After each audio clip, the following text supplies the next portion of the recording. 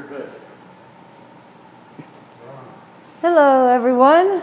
Welcome to our, oh my goodness, how many is it now? 17.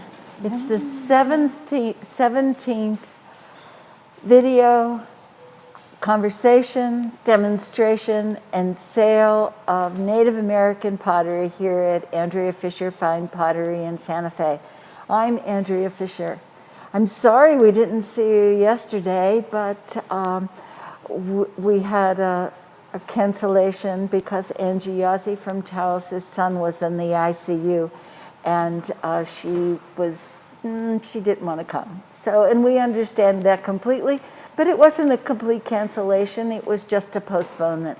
We've had so many people tell us that they like these videos, and so we are planning on doing more of them as soon as we recover from this batch of 20 total. We've had a difficult time because we bit off more than we can chew, but we're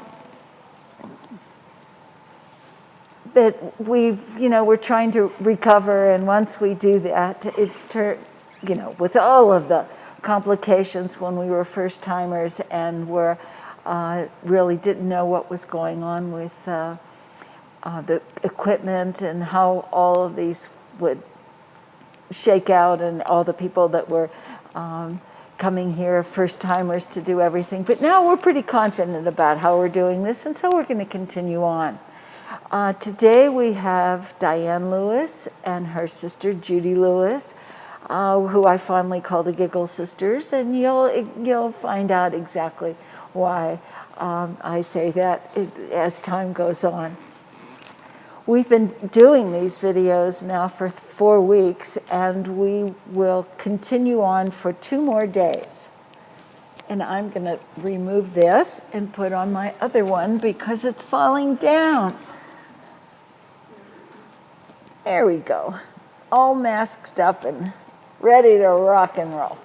Anyway, tomorrow we have Carlos Laate. He is from Zuni Pueblo, and Carlos makes these wonderful traditional designs of Zuni pottery with the deer with the heart line, and also he makes owls, which are very much a part of the Zuni tradition. And here's an example of one of his owls, and we have lots of different colors and different sizes as well. So he's tomorrow, and we'll have him between 11 and 4 o'clock Mountain Time.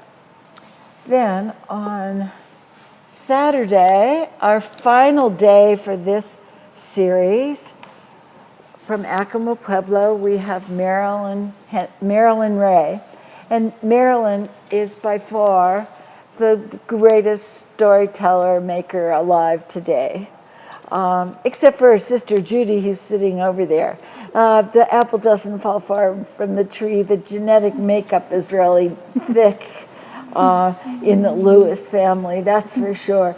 But great storytellers from Marilyn, and of course you'll see great ones from Judy today as well. And Marilyn will be here from 11 until 3 on Saturday. Now, if you've missed any of the videos that we've produced, we have them available on YouTube. We have a channel on YouTube, so if you go to youtube.com and search for Andrea Fisher Fine Pottery, our channel will come up, and you will see the other 16 videos that we have produced. And one of them, maybe 5 or 6 into them, was Rebecca Lucario, and that's Judy and Diane's sister. Now, Carolyn Concho, we have one of hers too, another sister, so there are 5 girls. And, Carolyn kept saying, well, why didn't you have us together? We're inseparable. Why didn't you have us together? And I knew that if that was the case, that all we'd do is laugh for 4 hours or 5 hours. And that wouldn't be so great. You wouldn't learn anything at all about pottery making. But It's mainly because they are all such great potters in their own right that they each deserved a spot of their own. And the reason that I had Diane and Judy together is because of all the sisters. I think I know Diane and Judy not quite as well as I know Carolyn and Marilyn and Rebecca. So we'll get a double whammy of Lewis girls today, that's for sure. Now, the two of them have worked so hard because this year, all the venues for selling American Indian pottery have disappeared. The Herd Show was probably the last one that anyone was able to attend, and that was way, way back in the first week of March. And consequently, no venue, no sales, no income, no food on the table. So what we decided to do way back in March, when we heard that we were going to be closed down for a couple weeks, which turned into, 6 months now, we decided that what we wanted to do was to give some of our favorite potters an opportunity to sell their wares. And Judy and Diane have outdone themselves. When you see their pieces, you're going to just be mystified as how in the world could they have ever done so much work. But they did it all for us, which is really, really nice and wonderful, and I'm sure you'll be delighted. And as you purchase those pieces, not only will you be receiving something really spectacular and wonderful and great examples of American Indian pottery, but you'll be helping Diane and Judy's family because these sales benefit the potters. You know, we're still closed here, but we're still paying our employees, and we are still accepting consignments, and we are still buying from the artists. And when we open, we don't know yet. Our governor said today that restaurants can now open with 25% indoor capacity. So that's a step in the right direction because our COVID cases are going down. But if you want to see Judy and Diane's work in its entirety, you need to go to our website. You'll see the pieces on display, but they're really, they've outdone themselves. There are so many, it's just fabulous. But you'll get a closer look if you look on our website. And if you go to www.andreafisherpottery.com, then you click on artists, then you click on L for Lewis, and Judy Lewis and Diane Lewis. Diane will come up first, and you'll see them in the list of artists. The first piece you will see will be the most expensive one, and as you scroll down, they will decrease in price until you get to the pieces that are the lowest price. And it's really fun because I think that Judy sort of got lost in the jungle this time.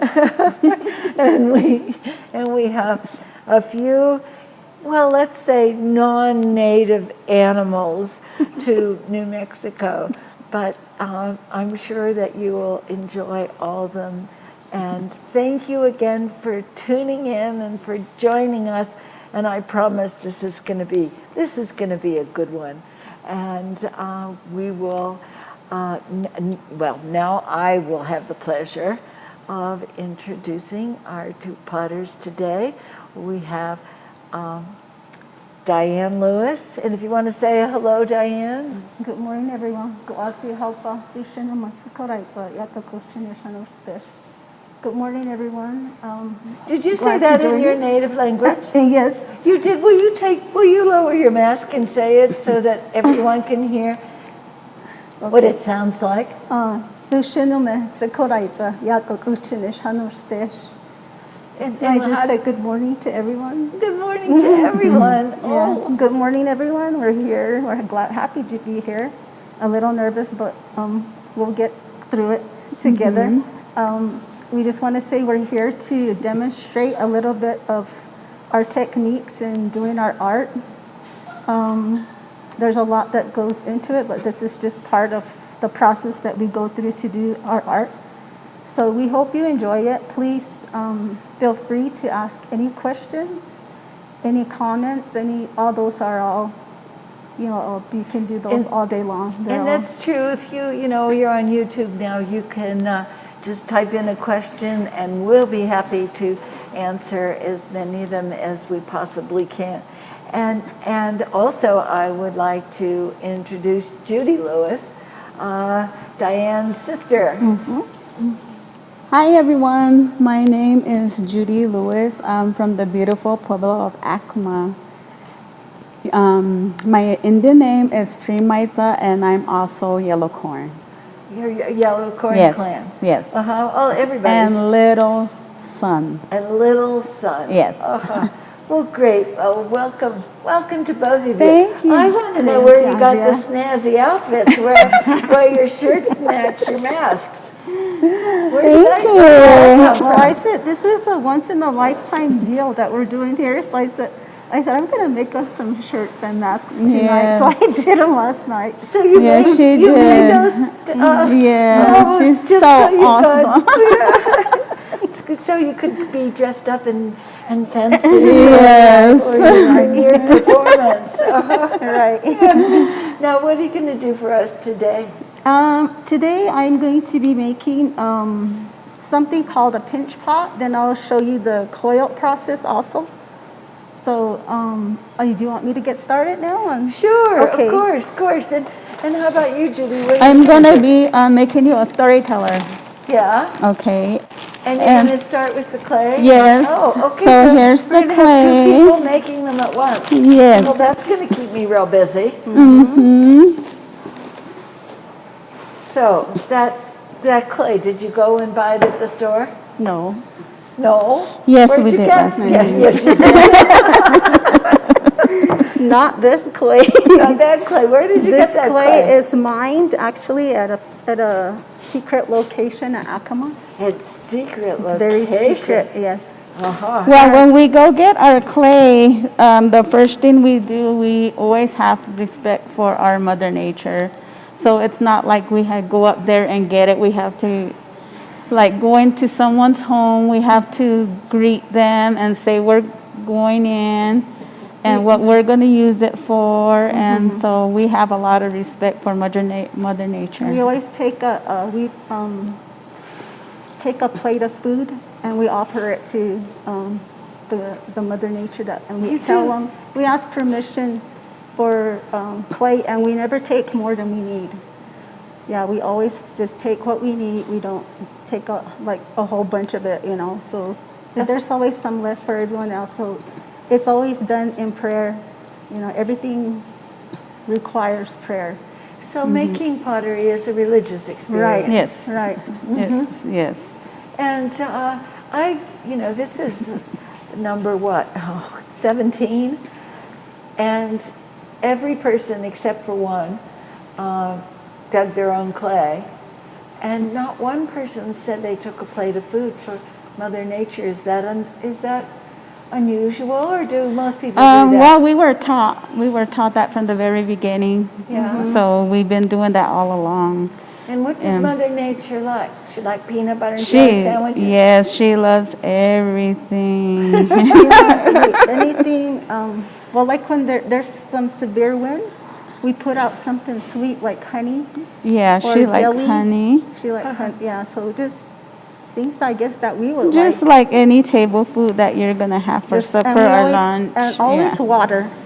We always And you give put her some water on the too? ground. Yes. Right. Well, I wish you'd do a couple rain dances so we can give her a whole lot of Yeah. water. Right, yeah. Oh man, is it dry here? It is very dry at Yeah. home too. We're always thankful. Yep, but I've heard you had a little more rain than we've had.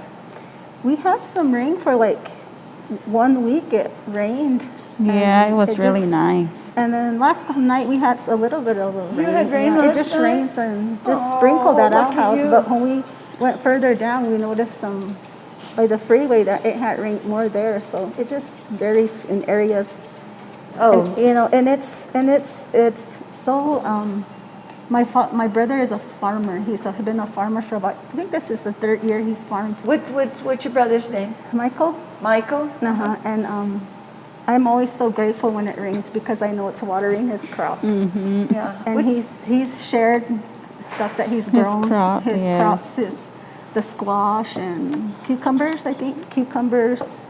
So delicious to eat. Yes, fresh it's vegetables. always so nice. Yeah, so I praise him for doing that because I know our family hasn't farmed for years. Well, I think he's the only first farmer we've had, right? Yes, In the besides family. Dad, yes. Besides my father when he was younger.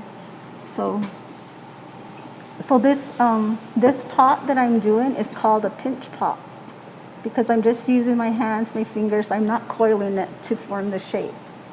Okay, so I've almost done with this one, but it still needs to dry so that I can finish. You just snuck that in. I mean, we were talking and all of a sudden there's a pot in front of us. How did that happen?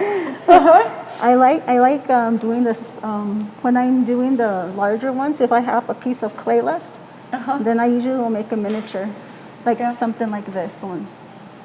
Oh, I This think we is have one of the miniatures over on the display. I don't bring a lot, to wholesale, but I do make those, Yeah. But so this is something that's called a pinch pot because it's not coiled. And I will do a coiled piece in a little bit. But we've had many adventures I actually have pictures. I don't know if we can show them. Yeah, we can. But If you want to hold them up. these are pictures of us mining clay. And those are my sisters. I was taking the pictures, so I'm not in them. But this is what we go through when we mine clay. In that secret location. Yes, and the men actually have to lay on the ground and to get the clay. So. Do you mean they have to like crawl in a hole? Yes. They have to crawl dear. underneath. Isn't that dangerous? It's very dangerous. Yeah. Yes. That's why we send them in. Are they expendable? It was funny because the one time we had to go get the white slit, and that's like harder to get than the clay. It seems it's just a hike straight up the mountain. And it was funny because the guys, we could just see their legs sticking out, and they were in there with their little claw hammers trying to get some of them. It's similar to the clay. This is the white slit. That's the white slit. Yeah. Yeah. Yeah, Well, it was funny because then we were just joking. That's not really something to joke about, but I think it was Carolyn that said, if the mine caves in on them, we'll just cut their legs and at least we'll have something to bury. we were all laughing. So it's not even funny, but that's what she said. It was so funny, but. You do picnics. We all go as a family. When we could still go, I can't even go anymore because I have problems with my back, and I can no longer go mine clay. So who gets your clay? The clay that my younger brother, he's the one that will go. Not Michael. No, Not Michael the farmer. Junior. He's Ed Junior. He's the one that will get clay for us or go mine it, and then he's the one that actually I was out there yesterday pounding because I didn't have any more. I said, I don't know if I'm going to have enough, so my grandson was out there pounding and grinding on the stone. Actually, we found the stone. Yeah, and we use this stone to grind it, or to smash it up. It's almost like grinding corn. You use this process of smashing and rubbing it against the rock, and it gets smooth, and we sift out the little rocks and stuff. So it's a process This is the process I remember as a child. I remember, I don't know why I was chosen to go to Acoma, but every summer I was sent to Acoma to go and help Grandma. What do you mean you were sent to Acoma? I don't know. My parents just sent me there. They sent me there every summer and said, well, you're going to Acoma to help. Well, they sent you there from where? From where we lived. We didn't even actually grow up on the reservation. We lived in Gallup for 10 years. Oh, okay. So you were just down the road in Gallup. Yeah, in Gallup. So she would send me, I think I was probably around I know I was there when I was younger because she told me all you talked was carrots when you were young, like I was maybe 3 or 4. She said that's all you spoke because we just lived with the grandparents. But I don't have memories of being that young. The youngest memory I have is maybe when I was 6 or 7.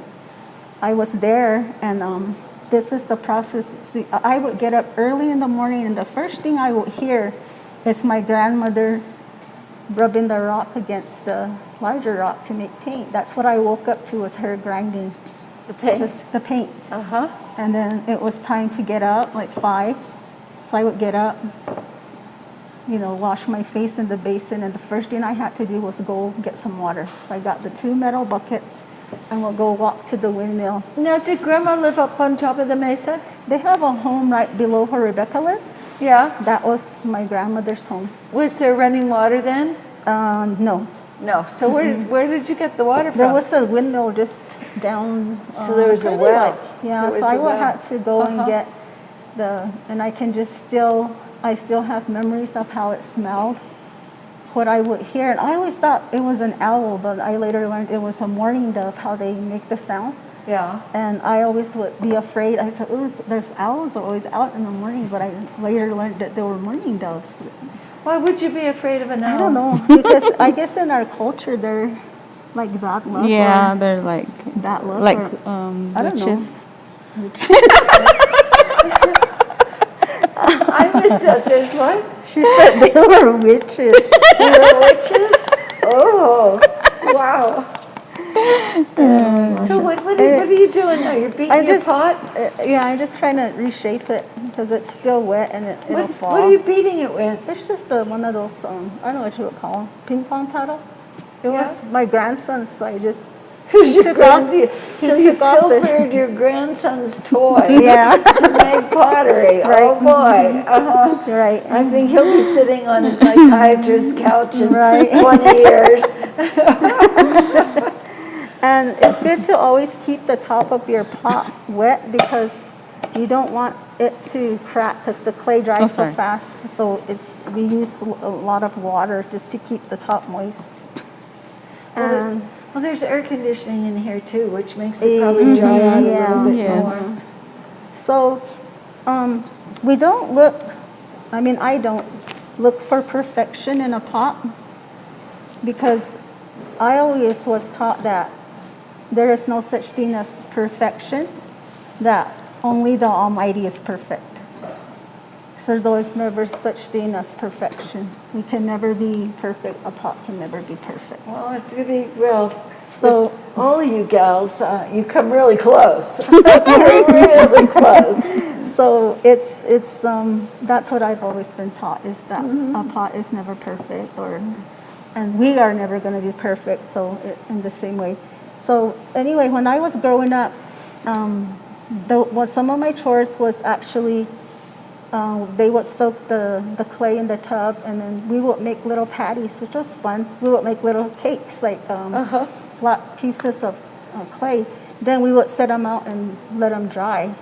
So when they dried, then my job was to get the clay patties, grind them on the rock. That was one of my chores, besides feeding animals and going after water and just things like that. Yeah. Now, Diane, you're making another pinch pot? No, this is going to be a coiled pot. Okay. If you could hang on for a minute or Okay. two, I'd love to see I'd love to talk to Judy Okay, about what's sure. going on there. I think there was just a head that hit Sure. the ground or hit the table. Was that a head that you just moved, that little round ball? Oh, yes, yes. This is the body that I made with my fingers. And then so I made the head. I usually make the body parts before I attach. Oh, well, good. You have something to Yeah, bury. so, yeah, then you just attach it to the top. Well, usually it's like in a long process to make, but right now I'm just kind of showing you how it's done. You have to like That's let so it dry but yeah, it's really fun. I enjoy what I do. Now, which one of your tools did you steal from your grandchild? I didn't steal any. I think all, yeah. Psychiatric pills later, huh?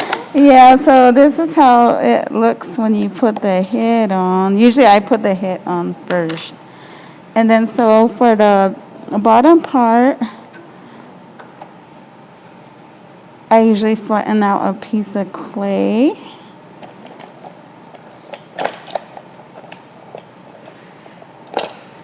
And then to make it, that what I she use sits my on? rolling pin. That's your rolling pin? Yeah. Oh. Yeah, this is my rolling pin.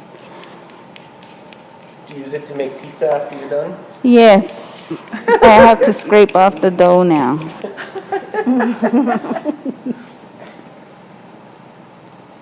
So I do this. And then what I do is I get to make the bottom of the dress, I usually do this.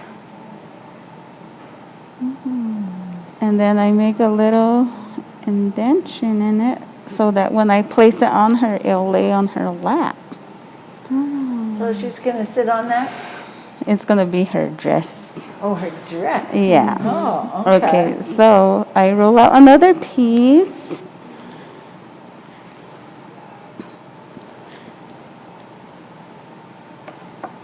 So that this is the part she's going to be sitting on, like the base. So I'll put her on there and I cut a little piece off here for her legs. Then I set her on, make sure she's nice and straight. And then I put the legs under. Like that. And then this just lies on top. Oh my gosh, that's so cool. Then you just blend it in. Well, if the people at home want to see all of Judy and Diane's pieces, if you go to our website, AndreaFisherPottery.com, click on Artists, click on L for Lewis, and look for Judy and look for Diane. And, you know, you were talking about the men who were only their legs stick out when they're digging clay. There must be a much bigger hole there right now because of all the pieces that you brought. And one is more fascinating and interesting and gorgeous than the next. And, you know, the reason that we're here is to make sure that Judy and Diane have some income because, you know, there's no other way. They are artists. That's what they do for a living. No other job to fall back on. And besides, when you see all the pieces that they have brought, you'll know that it's more than a full-time process. Now, when you dig the clay, how much do you bring home at a time? Well, it's so heavy, we usually take backpacks, so probably not even, Depends on who maybe a goes, how third, many people go. if we're gonna carry it ourselves, which we usually do. And so when we hike up there, it's like going up a mountain, and it is so rough. Carolyn and I were laughing the last time because they said, "You carry your own clay," and we were laughing. It was so heavy. We couldn't even make it down the hill. We had to throw the backpacks down and slide down the hill. Yeah. So, We have a bunch of questions. okay. So let's start out with from Kitty for thank you for your beautiful work. A bunch of hugs and hearts from Christy. Bill would like to know is the clay that you're using tempered? This one isn't. I didn't. I think you only use it when you're building the larger pieces, so it holds the pot together. You know, But- your sister Carolyn said the same Yeah, thing. Yes. it doesn't. I don't use it on the small pieces. But of course, if I was a master potter like my sister Rebecca, then yes. I definitely would use the temperature though. And her pieces are bigger. Mm-hmm. They tend to be yes, bigger. right, yeah. But, and so, do you have any pieces of the clay, what they look like when they come out of the I didn't ground? even bring any, did you? No, I didn't. I ground up what I had, so I didn't even bring anything. Uh-huh. I had small they, pieces. They I look should- like, they look like rocks. Yeah, like the gray only thing I rocks. brought Yeah. was a sample of what our colors look like when we gather them. And you can gather them wherever you see them. There's actually sandstone. Uh-huh. So what we do is we soak it. Now that's for when you put colors on Right. the... We Oh, soak okay. the sandstone, and the only part we use is the clay.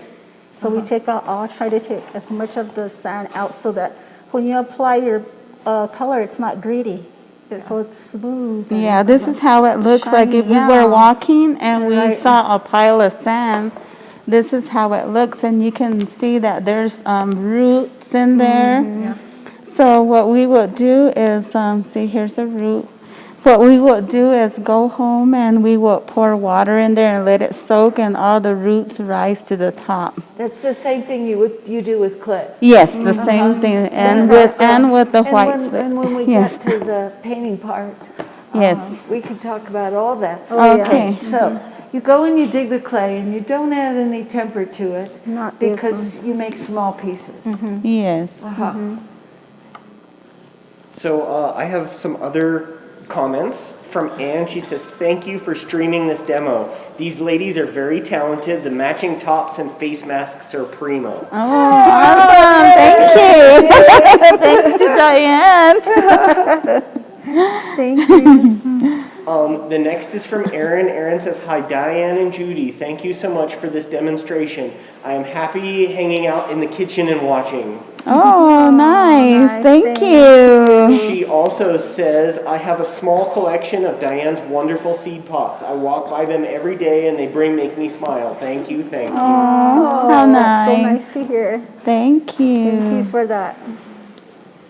The next one is from Jeremy. Jeremy says, good luck, Mom. Love you. Oh, thank you, son. I love you too. Oh, isn't that sweet? very It sounds like sweet. all of Acoma's watching. And next is from Eileen. And Eileen says, you're doing a good job, Mom and Auntie Judy. Love you both. Love you too. Thank you. Yes, sure. Thank you. And then the next is from Paris Vio. And Paris says, good job, guys. Love you. Oh, hi, that's her Paris. Thank grandson, you. granddaughter. Love you.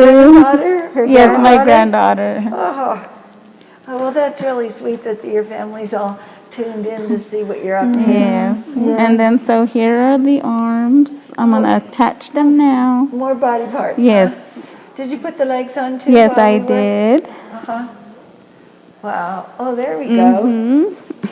Monica also says, love you too, Grandma. I love you, Monica.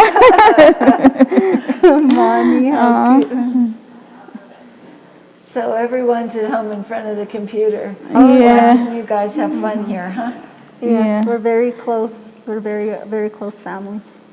There are lots of you too. Yes. So, the backpack, is the backpack sort of holds like a 5-gallon plastic bucket? No, not Probably even. like a gallon. Yeah.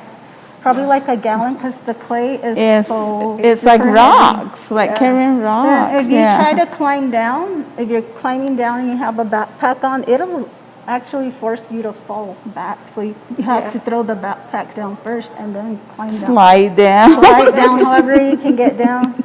Wow. Yeah. It's Is an it- adventure. Why do you have to do that? Is there a road nearby? Yeah, but It only takes you so far, Yes. and then the rest you have to hike. because it's uphill and then it turns into a flat surface and then that's when you Yeah, you hike still another. have to yes. hike another maybe half a mile. Yes. To get to the clay pit. Yeah. So it It's is a hard hike. work. Yeah, Yes. it's hard work. So I can't do it anymore. once you get the clay home, you let it dry. No, let it soak. We put it in a You let it Like a tub. big tub. Let it soak.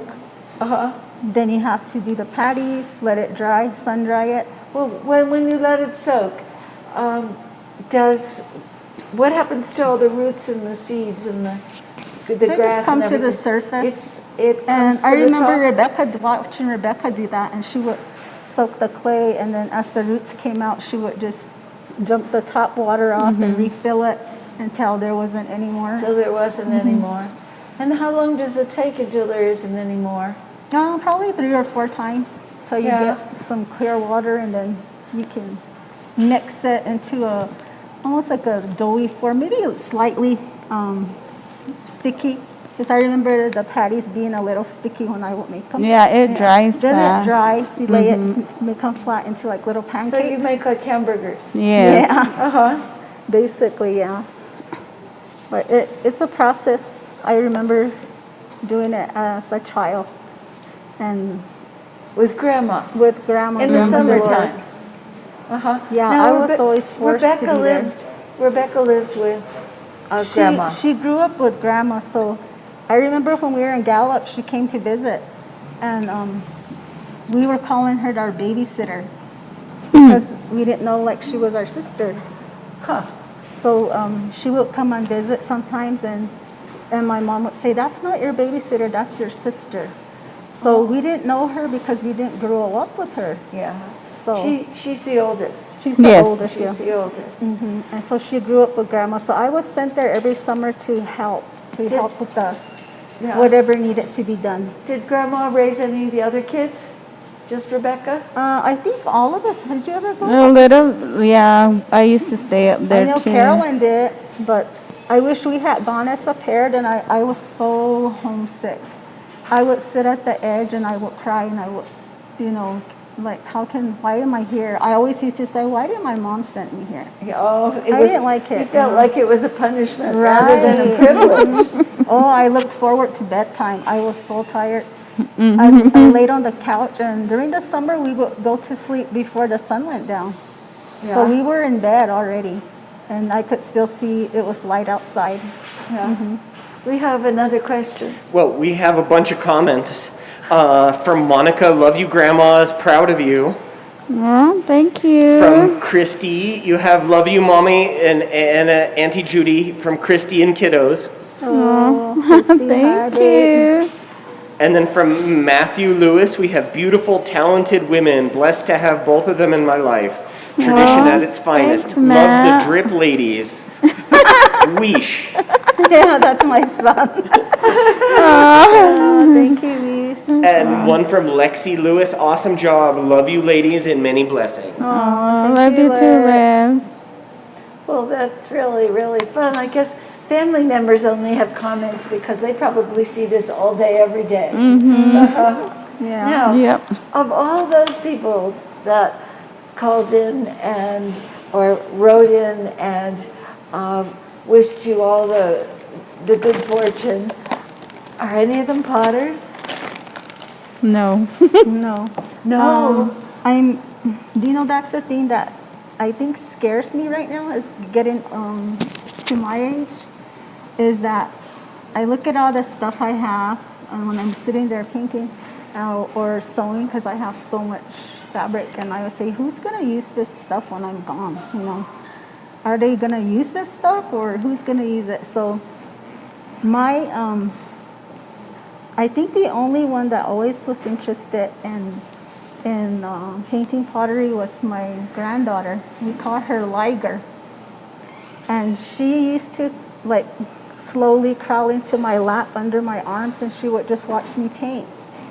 And when she started I let her paint ornaments, and she just imitated me exactly how I would pick up the paint, do little strokes and then apply it. So she did that. And also I have a picture of her, 2 pictures. Oh, yeah? Oh, good. Yeah. Maybe Carolyn. This is, Yeah. I don't know if you can do it. No? Yeah. Oh, look! Oh, how cute! Look at how cute she is. She's painted an ornament right here. How old is she there? She was 3. And then I would let her pick up my pottery, so she picked one up. This is a piece I was working on, and she was holding it up. So I think she might be the one that is going to be our potter. I'm hoping, because she's interested and she will paint if I Oh, she's allow her to. adorable. Yeah, but she isn't that age anymore. She's 16 now. She's 16. Oh, you know Sweet what? 16. What I found with lots of potters that they potted when they were small, when they were little, like the 3-year-old and the 5-year-old, and even into elementary school. And then it just stopped. Yes. And then they started again in their 20s. Yeah. And that has repeated itself over and over and over again. Yes. We have a question from Charles. Judy or Diane, did your mom make much pottery, and what was her name? My mother's name was Catherine Lewis, and she did a lot of pottery. She could make any shape. She made jugs, she made vases, we would always tease her because she'd get the seed pots, and she would say, I made a seed pot with kids on. She would say, and she was trying to say, I did a seed pot and I put kids on it. So she would put children, much like how Judy or Marilyn would, she would put little children on top of seed pots, on vases, on turtles. She could make anything. I thought she was a great potter. On elephants? No. She's the good one at that. I'm just amazed at what she's doing. I've never seen her do it either. So I'm like, wow.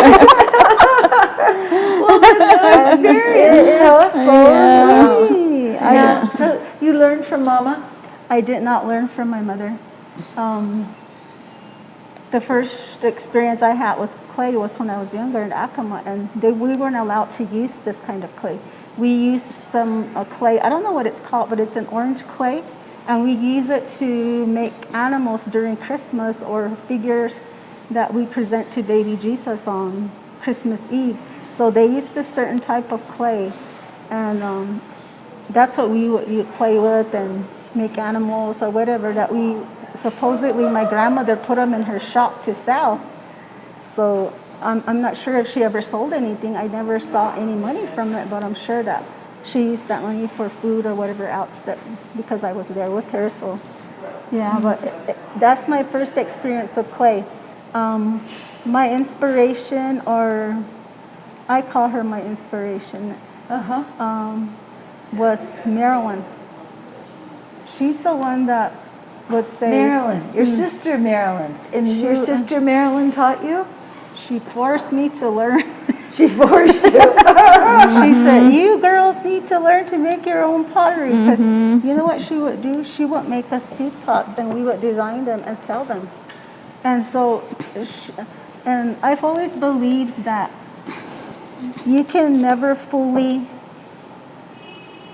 I guess, have your craft or receive it fully unless you can give it away again.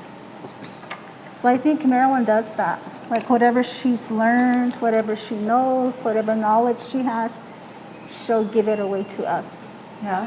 So she's always been the one to share.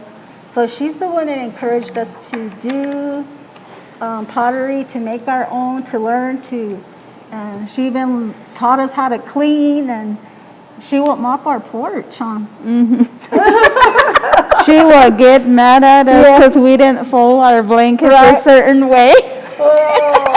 She would throw them all back down. She'll make us do it again. Right. That's so funny. Now, tell me how the ages go. Rebecca's the oldest, then who? Then Marilyn. Then Marilyn. Oh, so Then myself. So Rebecca was off with Grandma, so she was sort of like the substitute mother. Right. She was the alpha Lewis. Yeah. Yeah, she was. She And was then- like our mother. Then who's after Marilyn?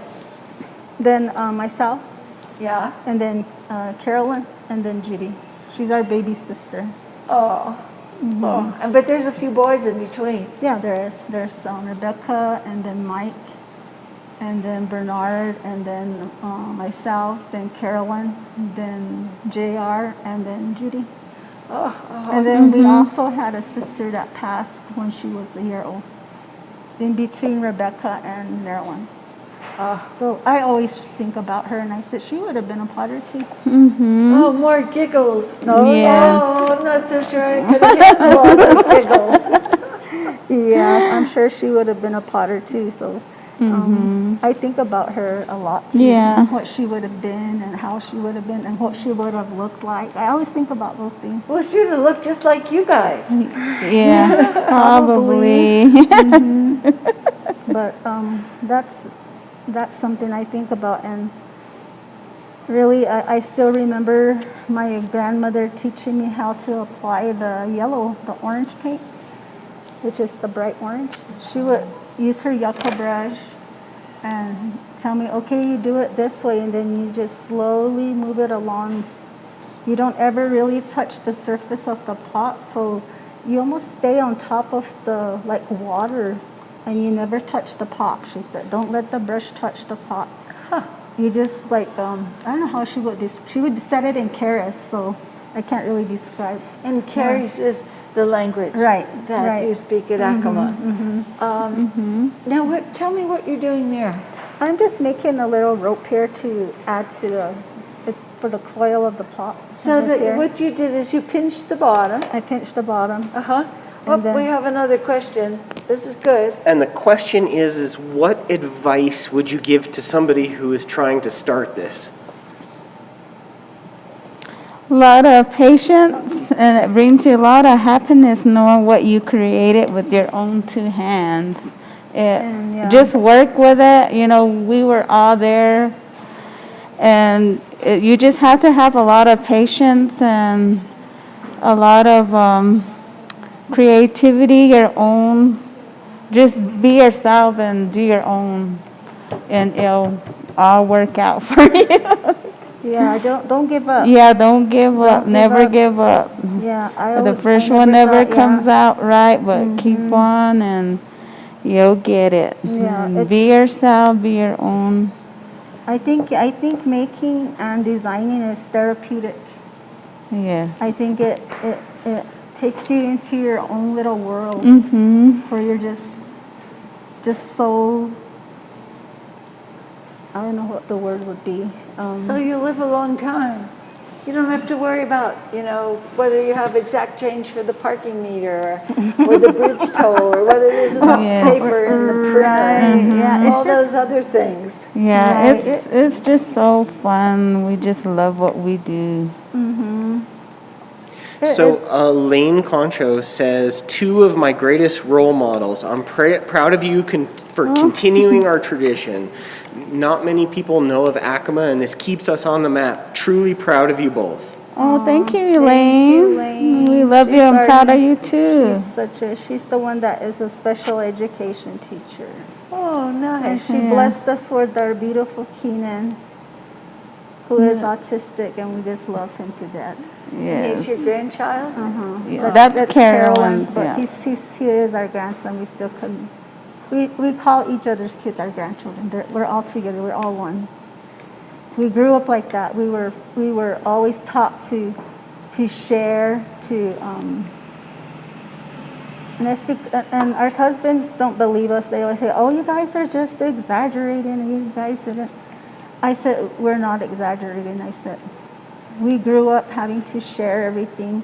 Every fruit that we were given, it was always quartered. We never got the whole thing." And which is, my mom says today, that's why your kids are selfish today, because you give them the whole thing. You never allow them to share anything. If you don't allow them to share, then they're never going to learn that they have to share. So we grew up always having to share everything. And I said, well, we didn't have we take everything nowadays is taken for granted, like a pair of socks or underwear. Those are things we had to go without sometimes.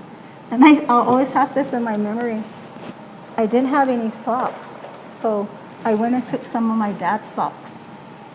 And they were, of course, long, so I folded them under to put it to school.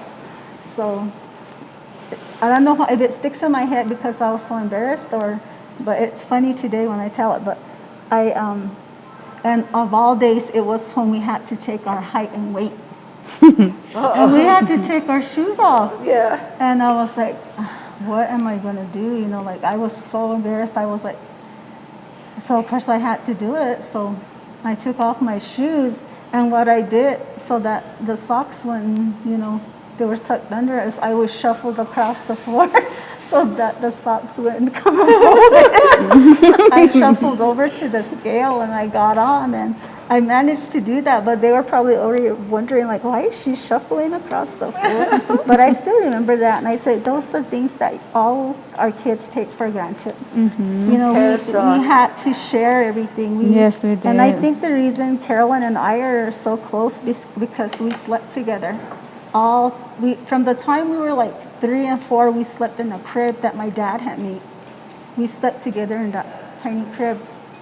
Then when we moved from Gallup, we moved home back to our house, the house that my father built, and we slept on the floor. We didn't have enough beds, or it was like, I don't know how big is the house that Dad built. I don't know how big it was, but it was very small. Yes. And we didn't have any running water. We didn't have electricity, so we went from having that to just going backwards. That wasn't so long ago.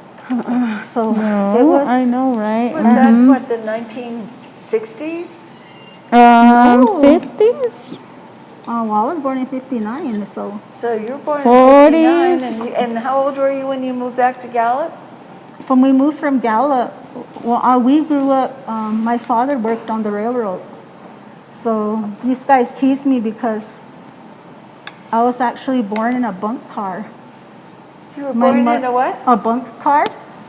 Oh, yeah? It's like a little, I guess like a trailer basically that's hooked up to the train itself. So when they have to work in a different area, it just moves. You just get back into your little, it's like a trailer, I guess, and you move with it. So my mother went into labor, and she didn't even have me in a hospital. She just had me in the little bunk car. Wow. So And this was in 1959? So Wow. I never got a birth certificate. So I don't have one to this day. You don't have a birth certificate? I do not have a birth Well, certificate to this day. So it's funny because it's not funny, it's hard because I cannot even, they won't even let me, they want so many documents to prove that I exist, I guess. They have no record of me basically in New Mexico because I was born in California. On a train. On a train. On a train. And she said the next day we had to move, and I was so sore because the train was bouncing around, and yeah, so I don't have a birth certificate to this day. So I have a baptismal record, which Rebecca found when she was going through her old stuff in her little shed. I said, I wonder if I was supposed to be given to my grandmother. I said, because why would she have my my baptismal record? And it's funny because I guess back then they used it says, no, it was my mother's. My mother is a twin, was a twin. So, but her sister died when she was about, I don't know how old she was. She didn't live very long, but she's a twin. And she was telling us, I had tried to research her sister. And when I did find it, it says they were baptized in open air. So I'm thinking, were they baptized outside? I guess so, open air. Open air, yeah. So, but anyway, that's how we grew up, and we came back to live on the reservation. We had no idea, our life was. So how old were you when you moved back to the res? I was about maybe 8 or 9. 8 or 9. So I So this is remember- in the 60s. And And no we were- running water. No and running no water. electricity. We didn't have any of that.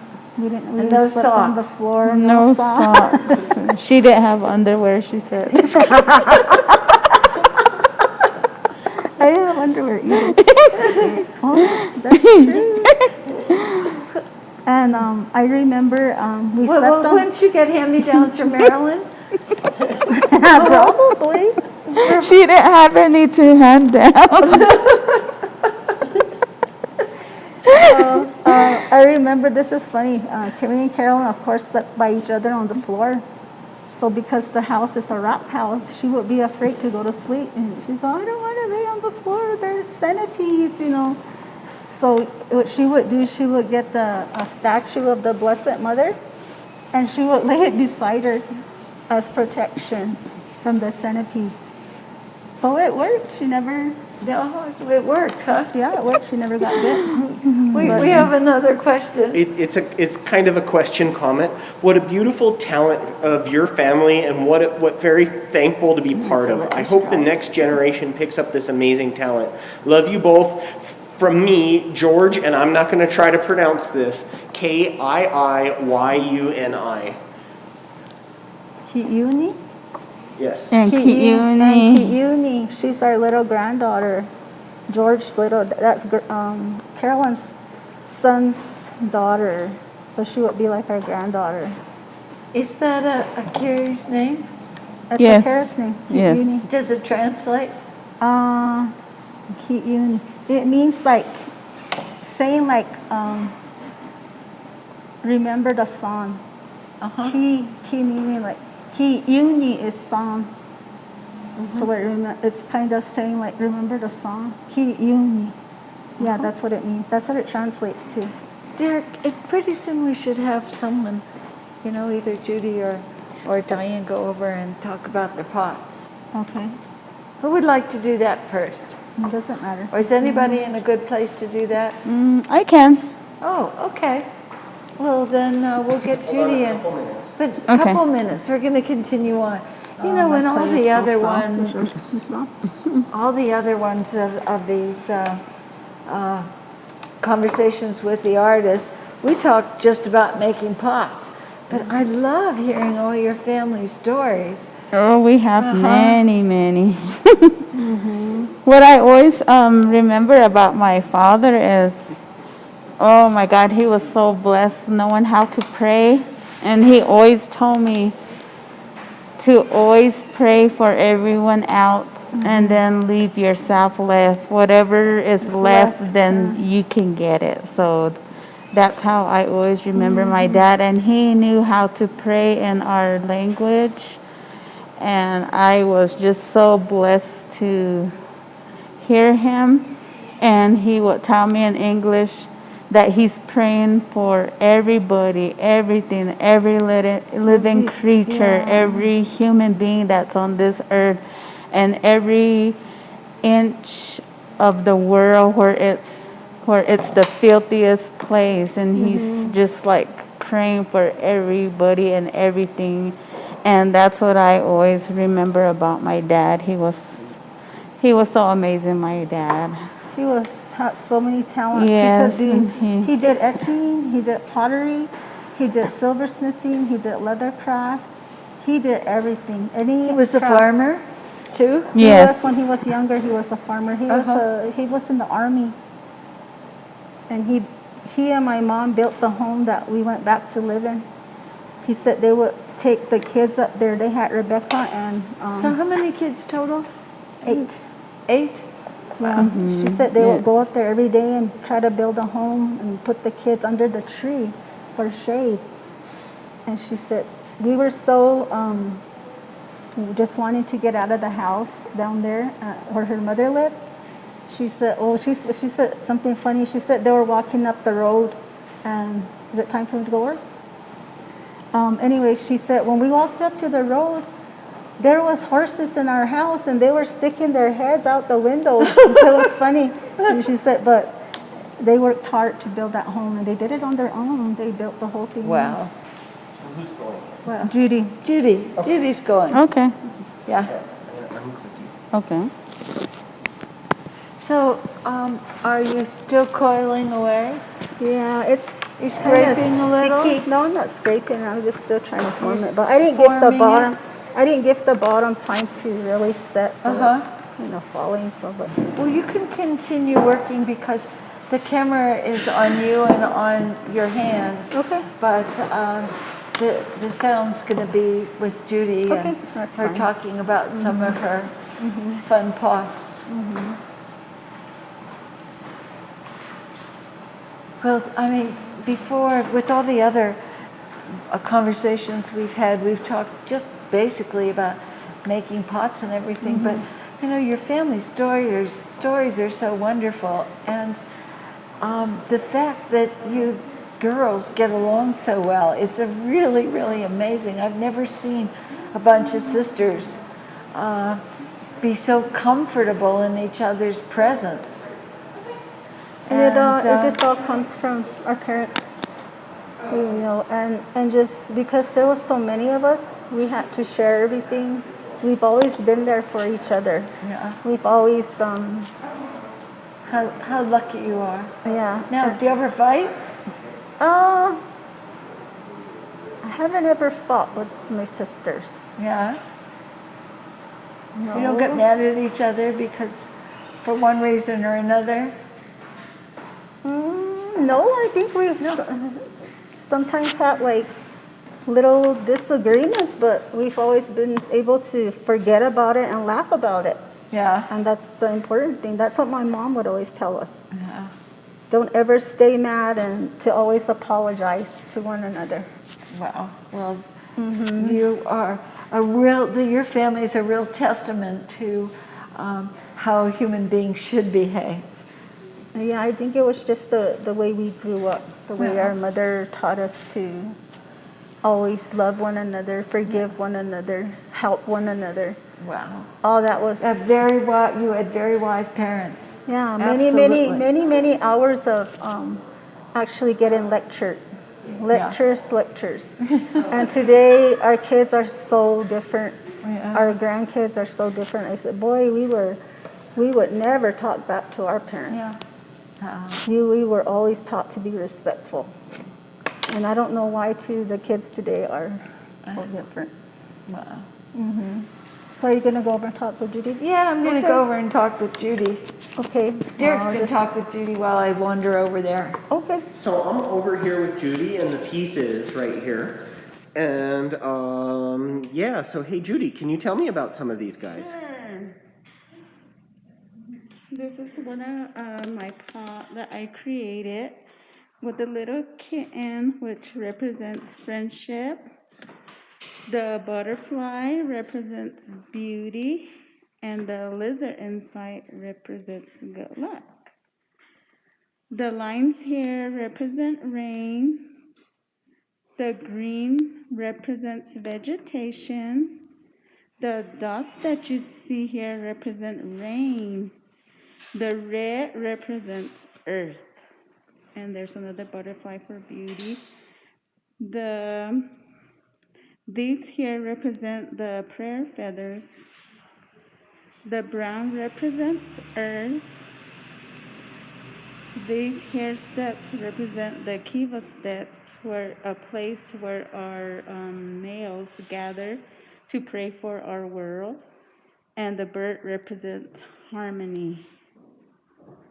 So this is a piece that I rarely make, so I just thought of doing something different.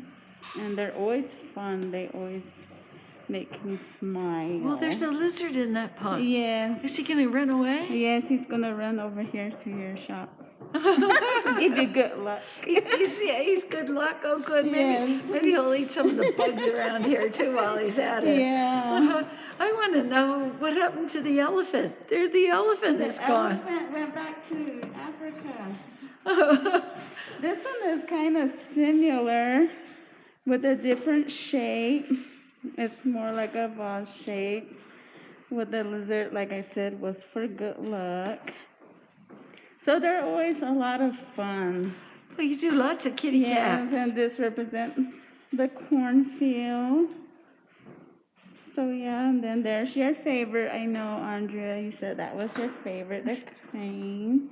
Yes. So we all do it like our own style, different ways. So the cloud swallower. Yes. So there's that one. So I also do storytellers. This one is the one with the Hopi style haircut. Now, is that a single woman or a married woman? And this is a single woman. A single woman. Yeah, she's not married. There's a lot of, Anyway, so the cat, like I said, represents friendship. And then there's the little birds, green vegetation, And she's the ladybug, good luck. and she has a butterfly in her hair. Yes. Yeah, so they're always fun. This represents the rain. So yeah, and they're so fun to make. And when my thing is like every time I get my pot, when I first see the beauty that they become after firing, my tradition is to always blow in their mouth to bring them life, and wherever they may go, I always talk to them so that they can, wherever they go, their home can be blessed with love and happiness. Oh, how Yes. lovely, how Mhm. lovely. Yes. And that's all I want is for her to bring, like I said, love and happiness to their family and to make them smile every time they look at her. And yeah, and I love grandkids, so I like doing the storytellers. I have a lot of grandchildren. How many grandkids do Nine. you? You have 9 grandkids? Yes. Whoa, whoa. And I have 2 sons. You have 2 sons? I have the most.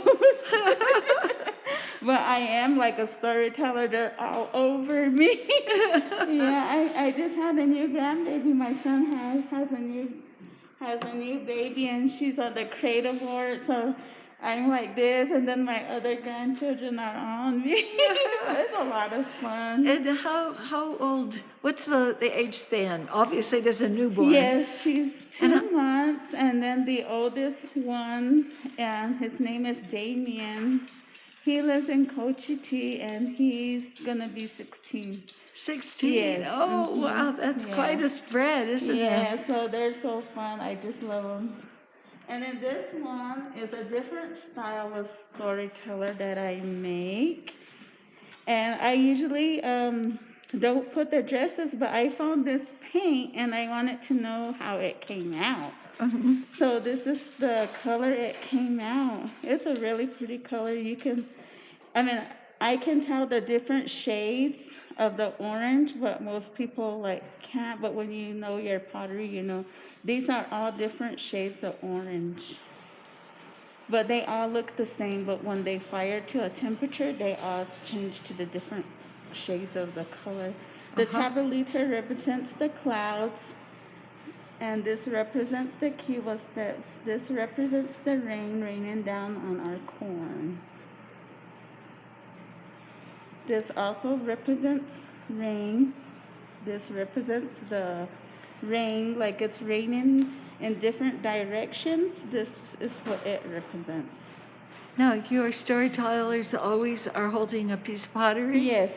But yes. I think there's a kitty inside of that one. And then the hair, it always represents rain. That's why they like it to grow and they leave it long when they dance. That represents rain. Yes. So I like always putting the different animals on there. It makes it so fun. But yeah, that's what I do. So there's also one here that I did just last night. Just last night? Yeah, and I put the tablitas on all of them, so it was fun. I enjoyed it, and of course the lizard. Oh, the little girls have Yes. tablitas on. Yes. Oh, lovely. Yes, and then the turtle and the ladybug. Well, tell me about the turtle. The turtle represents the different directions, and then that's what it represents is the different direction, east and then up and down. So that's what that represents. And then we always pray for the stars and the moon with the rain in the middle. And of course the cutout represents peace. This represents our kiva feathers and the kiva steps. And the kiva is a building? Yes. Where the men gather? Yeah, where they gather to pray for our world and all the creatures in the world.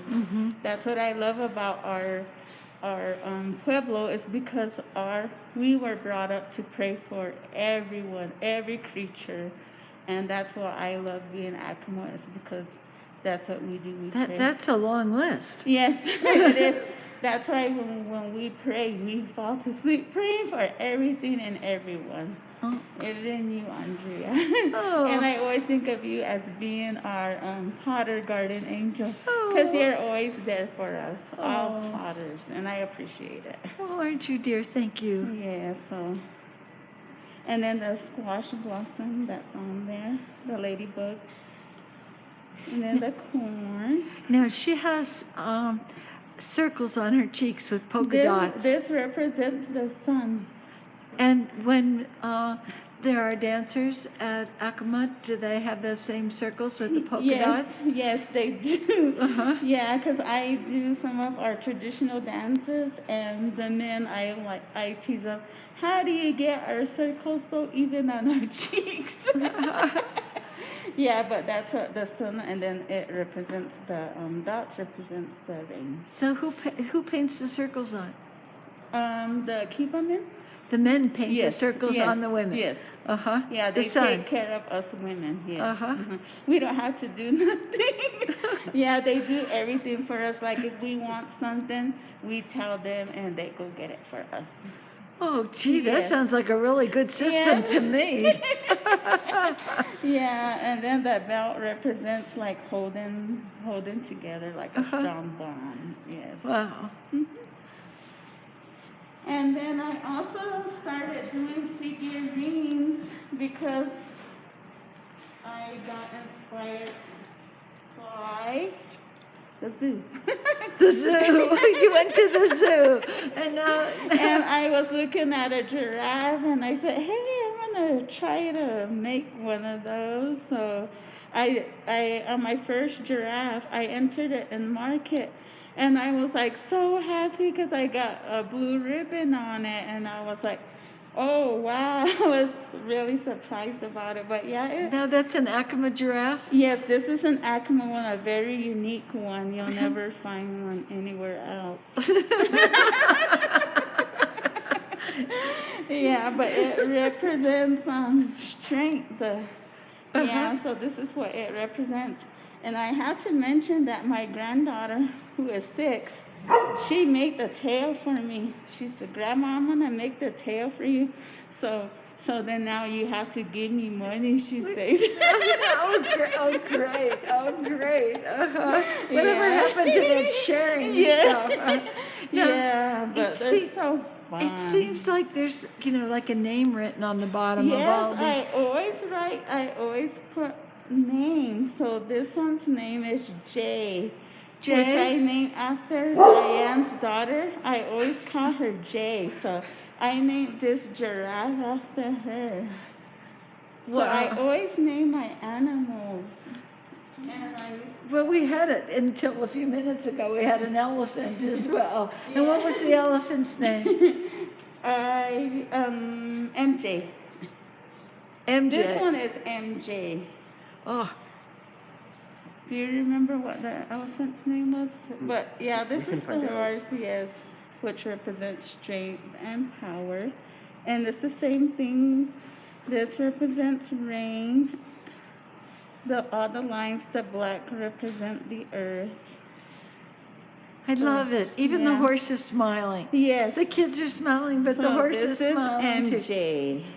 Yeah, so they're really fun. I really enjoy trying to make something different. Well, this one there's a bird on the tail. Yes. Yeah, they're really fun. I made horses. The horses that I previously made are named all after Rebecca's horses that she has and had at Acoma. So I took all their names. And then sometimes I will ask my grandchildren to name them for me. So they will name them for me. But I always name all of them. Well, Derek's dog who's barking in the background wants a name too, I think. Named after Carolyn's grandchildren. Yes. Wow. Well, Judy, those they're are really just fun. great. Yeah, they really are fun. Thank you. Wow, great. Yeah, Well, I really enjoy Derek's doing going to talk to you for a minute. I'm going Yeah. to wander back. Okay, So- thank you, Andrea. So Judy, what are your favorite shapes to make? Obviously, we have animals, we have storytellers, we have jars, we have kitties. What's your favorite part about making these guys? Well, right now is the elephant is really amazing to me. So, but I just like basically love doing all my different creatures.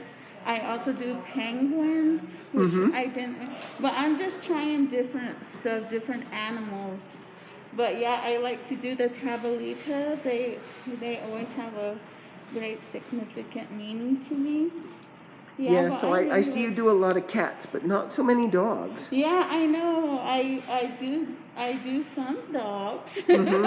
Yeah, but most people they say that they like cat. That a lot of cat lovers. So that's why I mainly do cats. But I do dogs also. So we'll get some more dogs in there for you, Derek. Oh, good, because you know I like these two. So Yes. Yeah, I love dogs too. I love all animals. so other animals that you would really like to do. I was thinking I was gonna do. The other day I was talking to my granddaughter, and she wanted me to make a squirrel. So on my next project, I'm gonna do squirrels. Squirrels. Oh, squirrels. Yeah. Yeah. Well, that's really fun. Yeah, but I love all what I do, and I'm very thankful. Marilyn is my inspiration, and I told her the other day on her birthday that I won't be where I'm at without you. She's the one that first told me to do storytellers, and then from there I kind of like started from there. So Well, yeah. thank you very much for You're that. That's quite wonderful. welcome. And I am about to turn it back over to Andrea in just 1 second. right. But again, the birds, you have lots of birds. What are the birds meaning? They represent harmony. Yes, so that's why I put them there. So, and then the butterflies represent beauty. So, yeah, I like to do a lot of birds. We have a lot of birds around our area, so I love doing the birds. Okay, well, I'm ready to take it back over to Okay. Andrea, and thank you so much, Judy. And we'll be, right back. So, Diane, what are you up to? What did we miss? I just put on the last coil for this pot. I just wanted to, you can do this probably with one piece of clay, make this size of a pot, but I just wanted to demonstrate how you can add coils and still be able to create a pot. So that's what I was doing, was just trying to finish up the top and shape it. So the bigger pots that you make, they're coiled. They're all coil. They're all coiled. And I was actually gonna paint the largest I had. I told her I made it. I'm still learning to make pots, and I made one this big. And I Ooh, was that's so proud. that's enormous for And you. and I forgot it because we were in a hurry to leave, and I said I forgot my big pot, so I didn't bring it. So it's still sitting at home. So how long does it take to get from Acoma to here? About 2 hours. In about 2 hours, hours? yes. Wow, but Yeah. you were so early.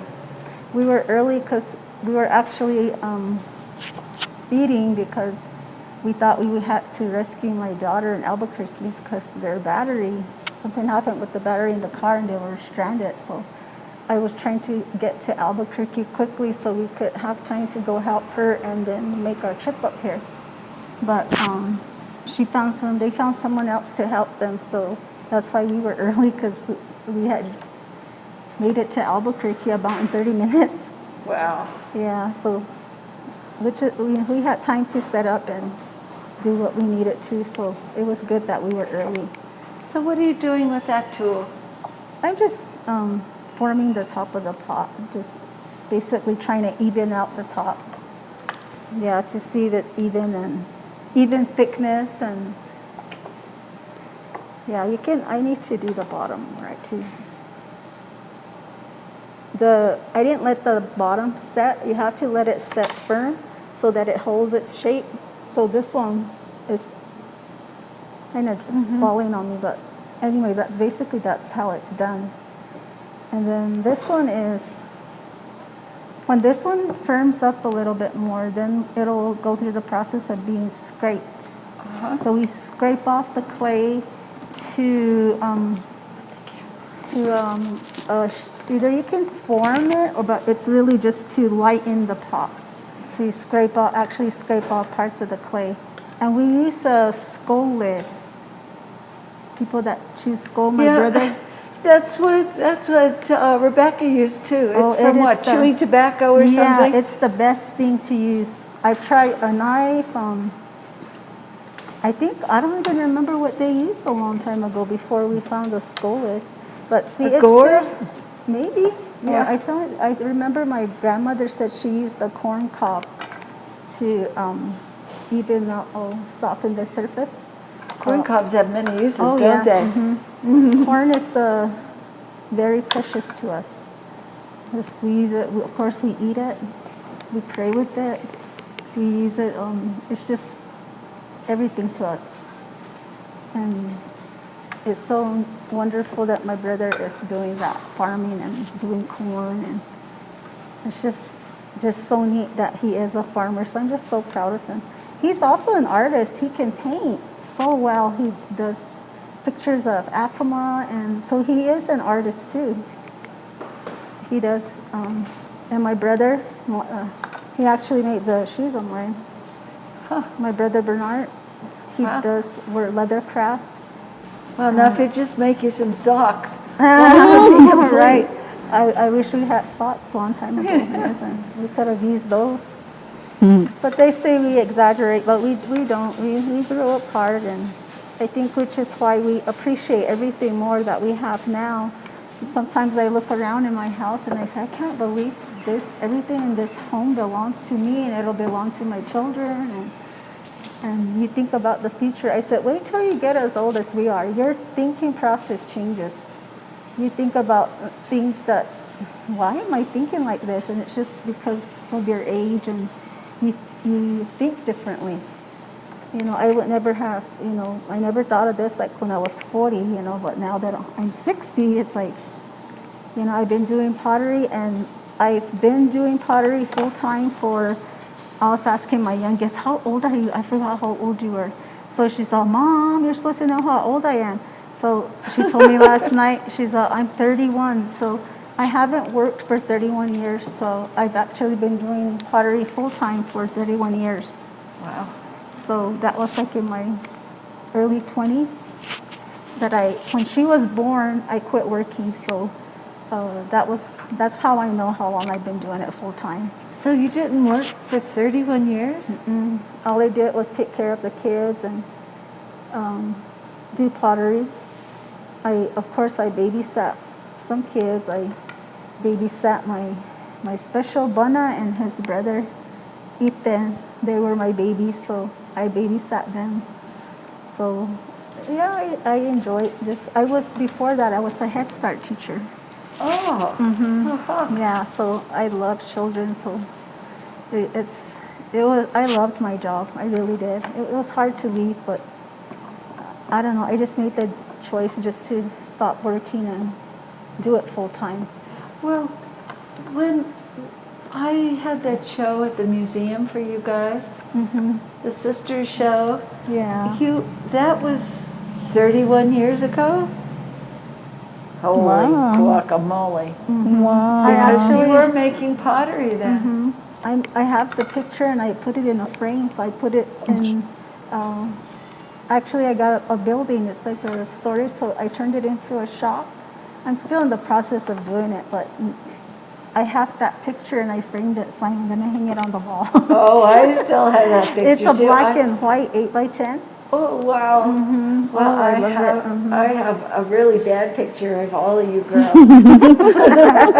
And I'm keeping that forever and ever and ever, and I'm going to use it as blackmail. Oh, my God. Oh, that's funny. Well, Yeah. Judy, Judy, you're just taking these little tiny bits of clay and turning them into Yes. Look at all her little little animals. Yes. Huh.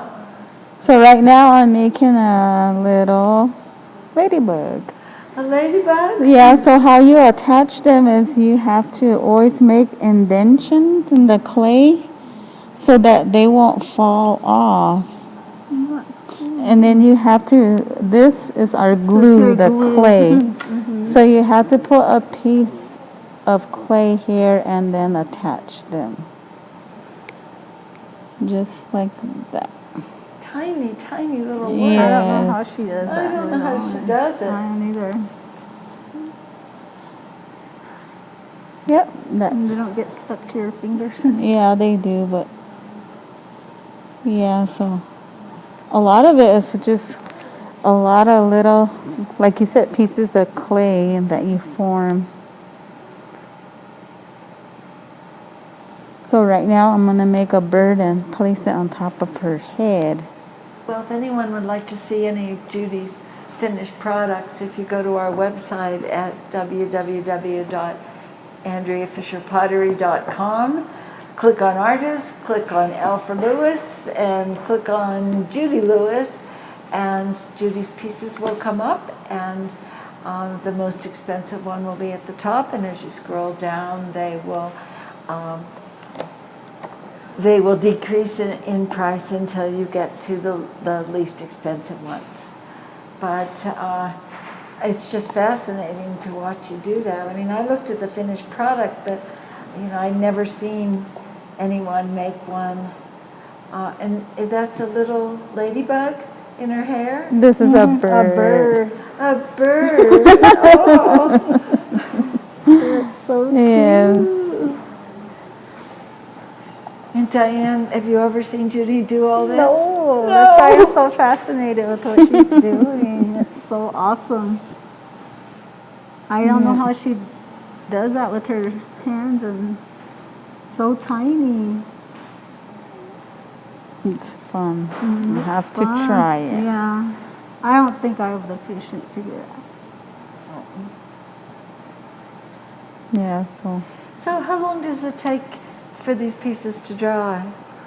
It probably takes maybe if you let this set an hour, then you can probably finish form. It's just really sticky right now. I mean, really soft. So I didn't let the bottom dry long enough. Probably I would let it set for a good hour till it was firm. Then it would have held its shape better. But I put the coils on too soon, so it's not really a great pot. But I just wanted them to see how you put coils on it.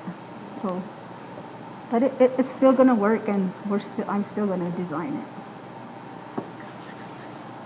But I was telling Judy this morning when I picked this up, I found this in there.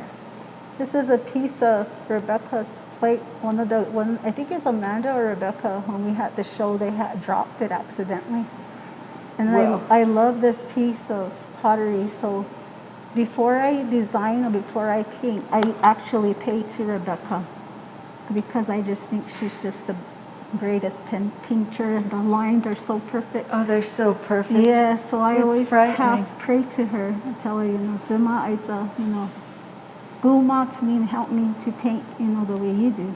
Wow. So I love that piece. And then I found this, the kids had left this in there too. Play money. Play money. So I was like, cool, maybe I'll make some money today. Yeah, there we go. There we go. Well, we certainly and hope then there so. was a penny in there too, and it was heads up. I said, oh, that's good luck. I said, so I found some good stuff in there. And then another thing that really was cool, I don't know where it went. I just see where mine. Oh, right here. I was walking back over, and I found some bird feathers. Oh, Or probably pigeon, maybe, I don't know. But pigeon feathers. I just found them on the ground, and I was like, wow, because I love birds. So I said, wow, that's my inspiration too, so I'm going to keep the feathers. I thought that was cool. Of course you love birds. You paint them on your pots Right. over and over and over.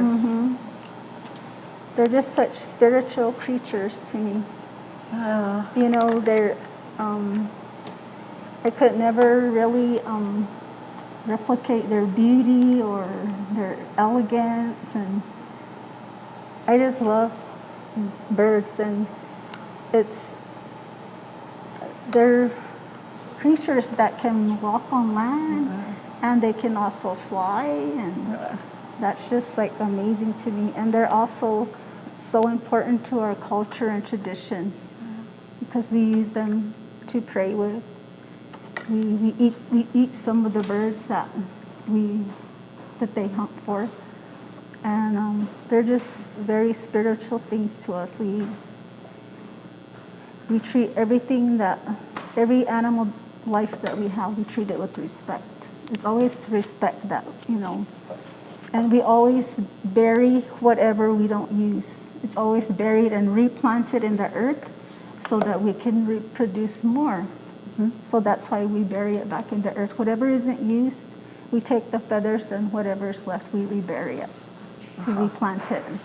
So, that's some of the things that we do with the birds. But I just love them. I just love birds, and you'd go crazy at my house.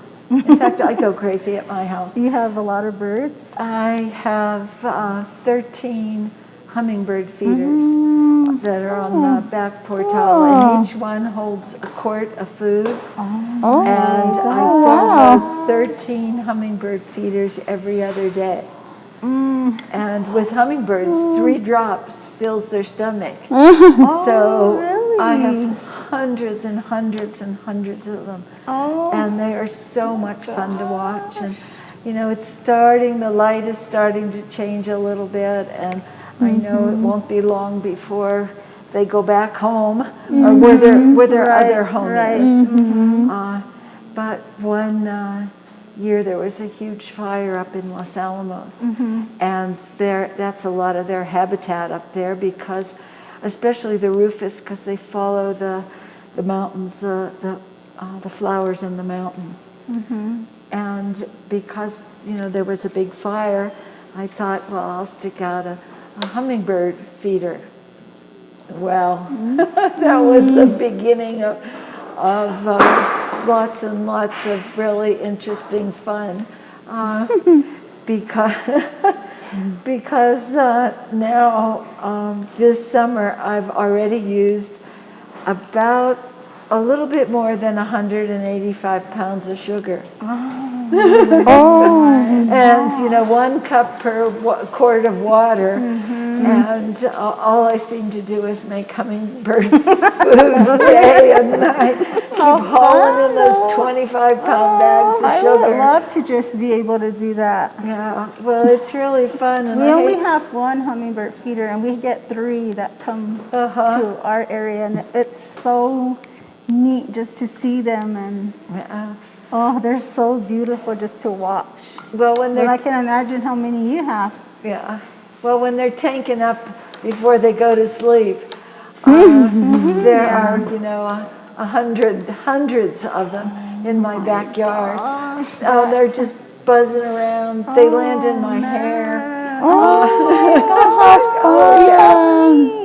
And I have lots of hummingbird nests. One of them in the light in my front porch, in the front portal. One of them is in the electrical socket inside where my garage door is. And then, of course, lots of them in the trees. But little tiny nests. I mean, they're like the size of a golf ball. Oh, wow. I've never seen them. And I found out this year, I didn't realize this, that hummingbird nests are made out of spider webs. No. And they lay these tiny little eggs that are like the size of Tic Tacs. And as the hummingbirds grow, the babies grow, the nests can stretch because the spider webs can stretch. And they apparently come back to the same places every year. And I have some that come and peck at my kitchen window. It's sort of like in May when they say, we're here, go to the grocery store, get some more sugar. Wow, that's so neat. Wow. And, I have lots of flowers planted that they like as well. Well, Diane, are you almost ready to go over and talk about your pots a little bit? Because I think Derek is just about ready to have you. Okay. And in the meantime, I will talk to Judy with all of her tiny, tiny little birds. Now, what's the biggest storyteller you've ever made? Because I know Marilyn makes pretty large ones. The biggest one I made was for you. For me, Yeah. that one, the one we had Yes, for the best one. of the best? Yes, that's Oh, the wow. one. Yes. Wow, that Yes, must it have was. taken you forever. Yes, with all and the detail. oh gosh, and when you carry them, when you're painting them, because I cannot. Some people have the wheels to turn them, and Yeah. but I can't. I can't do this and paint. I always have to hold them. Hold it. Yeah. Yes, and they're so heavy. But that's how I have to turn them this way and better this put those way. girls on a and- diet. Yes. Yeah, but they're so fun. I love doing them. Well, it's really fun to Yes. watch you make this one. Yes, it is so fun. Well, this one is about done. Did you bring one to paint also? Yes, I brought one to paint. Oh, good. Good. Yes. Well, we'll see painting pretty soon. And But, then this is our paint, how it comes out after we grind it. Yeah. Well, Yes. I am going to go over and talk to Okay. your sister for a few minutes because there are some questions that have come up. In fact, Derek, do we have any questions or comments? I don't know at the moment, but Okay, I'll afterward. set up for you over here. Okay, good. I will do that. So hi, I'm over here with Diane. And we have all of her pieces over here. And Diane, do you want to just tell me about some of your pieces? Sure. Let's see. Let me start with, I think this one here. I didn't know what to put on there. As you notice, there isn't any kind of birds or any kind of color on it. So this design actually represents the rain. Of course, it's the starburst for guidance. And in the center here, there's all kernels of corn. So it's got the rain and the corn with the starburst pattern. And this is, I was telling Derek, people always ask, how long did it take you to design a piece? Well, each of these circles here that I did, it took me an hour to just do the circles, to do this part. So it took another hour to fill in all those squares. Wow. Wow. Now, So that's a little seed pot. this is a seed pot. And these seed pots today are decorative.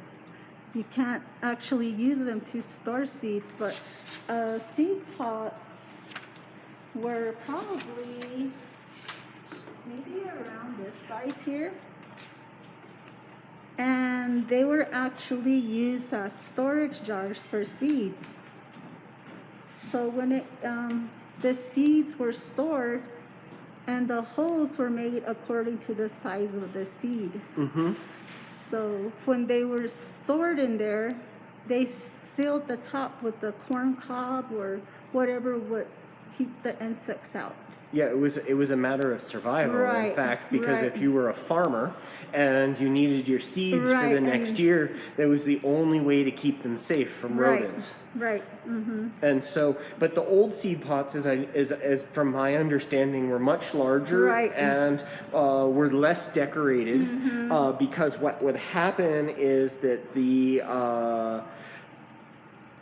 excuse me for a second, I got to take the headphones out. It's really difficult to hear yourself with an echo. Right. And try to concentrate and talk. But the old seed pots were, they were functional, and because of that, they would wear and they would break, and they would break them sometimes to get the piece out, because sometimes they would Right. seal them with a corn cob, sometimes they would seal them with clay. Right. Whatever it took to keep the rodents out. Right. And so because of that, basically in the 1850s, seed seed catalogs became commonplace, meaning you could order what you needed Right. from a catalog. And so people would make these seed pots and then trade them to a trader for all the seeds that they would need. Instead of making a couple dozen of these, filling them full of seeds, hoping the rodents don't get to all of them, and then repeating the process. Instead, you just make one or two and be able to get all the seeds that you would need. Right. So they've become smaller and more decorative and ornate over time. Right. And you have all these wonderful bugs on here. Can you tell me what some of the some of the birds and some of the animals are? Yeah, this here is a hummingbird. And the hummingbird represents prosperity. And we've got quails here that represents motherhood or protection, because she does protect her children, as we all do. And this one here is the crane with the fish, the cloud swallower, who actually brought rain. And they brought a little rain like yesterday, thank goodness, Right. just a little bit. Yeah. But we'll take any drop we can get in this state. Right, that's right. And it's got the fish, which represents faith. You also see the different colors in the pot. So each of the colors represents different themes. The red is the earth, the solid black is clouds, the green is vegetation, the blue-gray is the sky, the pollen is, the yellow, it represents pollen, which is represents new life. And then also I've got the birds, the flowers, which represent beauty. So I can also remember my grandmother saving wild flowers, and she would dry them and grind them, and she would put sprinkle a little bit into her paint and grind it in. And I would ask her, why are you putting that in the paint? And she said, because flowers are beautiful. And she says, and we want everyone to be attracted to our pottery, so that's why we add the flowers to our paint. And I haven't done that, and so it's a neat thing to do. I was just thinking about it coming up, like I remember her putting the dried flowers in it. But I love doing the birds. I just think they're magnificent creatures, and some of them I have names for, and some of them are just rainbirds, or I will always call them, when I think about, I used to call them birds of paradise, because I said there's probably so many different kinds of birds.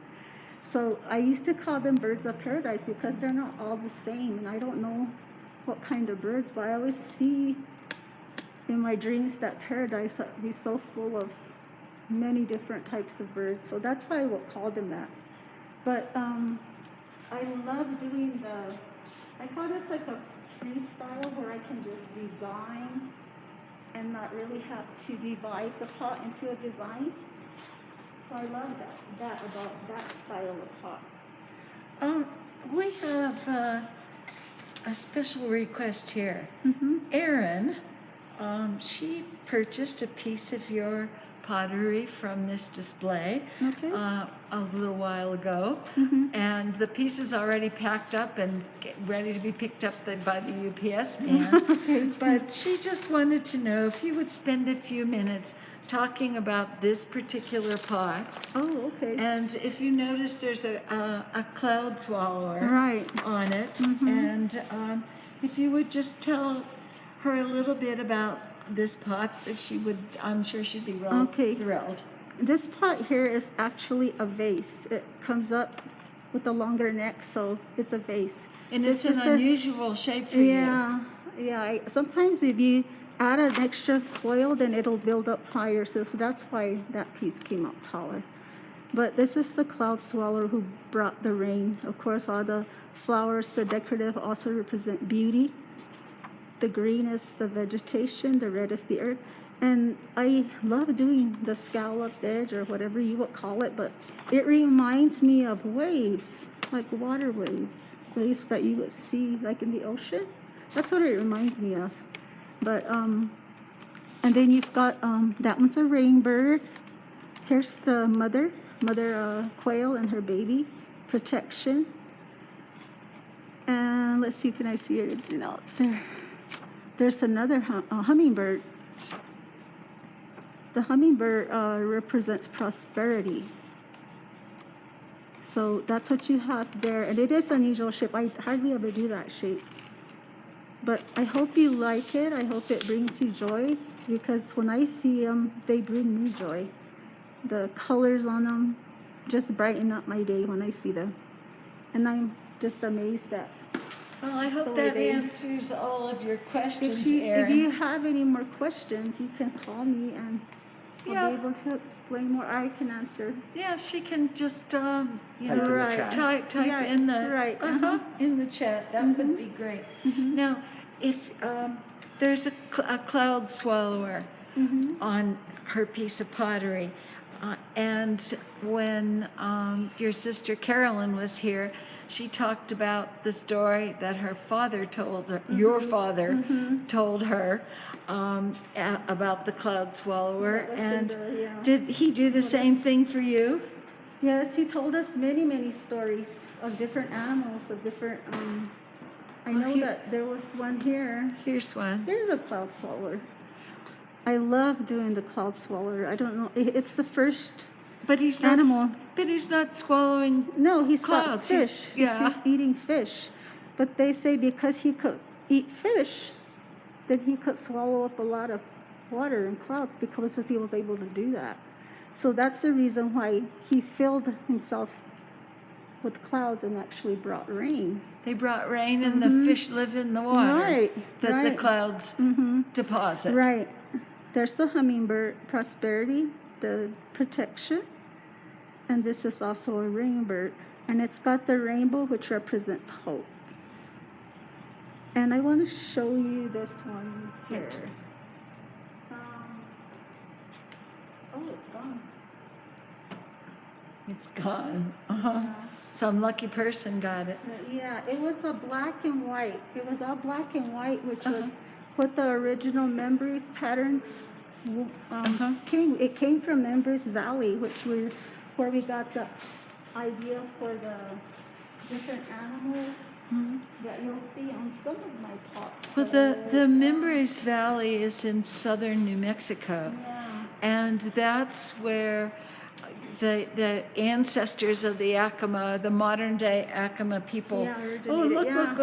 And this is Christine's piece. Oh, yes, okay. this is Christine's piece. She's already purchased it, but it hadn't been boxed yet. This is my favorite piece. I love the black and white because it just reminds me of the members, and I'm just so fascinated with the designs that they did, and it was all black and white. Of the prehistoric people. Yes, and I always wondered, because that's where some of the designs that we have here come from. And I was like, well, where did they see these things? Some of the things that were on the pottery. And I am fascinated with the paintings that they have that tell stories of things that happen, like the birth of a child, the hunting, things that they hunted, deer, the hunter with the deer on his back, and it's just amazing. But I wonder if they hunted giraffes. The ancient people did. Right. Probably not, but in Judy's mythology, I'm sure there were all kinds of things to hunt. Yeah, I wasn't too sure about the black and white, but I loved doing the black and white because that's what it reminds me of. So, and we really like it too, so if you can do some more of them, we'd love to see them. Yeah, we'd love to see them. And here's Christine's pot. I hope you enjoy it. Let it bring you lots of love and joy. And, what was I going to show you? That one. Yeah, that was the one you had picked up. Yeah, this one represents the 4 directions. And it's also got the fish and the crane in the middle. And here it's got the kernels of corn. As you see on the bottom of my pots, I don't know if there's one that you can see, but... Yeah, you can pull that off. I just pulled it off. I always put a fish at the bottom. And the reason I do that is I have been caught fish since I was about 4 years old. You were called fish? Mm-hmm. That's my brother still calls me that. That's the only thing he calls me is fish. Is fish? They used to call me Miss Fisher, so it's only became fish. Yeah. So that was Hey, maybe we're related. Maybe. Right? Yeah, that's a possibility, huh? Oh, yes, but we've always, I just want to say thank you. Thank you for doing this, for all the artists that came and had, opportunity to do this. Well. And thank you, Derek and Andrea, for doing this. We don't know how much it means to us to have you show our work and help us, because like I said, we were just devastated when we knew market wasn't going to happen. And then I was so delighted to get the call from you saying, do you want to do this? And I was like, of course. I was like, oh, I was so thankful that you were able to do this for us. And we've known you so long that we could consider you family. So we love that about you, and we're just so thankful that you did this Well. for, and for all the artists. And there's so many people that I just love their work. I mean, so talented. Yeah, but look what you did for us. I mean, all these incredible pieces. And I wonder, how did they do that? It's so amazing. So, but I love doing. I hardly ever do any plates, and I did this one. Oh yeah, well let's see that one up close. Yeah, this is. Plates are hard to do, aren't they? I dropped one. I left one outside on the top of the vehicle to sun dry, and it rained. Oh. And the whole thing melted onto the hood of the truck. Onto the truck. I told my daughter, look at my plate. It was on, I couldn't even pick it up until it was stuck on there, so I had to. So I was like, I don't know if I want to do another plate. So I managed to do two. But they are hard work. So I know that Rebecca does a lot of plates. So I'm like, oh gosh, I don't know how she does them, because I had cracking and one's dried too soon and it was a little warped. So I was like, oh, I don't think I'll know if I'm do plates anymore. But I did this one. Yeah, but everyone says that the plates are the hardest thing to do because they crack when you make them, they crack when they dry, they crack when you fire them. They do. They wobble. They do. Uh-huh. Yes, they do. Yeah, wow. but this is surrounded by the rainbow, which represents hope, of course. And I call it the points of the stars. Uh-huh. That's what it reminds me of. Got the hummingbird, which represents prosperity. This is actually my version of a peacock. And then you've got the two quails, and surrounded by the flowers, which also represent beauty, elegance, grace. They're just beautiful creatures to me. Everything that I see, the birds, and I just love the hummingbirds. And I wish I could see your house. This is a fat hummingbird, isn't it? They never come out the same. Yeah. When I paint the hummingbird, they're always different. The shape of the body is always different. Do you draw them on first? No. It's just all you just start. You'll see when I start painting. Which is why I wanted to bring the large pot, because I wanted to design it and I forgot it. But I hardly ever do plates. Well, when it's finished, will you bring it to us so that and it will show up on our new arrivals? Right. Right I'll do after, that, yes. right after you see it. Oh no. What's going on out there? We must have someone that doesn't live here, because no one ever honks their horn outside in New Mexico. No one really cares that much if, someone's in the way. But how bizarre. Well, look for that out-of-state license plate. And then be critical. All right, right. We have here a rabbit. A jackrabbit. Right, and it's surrounded by the star tip pattern. It's got the little plants. And the rabbits are in.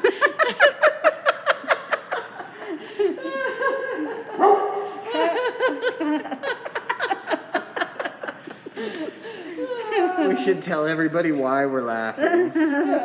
First the horn. then the dog. First and the there are horn. these people outside the door with all their dogs. And Honey has to just tell those dogs that this is her gallery. Oh, great. Don't come in. Yeah, you tell him, honey. Why don't you should come on over here, honey, so we can see you. Quiet. Or here, one. Yeah. Come on, honey. Well, here's the barking dog. Oh, rough yourself, huh? Rough. She's one of our 2 gallery dogs. Oh, yeah. Go over there and go get the cookies. That's what she's after. She's trying to talk me into going over and She getting says, I need a snack. Yeah. We all need a snack. Okay. I was going to talk about the rabbit. Yeah, tell me about the rabbit. The rabbit is important also to our culture because we have, I don't remember, 4, I believe, rabbit hunts during the season, and our people that take care of the Pueblo on top, which are called field chiefs, they announce that they're going to have a hunt, and they have them in a different area, different directions. So the men and young boys, they go and hunt rabbit. Okay. So the meat of the rabbit is actually used for nourishment for the field chiefs when they go on their journeys. Yeah. So that is why it's important to us too. Yeah. Yeah. So, also, I see a whole lot of parrots on your pieces from time to time. Can you tell me about the parrot? Okay, the parrot, to me, is like the oldest Acoma design. It used to be painted inside our mission at Old Acoma. It was on the walls, but they were replaced by different drawings. I can't even remember what's on them now. But the parrot was introduced by the Spaniards that came to Acoma. We didn't have parrots, but each pueblo has their own version of a parrot. This is an Acoma parrot. So you'll see different versions of parrot. So the colors, when they're together, the dark red and the orange there, they represent the sunset. So this is actually rain at sunset because it's got the rain pattern, it's got the clouds, and it's got the 2 colors combined. So that's what it represents. Oh, cool. Yeah. And of course it's prosperity, the parrot also. Well, we have one customer who is an entomologist. And do you What is have that? that's somebody who studies bugs? Oh. Do you have any bugs on any of your pieces? Do I have any bugs? Well, I used to paint like little insects and grasshoppers, and my mother once told me that be careful what you put on your pottery, because our belief is that whatever you paint, you might have like an abundance of them. So we don't So no want, cockroaches, no mosquitoes. We don't want any of that stuff. So be careful what you design. And in our culture, we're not allowed to paint any frogs. We You're not cannot- no frogs? No, it only belongs to a certain society. The Medicine Man Society. They're the only ones that can have stuff that are painted with frogs. So And- we are not allowed to do those. But now in Isleta, we have a potter that puts lots of frogs. Yeah. And it's okay It's there. okay for them. It's okay for them and not for you guys. Yeah, it just depends on which culture you're from, what you're taught. And this is all stuff that we heard from our parents. And, it's surprising that we learned all this because we didn't grow up on the reservation. So we didn't have all that. We didn't have we didn't grow up knowing all this.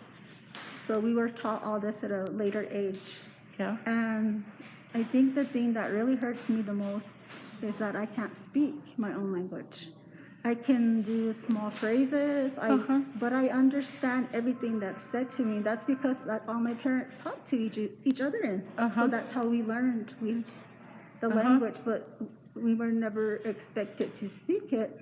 And none of the girls can speak? Oh, yes, Becky's Yeah, fluent. yeah, Rebecca? And that's why it's remarkable to me, because I think from my age down, like myself, Carolyn, and Judy, I think we're the only three that can't speak fluently.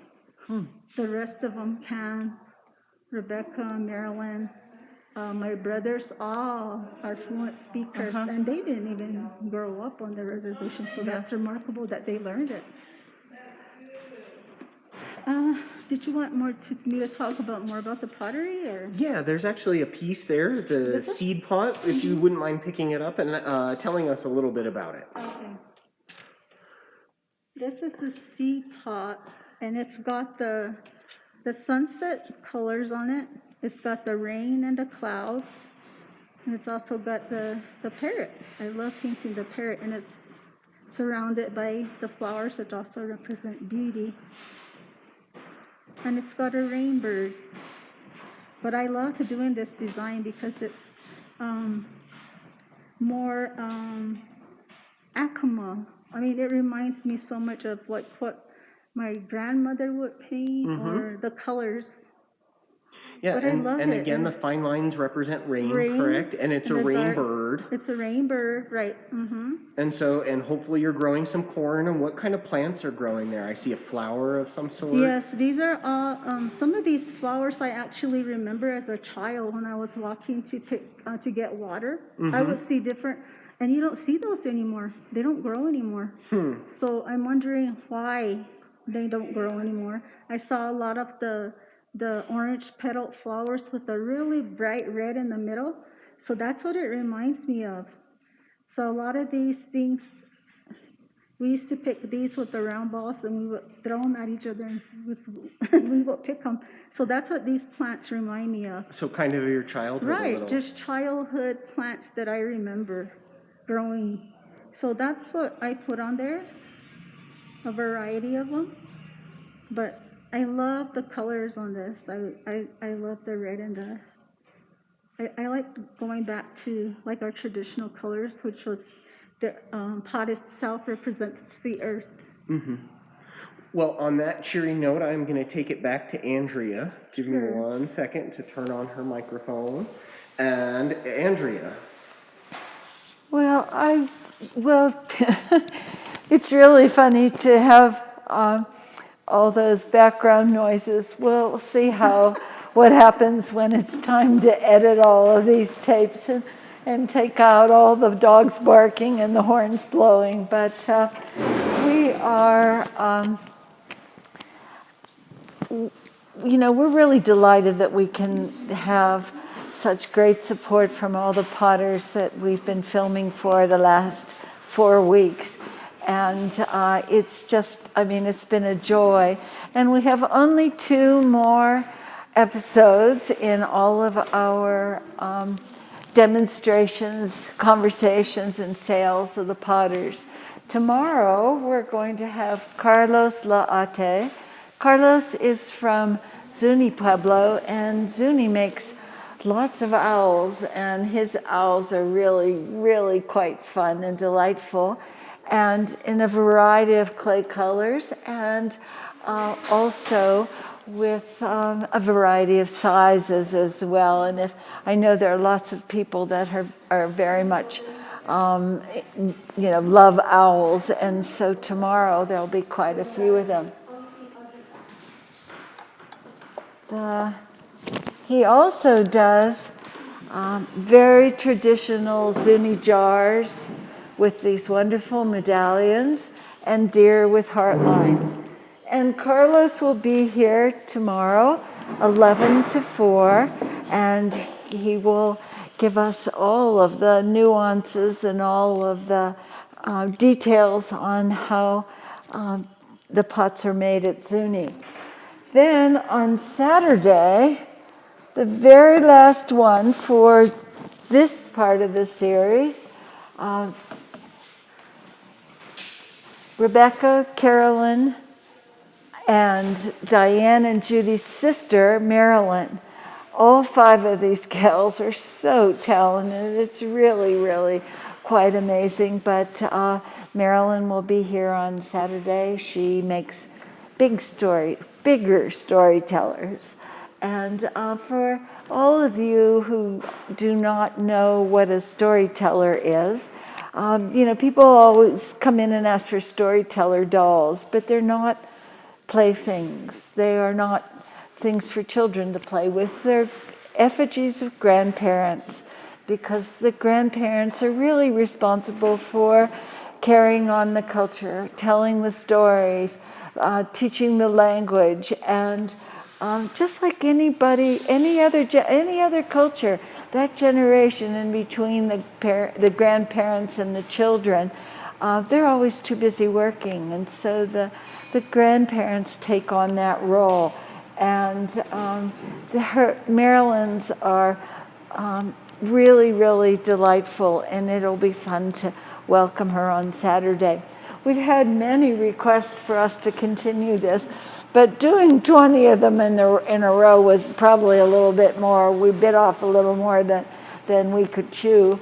And after these are over, we're going to hopefully wait until the snow falls and edit them. But if you missed any of them and would like to see them, they're all up on our channel on YouTube. So if you go to youtube.com and then click on or search for Andrea Fisher Fine Pottery, you will see the remaining videos and conversations that we have done with the potters.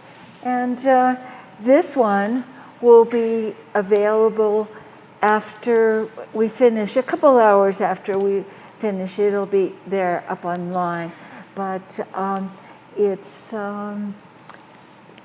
always fun to go back and see them again at your leisure. And if you have any questions about any of them, or are looking for the work of any of the people that you see on those videos, just go to our website, click on artists, and then go to that person's name, and their pieces will come up. The same thing is true for Diane and Judy today. Website first, AndreaFisherPottery.com, then to the artist, click on artists, and then L for Lewis, and Diane and Judy. And we hope that you're enjoying all of these, and that you'll subscribe when you're on YouTube, and that you will tell your friends so that they can enjoy and see all of the details of making Native American pottery. You know, it seems like the videos are very long, but that was really intentional, because it is such a long, drawn-out process to make all these pieces of pottery that we wanted to have you have a sense of how long the process is and how labor-intensive it is, so that when you see Native American pottery, you can really appreciate everything that goes into it. And now I'm sitting here with Miss Judy. What are you doing, lady? I'm smoothing out the pot, getting ready to paint it. You're smoothing it out? Yes, I used my nail. You use your fingers? Yeah. Wait, yeah. Now, what do you do to take care of your hands? Really nothing. Just use a lot of moisturizer. Yeah, like every time the clay dries your hands so bad. It dries your hands out a lot, doesn't Yes, it makes them crack but yeah, we just use a lot of lotion. A lot of lotion. So this is about ready to paint now. So I'm just gonna show you Before you start painting, we have a whole bunch of comments for you. Oh, cool. Okay. And it starts with Thomas Vio, and Thomas says, "Beautiful work, ladies." Oh, thank you, Thomas. Thank you, son. Tiff Lorenzo says a lot of love, patience, and hard work put into every piece. Beautiful work, ladies. Oh, thank you, Tiff. Annie says every piece these ladies' pottery is like a snowflake, unique, intricate, and gorgeous. I am so impressed. Oh, how fun. Thank you. And the next one is from Erin. Erin says, "Thank you, Diane, for describing the birds on my vase. What a beautiful painting. I would love the colors. It will definitely bring me joy." Oh, Nice. Oh, yay. Yay, that's what we want. And Matthew Lewis says, "My bark is louder than your horn. Beautiful dog."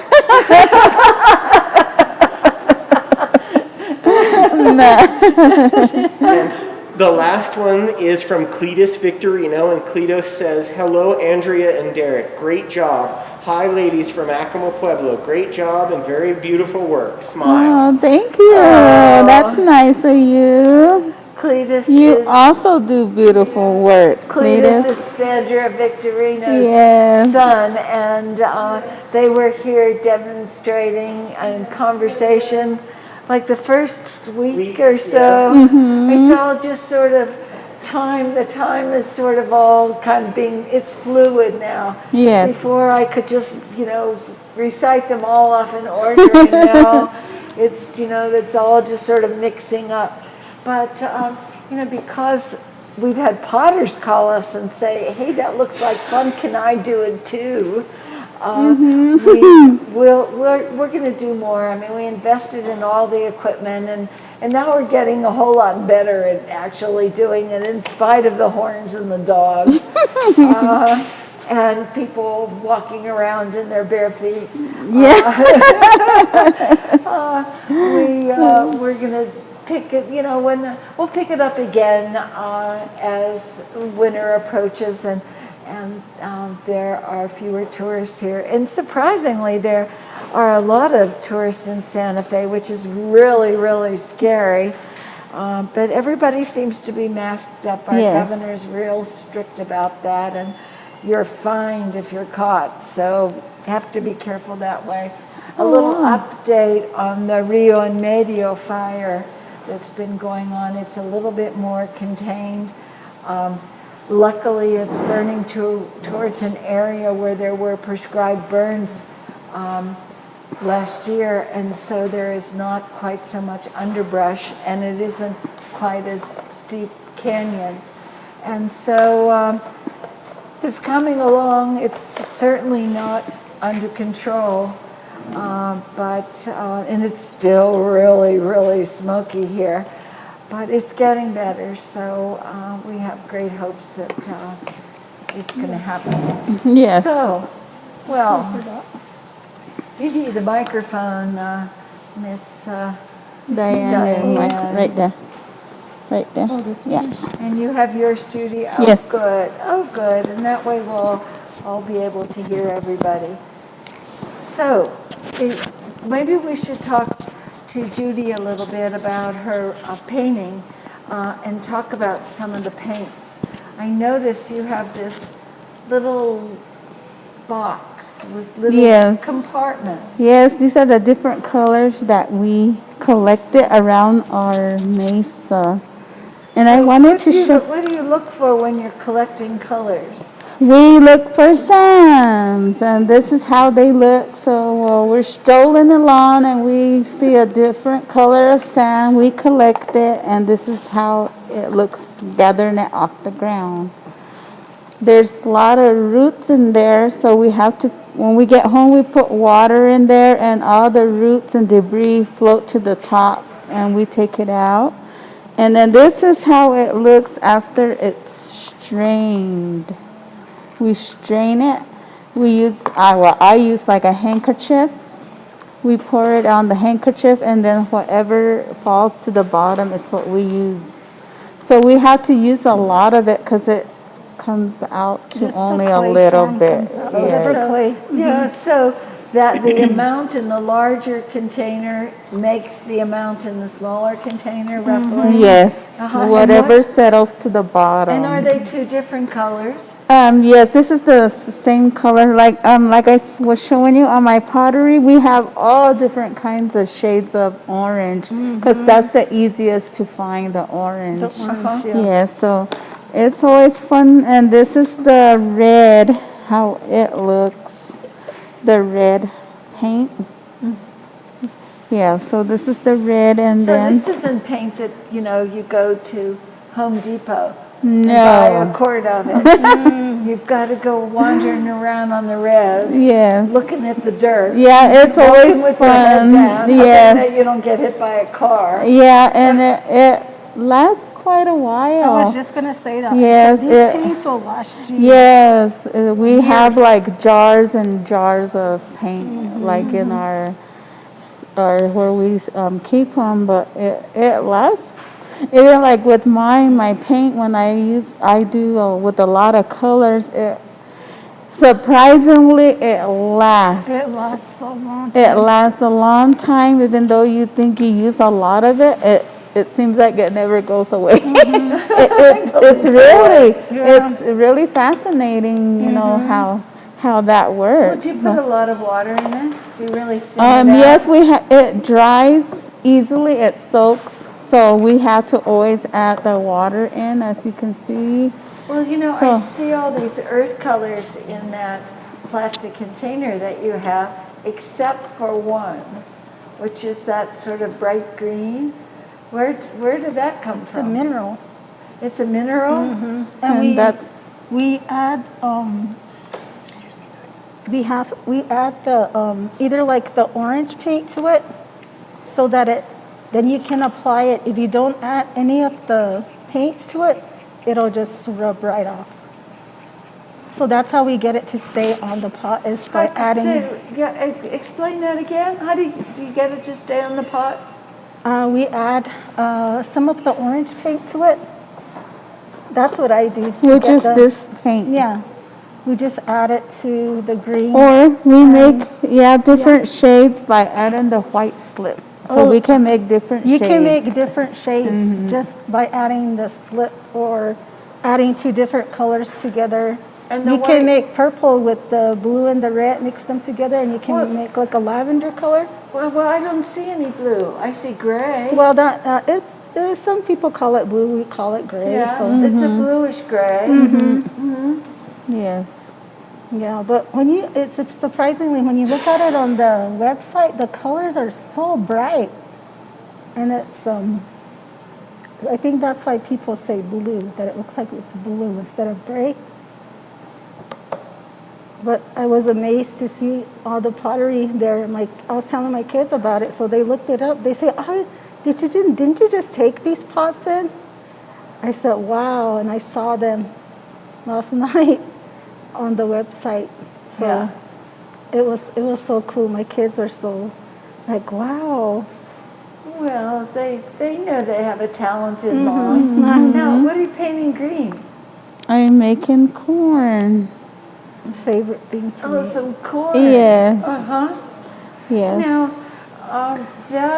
the coloration on that, is there a slip on top of the dark gray clay? Which is this that I showed you, the white slip. Oh, it's Yeah, so- you have to soak it, Uh-huh. and then after it soaks down, then that's when you apply it. And so you treat it the same way as you treat the other paints? Yes. Where you Mhm. soak Yeah, it? you can use this as a paint also, like the different paints that I had on my storytellers. I make like white lines with it, so you can add it, like we said, to the different colors and to make different shades. Yeah, lighter shades. Yes, and we also this is also a special thing that we also use in Archivos too. It's really special to Yeah. us. If you've seen the dances and the hands are painted with this, so that's what this is. Where did you study geology? I wish. From Maryland. From Maryland. Yeah. She's actually She's our the one teacher. that introduced us to color because she had it on her storytellers. So she said, you guys should try color in your pots. So that's where that came from. Well, I know a lot of storytellers, not you guys. The storyteller makers go to the craft shop and they buy either acrylics or they buy ceramic paint that are all different colors. But this is the real thing. Yeah, you saw how you get our paint where you grind it onto a rock. And then we transfer it in. Rebecca, I think, still paints off the rock. Rebecca paints off the rock. Oh, so does Carolyn. Yeah, She brought her rock too. Yeah, We she'll transfer mix the paint onto the plate. And what they're talking about is that the paint rocks, the rocks that will That's an produce iron those oxide, colors, yeah. the way you make them fine enough and liquidy enough to paint with is that you take those stones and you grind it on another stone, like the Japanese brush painting, where they grind the ink stone onto another large stone and mix it with water, and that's how the paint is made. And then I guess what you do is you take it off of that stone and put it in containers, and it winds up in those little compartments there, Yeah. so that you have your whole color palette there. Yes. Yeah, you can dry it and just, like you said, it'll break it into little pieces and store it in little containers, and if you need some more, you have it there. I use the little medicine bottles, like this one here, Yeah, because I'm on so much medication for pain, so I have because you of know, your back? my back. I have sciatica and arthritis in my hands. My joints just swell. Yeah. So it's getting harder to do pottery. It's getting harder to paint. I get numbness in my hands, so I'll have to dangle my hand, shake it around, and get rid of the numbness. So it's getting harder to do. I've had surgery in my right eye, cataract and retina surgery in my right eye. My left eye is next, so it's getting harder to do. And Getting old's not for sissies, right? Oh, no way. Well, I asked Judy how she takes care of her hands. Do you do anything? Well, you must take some medication for the arthritis, but other than that, I mean, the clay just dries your hands out like Oh, mad. heck yeah, it does. I said, there's no such thing as beautiful hands. But I saw Sandra Victorino's hands. I don't know how she does it. Her hands were beautiful. Well, I don't know what kind of lotion she uses. maybe it's possum fat. No, maybe. Maybe she uses that morel lard. Yeah. That's what my mom said she used to use on her feet. Well, I'm not going to talk about my feet. My kids hate my feet. So I have dry skin, but I'm going to try that lard and see if it works. Well, one of the things that I've heard people use is they go to a feed store where they sell farm products, and they buy these little cans of lanolin. That's what I was going to say, the lanolin, yeah. And it's pure lanolin because, some lotions contain lanolin, but only small amounts. And so I should go over then there you could and get go the cans, that's 100% I'm gonna try it. and a little goes a long way, and Yeah, I it's bet. supposedly really good. And what maybe it was Sandra that was saying that she uses that on her hands Maybe. and puts it on at night, and then puts a rubber glove on top of that, and that way the warmth will make the lanolin just sink right in. Oh, wow. Yeah, We have to try that. Someone had asked a question earlier, well, not here, but someone had asked if any of my children or grandchildren do pottery. And actually, in most of the schools on the reservation, they all have little arts and crafts where they actually do pottery making. Yeah. And my grandson, Zukui, How old is he? Zukui, she's 8. That's his Uh-huh. Indian name. We call my grandkids by their Indian names. So I have Zukui, I have Iani, and I have Ocean, and I hope that I'll be baby. But he made a little bowl in his class. It was a little yellow bowl. It was formed. It was about this big. So I told him, you know what you should do? I said, you should take that to your home in Albuquerque because he visits his dad in Albuquerque. I said, why don't you take that bowl to your home in Albuquerque and you can use it as a spirit bowl? Because in our culture, we have a bowl in the middle of the table. And before we eat, we always share it with the spirits first before we take our first bite. It's always shared with the spirits. So you have a bowl, a special bowl that's designated as a spirit bowl, Yes, and you keep it on your table. it's in the middle of the table. And when everybody sits down to eat, you take a piece of what you're eating.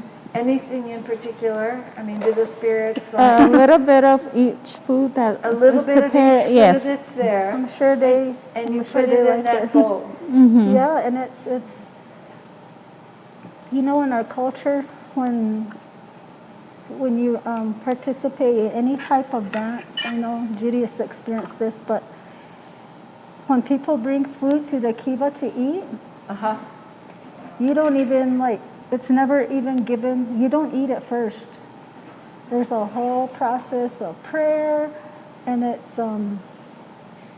is given to all the spirits in each direction. So there's a long prayer that goes.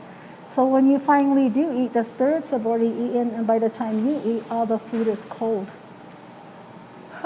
So it's anything beautiful or beneficial to you, it doesn't come without some kind of hard work or sacrifice. So that's what my mom always told us. She said, it's so easy to do bad things, but it's so hard to do something nice.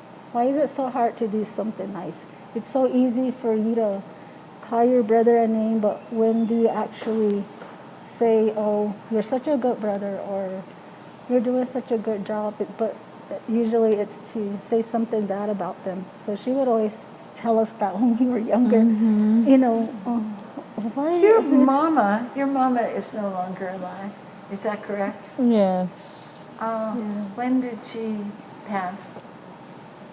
How long ago? 4 years? About 4 years ago. 4 years. Yes. And you know, Boy, she's a wise woman. yes, she went all the way up until, I remember this because we were having some ceremonies at Acoma. And we all knew she was passing. But I had to be at Acoma. I had to be there for my brothers, my sisters were participating, my granddaughter and my brothers were singing. It was their turn to sing. So everyone was at Acoma, and before I left that day, I talked to my mom and I told her, you know I wouldn't leave you if I didn't have to. And by then she wasn't speaking anymore. And I just talked to her right in her ear, and I told her, I just thanked her for being the mother she was, that if I ever heard her, that I was sorry. I'm sorry, I just miss her so much. Well, she was certainly a wise woman. And, I wish there were more people like her in this world. but I think my greatest memory of her is, I don't know how old I was as a child, but I remember she had me in her lap and she was holding me against her breast, and I can still feel the warmness and the softness and her stroking my hair. That's my fondest memory of my mother. And as she got older and she needed more care, she would always tell me this. She says, you're my mother. You're my mother now because you're taking care of me. And she would always tell me that.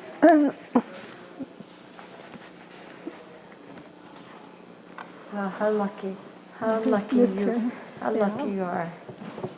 But she was a great mother, and she taught us just to love one another, to have respect for all people. And I think we've all grown up and tried to do what she and my dad have taught us to do, which is to love one another, be respectful, never take anything for granted, because you never know what can happen to your loved one. You know, always love and treat each other with respect and love, and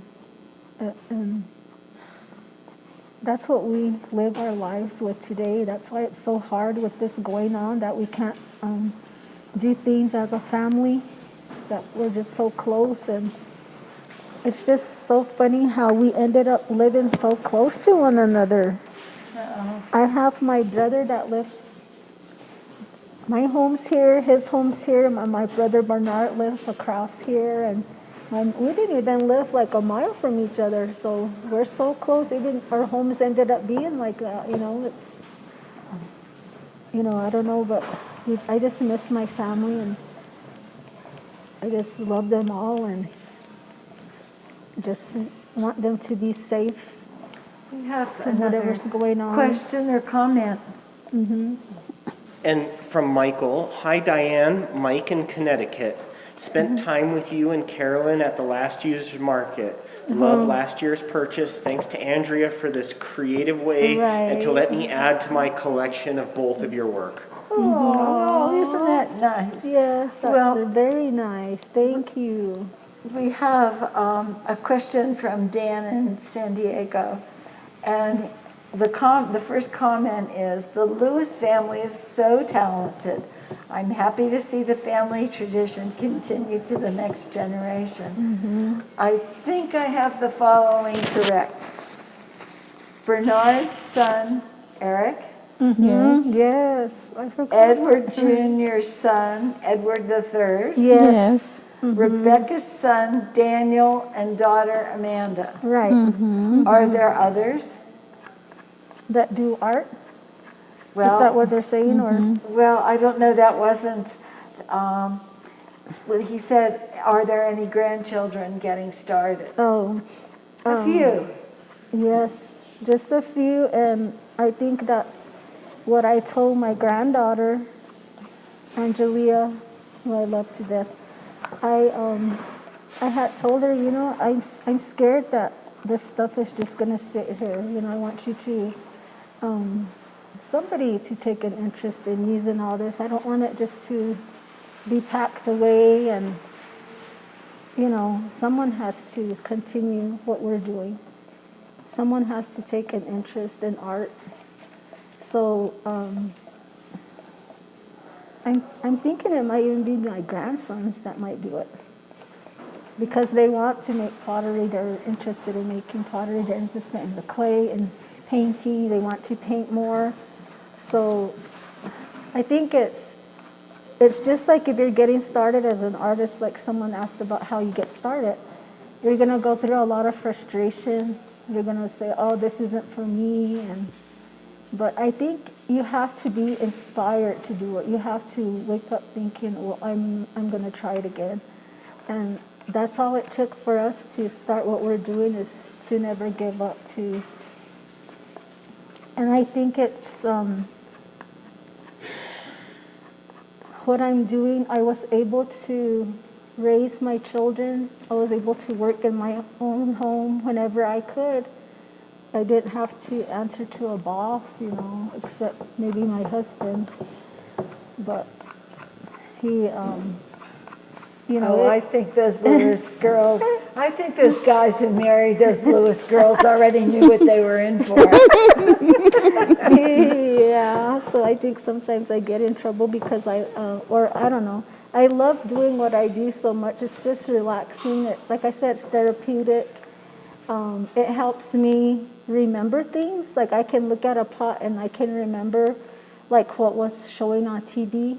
If I look at a design on the pottery, I can remember what I was watching the day before. Well, it's pretty So it scary to helps you. watch TV now. I know, I like to watch all the crime shows and My husband says, I think you're just looking for a perfect way to kill me. He's always telling me that. And I was like, no, I said, I just like the way they solve the crimes, but that's what he tells me. You're just looking for a perfect way to kill me. That's why you watch all those crime shows. I was like, no, and we just laugh about it.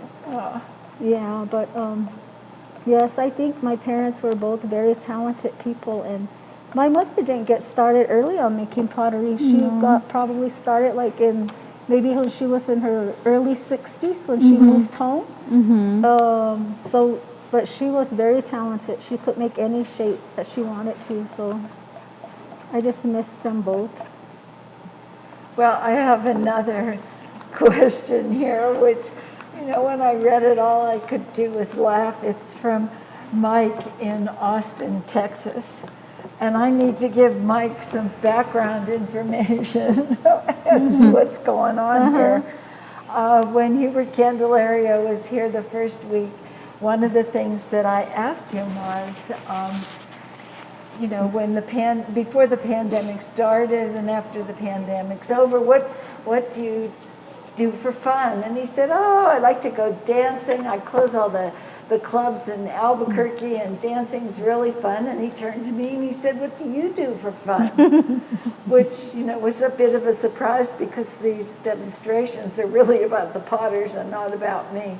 And I told him, about the hummingbirds and and I also told him about the little greenhouse that I have that's attached to my house, and that I have a collection of cactus and succulent plants. Well, it turns out that we got a question and an inquiry and a comment from Dan in San Diego, who said that he was the past president of the Cactus and Succulent Society of America, which is the big organization. I mean, he's the boss, he's the chief, he's the one who knows more than I will ever know about cactus and succulent plants. And he's been all over the world seeing them, growing in the wild.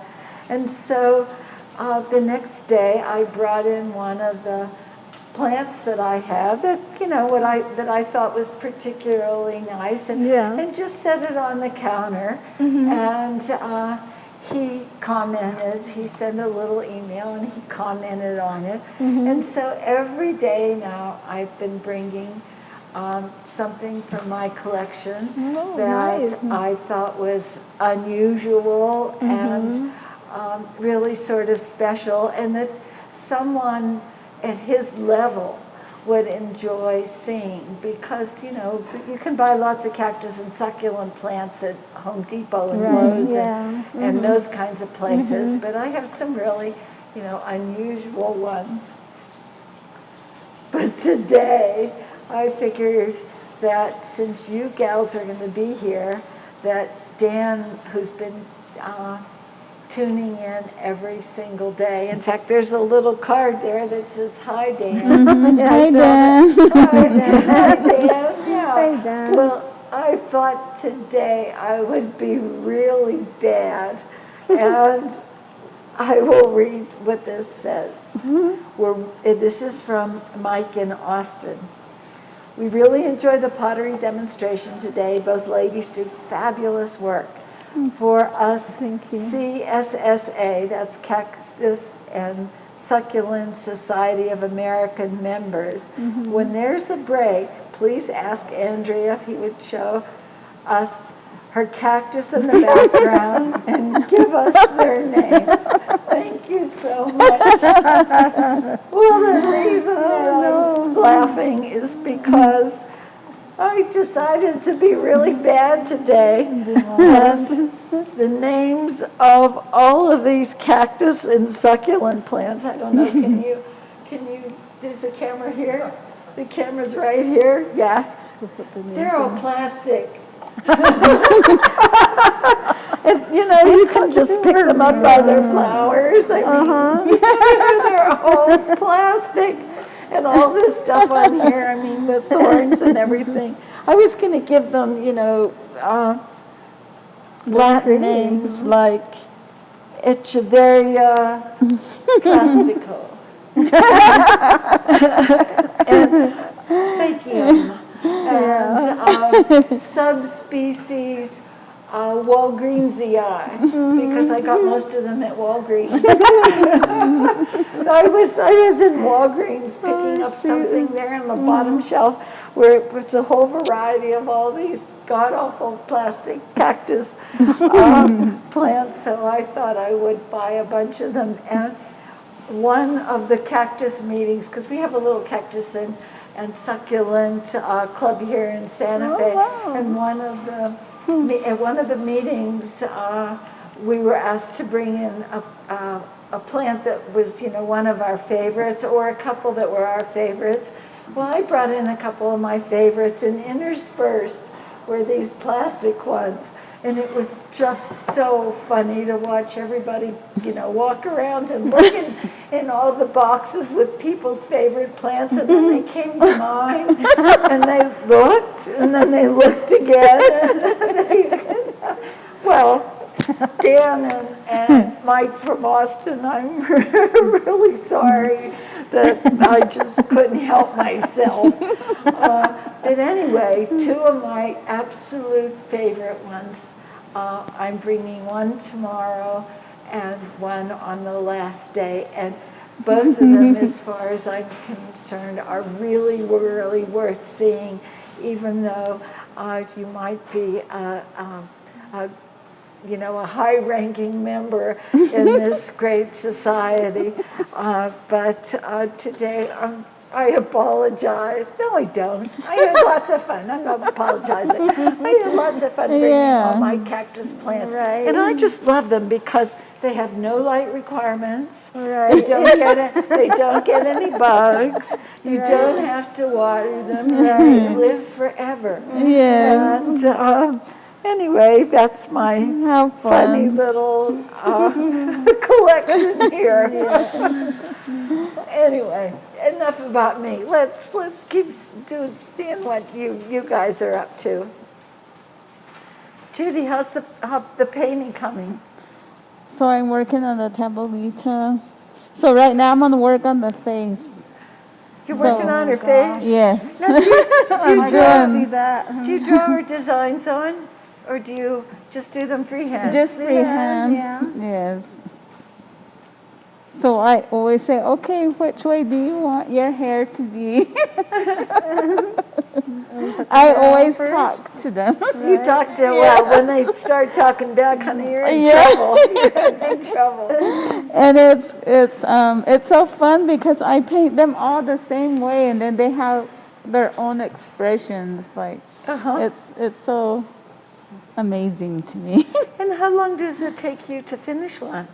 Like which I never do, just sit there and paint. Right, Probably like if I just sat there all day to paint this, it'll probably take me from like 3 to 4 hours. 3 to 4 hours. It Yes. seems like it should take a whole lot longer than that. Are you just really But that's speedy? just sitting there. Just sat there, but we don't. Yeah, we have a lot of other things we do, and we go back and forth, and when we get tired, we get up and do something else and come back to our Come work. back, go Yes. and eat, and then come back. Yes. Now, Diane, you have a lot of seed pots over there for sale. How many pieces do you have going at the same time? I mean, you don't make one, you don't go dig the clay for one, and you don't clean the clay for one, and you don't, form it, and you don't draw one pot until the end. You have many going at the same time. About how many do you have going at the same time? Probably around maybe 10 to 12 pieces at a time. Wow. That's when I do pottery, I do like a batch that probably takes me about 3 to 4 weeks to design. So I try to do a batch like that to, I try to do a batch of pottery that's going to take me at least that long to design. So it's different. I can have different sizes. I usually try to do like 10 of each size. So that's like already the 3 sizes that I usually do. So that's like 30 pieces of pottery. And then I try to do each, then as they dry, then I apply the slip. This is, and then it's burnished with the stone. And I can actually maybe do that while this is drying. Sure, Can you that hand would me be that just one? great. We'd That like one? to Yeah. see, at some point, I'd love to be able to see you paint. Yeah. Because it'll be really fun to Oh, yeah. just see you knock off a hummingbird Yeah. without drawing it on the Yeah. on the This pot stick, first. short stick.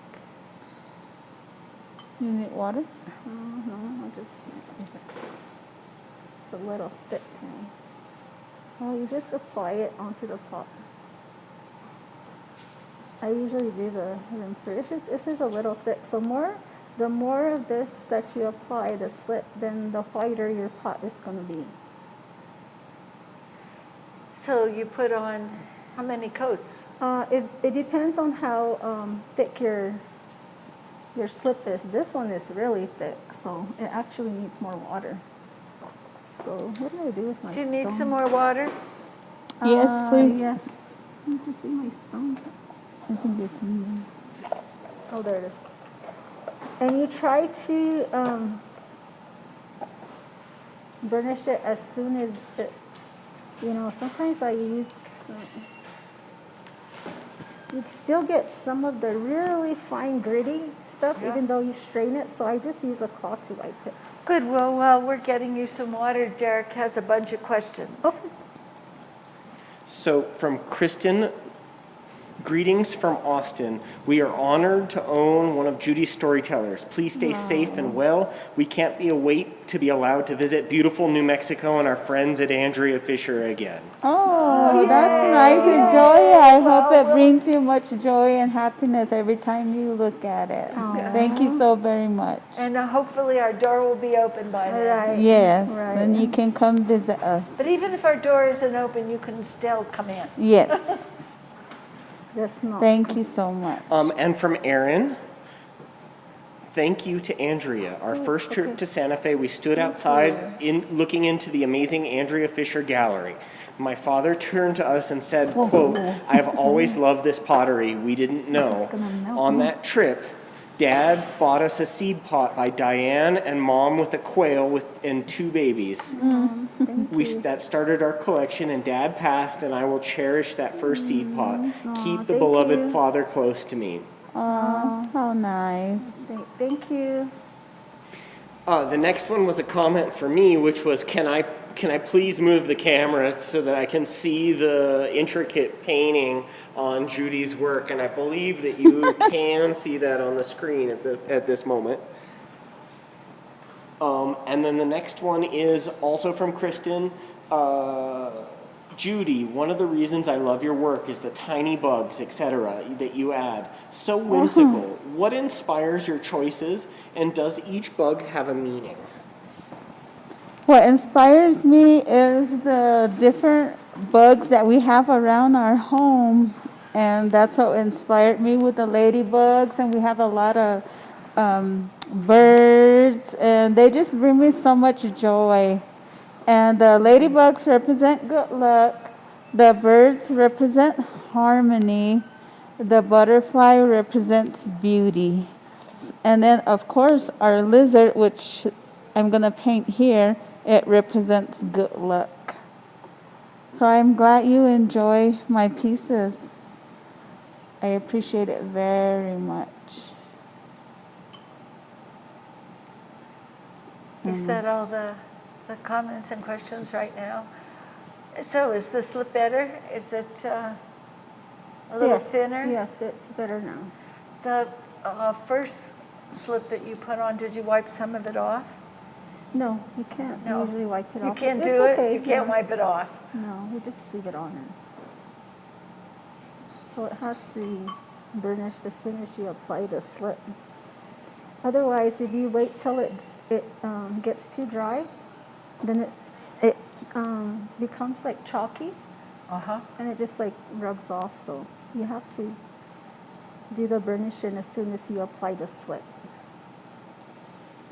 So you're polishing it with a stone. Mm-hmm. Where did you get the stone? I don't even remember. I've had this stone for so long. I don't remember where I got it. I remember you gave me one that was heart-shaped. Remember that one? I don't even remember where we get these stones. Some of them I buy, but most of the time they're not really good quality, so Do you have any of Mom's or Grandma's stones? I don't. Probably Marilyn does. Yeah. Marilyn or Rebecca probably have some, but I didn't get one. I wish I did. I thought that was so nice when they gave the pot from my grandmother to Rebecca. Oh. That day. Oh, wasn't that incredible? For any of you that may have missed this, well, you can see the video of Rebecca Lucario, and it was magic. It was absolute magic, and it was a real testimony to the fact that there are really wonderful, wonderful people in this this world.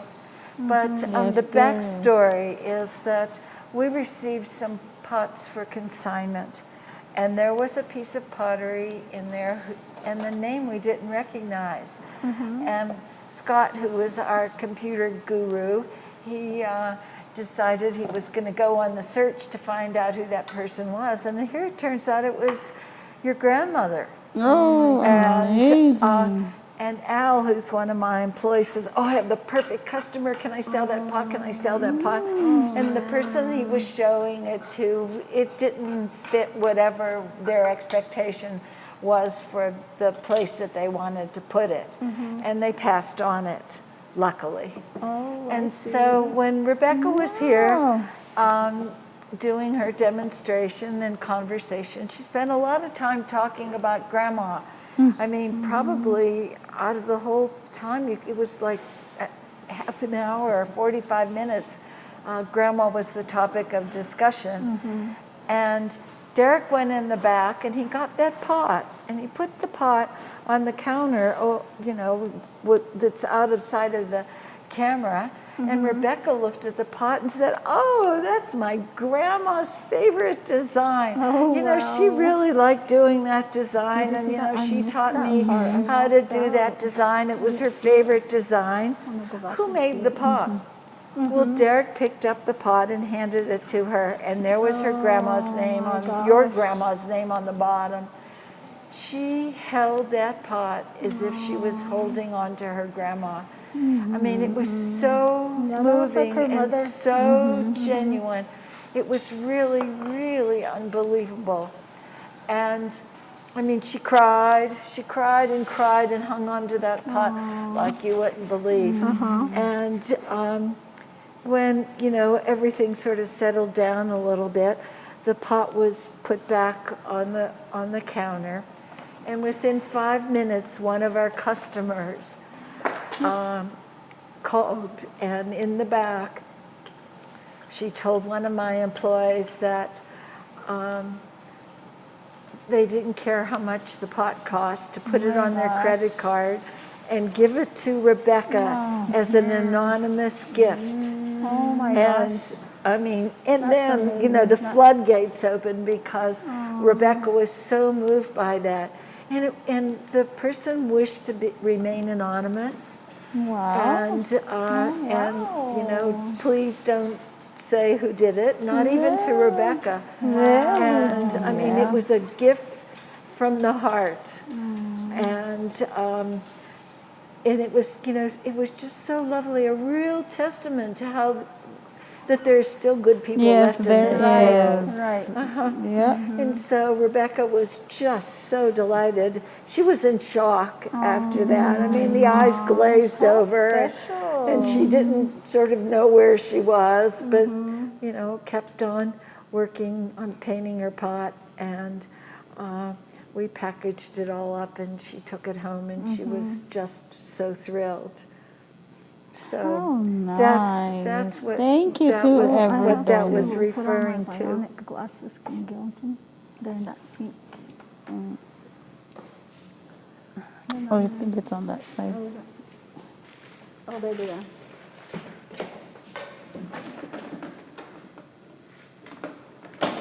Oh, just So do you with Hilda. share the same paints or do you have your own paints? We have our own paints, but she forgot her her paint that she uses, so we're sharing.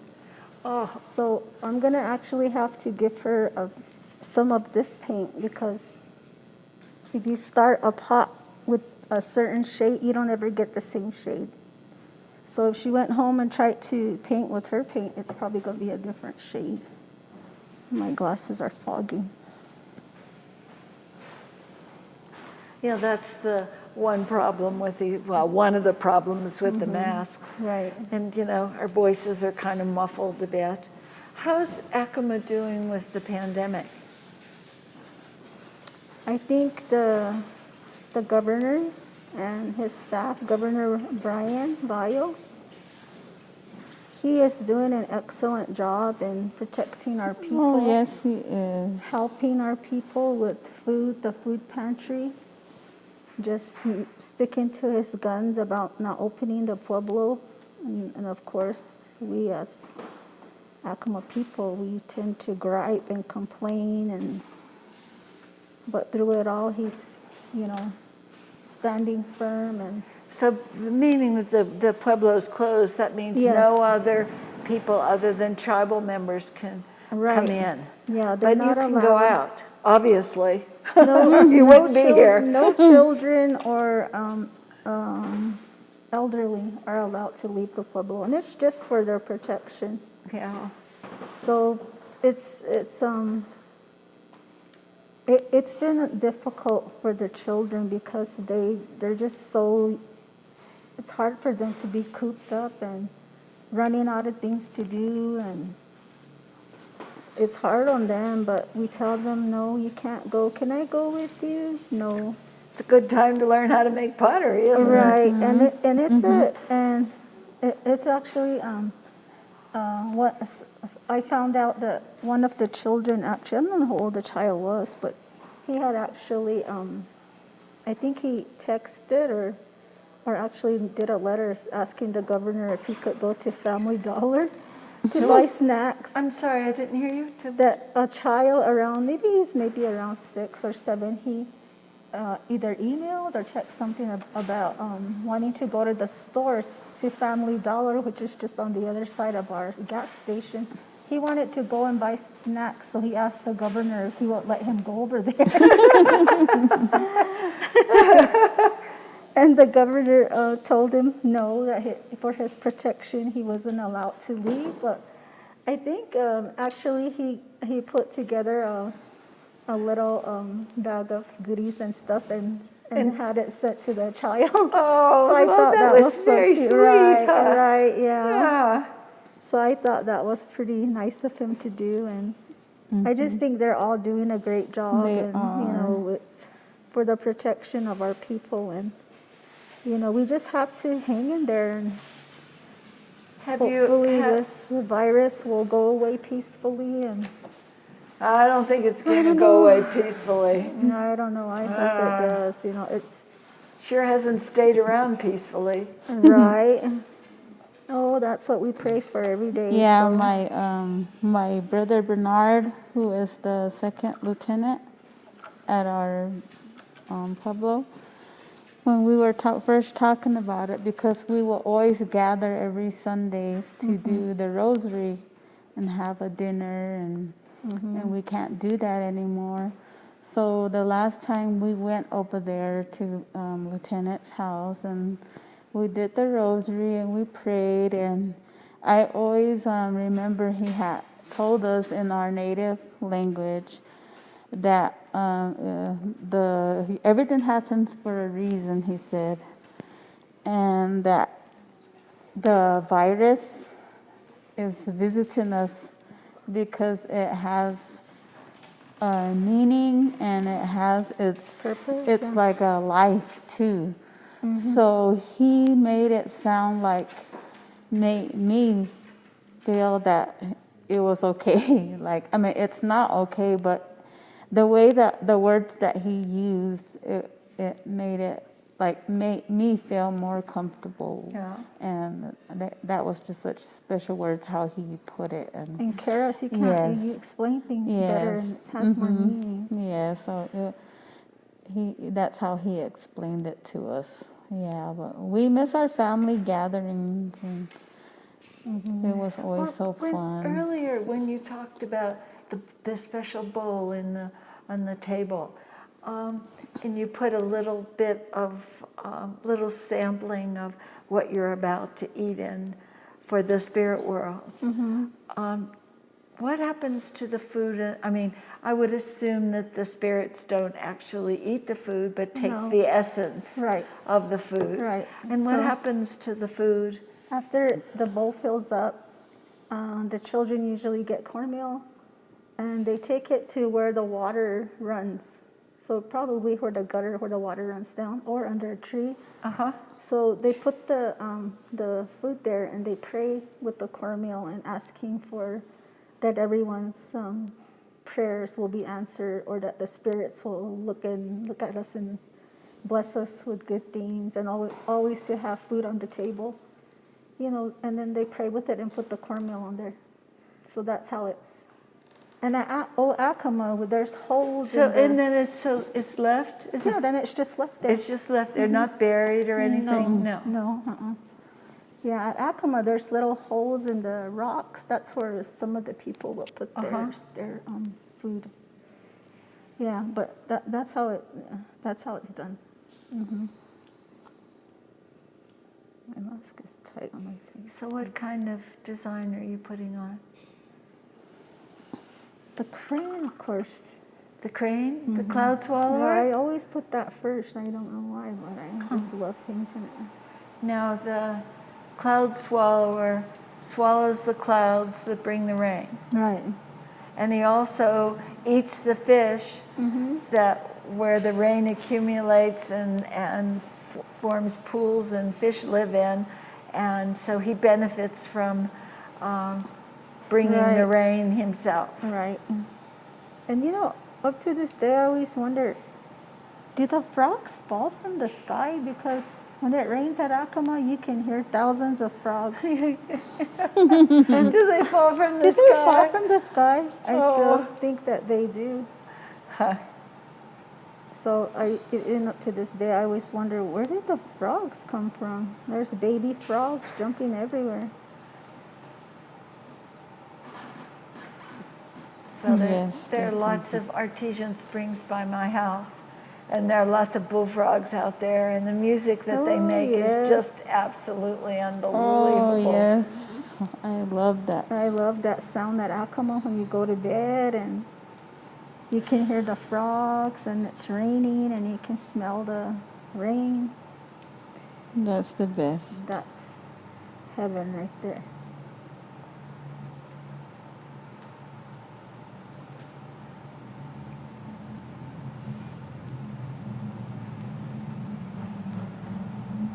So when I design, I don't like have a specific pattern that I'm gonna put like inside the bird. I guess just whatever comes to my mind. I guess I don't really like have a plan or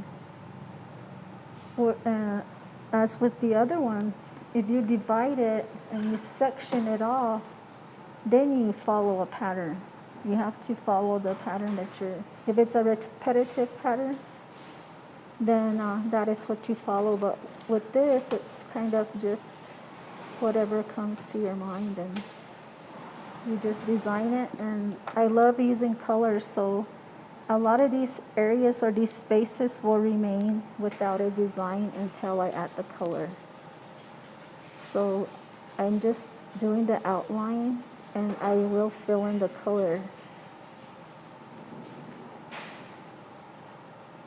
And I usually, sometimes I'll work in where, like I'm done with the bird, so sometimes I'll actually add the color. And then sometimes I just design the whole thing and then add color.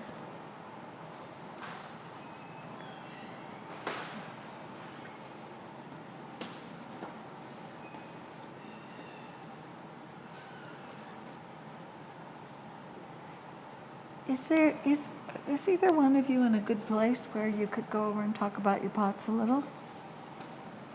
Yeah. Judy, your turn. Okay, I Judy, can go. your turn. Yeah, in a couple. Yeah, you can paint for a few more minutes because Derek has to set up all the camera stuff. okay. All Uh-huh. And that way, Sure. it's easier that way. Okay. You know, the reason that we're doing this, these videos and conversations and sales is for really for the sales, because so many of the Native American artists do not have a venue.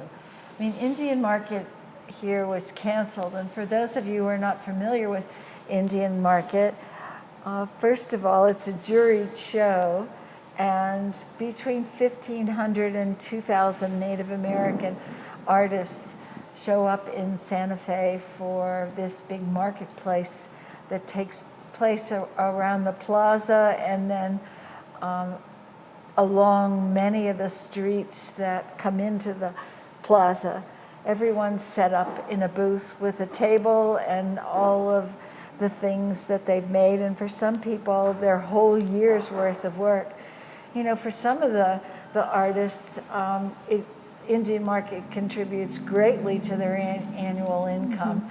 And for others, it is their annual income. And of course, it had to be canceled this year. So 100,000 people crowd into this town of 60,000 people that live here already.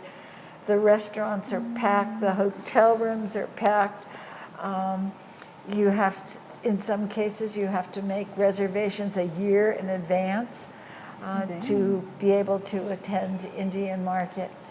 And it is not only a juried show, but you can, as an artist, you can submit your artwork for judging, and they give out prizes in various divisions, depending on the medium of the pieces. And then they do a best of, like best of pottery or best of beadwork or best of painting. And then all of those bests of are again judged to pick out what is called the best of show. And the pieces that are, best of show usually go for an extraordinary amount of money because of all of the ribbons that come with it and the acknowledgement from Indian Market that this was the best piece out of all the thousands and thousands of pieces that are being exhibited and sold. And Indian Market's been going on for 100 years. It first started out as a few Native Americans who were the extension of the museum, the Palace of the Governors, which, by the way, is the oldest government building in the United States. It started off in the front of it, and then in the patio, and then it grew bigger and bigger. But it's never been canceled before, even with the last pandemic.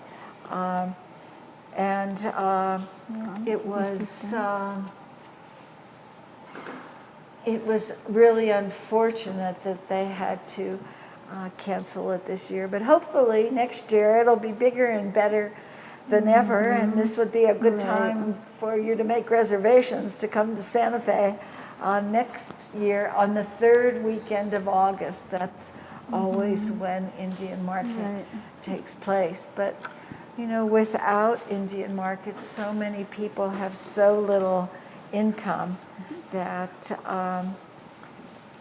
it's really difficult for them. Consequently, that's why we're here doing this. And you should know that the money directly benefits Diane and Judy for all the pieces that we sell here.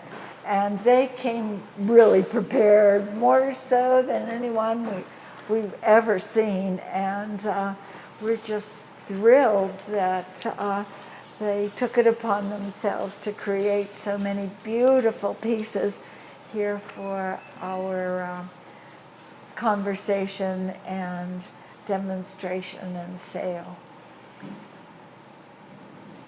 So how is the cloud swallower coming? Does he He's have done. lunch? Is he having lunch yet? His fishies Yes. for lunch? He's eating a fish right now. He's eating a fish? Boy, that sounds good. Right, I like fish. I like fish too. And it's surprising, we get a lot of nice fresh fish even though we're 1,000 miles from any ocean.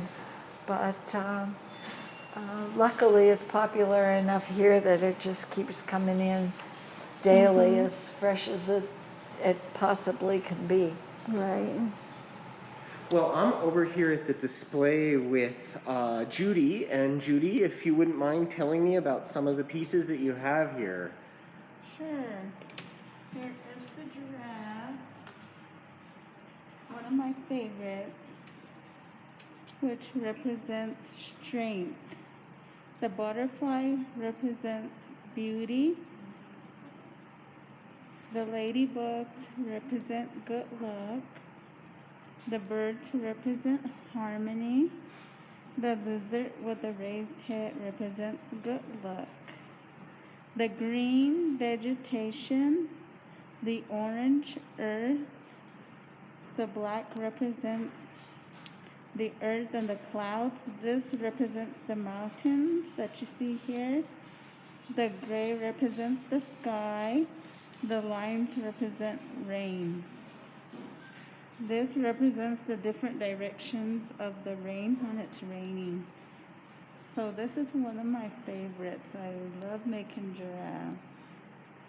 Well, They're giraffes my are such latest. beautiful creatures. Yes. Do you go to the zoo to visit them? Yes. That's where I got my inspiration.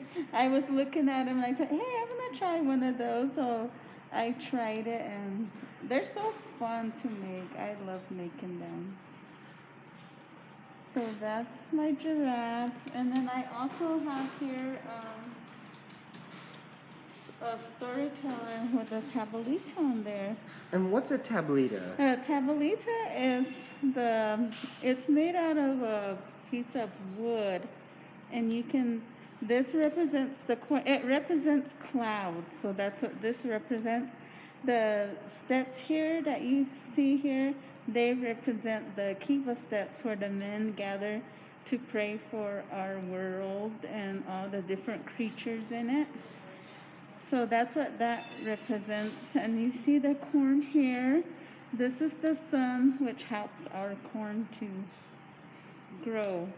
So that's what that means. And I always try to put a pot on there with a little animal inside. And why do you always try to put a pot on it? And this represents the grandmother telling the story.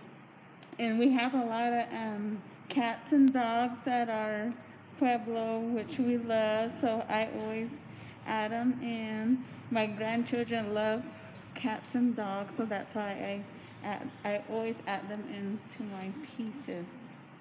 The belt represents like to hold the people together. That's what that means. And then the lines here represent the rain.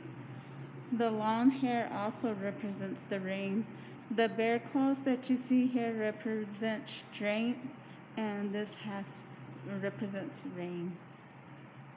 So this is another one of my storytellers. So lots of animals, lots of corn, lots of rain, Yes. lots of sun. Yes, that's and they're whimsical and they're fun, and it seems like all the kids are having fun. And so, Yes. what exactly is a storyteller? It's a grandmother telling the children's stories like a long time ago to the present. So that's what the story doll is. Mm-hmm. And then the little rosy cheeks, they represent the sun with the rain. So that's what the meaning of that is. So they're so fun. So every time my piece is done, I breathe in them to give them life, so that wherever they may travel, the home that they're in, may they bring them lots of love and laughter. So that's why I do these and why I put my breath in there so that they can be happy at their home where they're going to be. That's really quite Yes. beautiful, Judy. And, I really thank you for sharing that one with me. So how yes. about showing me another one? Okay, this one here has the Hopi buns on there, which And is this. why are they Hopi buns? Well, that's how they used to fix their hair a long time ago. They always used to have it in buns. So that's what this represents. This represents the beauty with the butterfly, and you have the harmony with the birds. The ladybug, of course, good luck. So this is the belt represents the like to hold the it's like to hold have a tight bond like with your family, and that's what mainly the belt is. And then this represents the ring. So yeah, that one is fun too. And I like that always one. like how all the kids are all smiling. Like these Yes. stories are actually pleasurable to hear, unlike history class, which we all remember, which wasn't so pleasurable. Yes. Yeah, so I love children, and I have all my grandchildren all over me like this, and then I tell them little stories and stuff about a long time ago, their great grandpa and their great grandma. So that's why I love doing storytellers. Mm-hmm. Yes. This one here also is a storyteller, and earlier I had told him that I found this color, so I tried it. I thought it was gonna burn right off because sometimes the colors burn off, but it came out to this pretty orange, so I like that color. And then the dog and the cat, which I always add the corn, and this represents rain.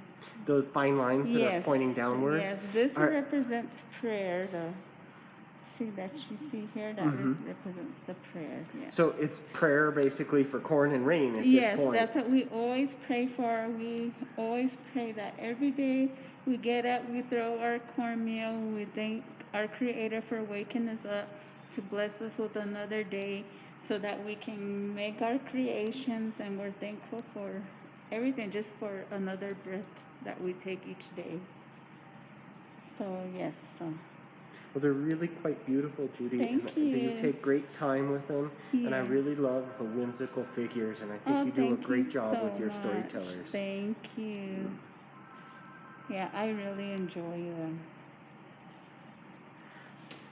And then these bowls are called my friendship bowls. And I always do this because they remind me of my mother. She used to do a lot of these bowls. So, like I said, this represents the prayer feathers. The lizard represents good luck. The line's the rain. And this is the quilt swallower with the fish. The red represents earth. Also with the brown, the gray represents the sky. And then this represents the corn pattern. We always admire all the beautiful fields that are around our pueblo now. A lot of them are painted, so that gives me a lot of inspiration to do pots like this. So this is always fun to do. Something different.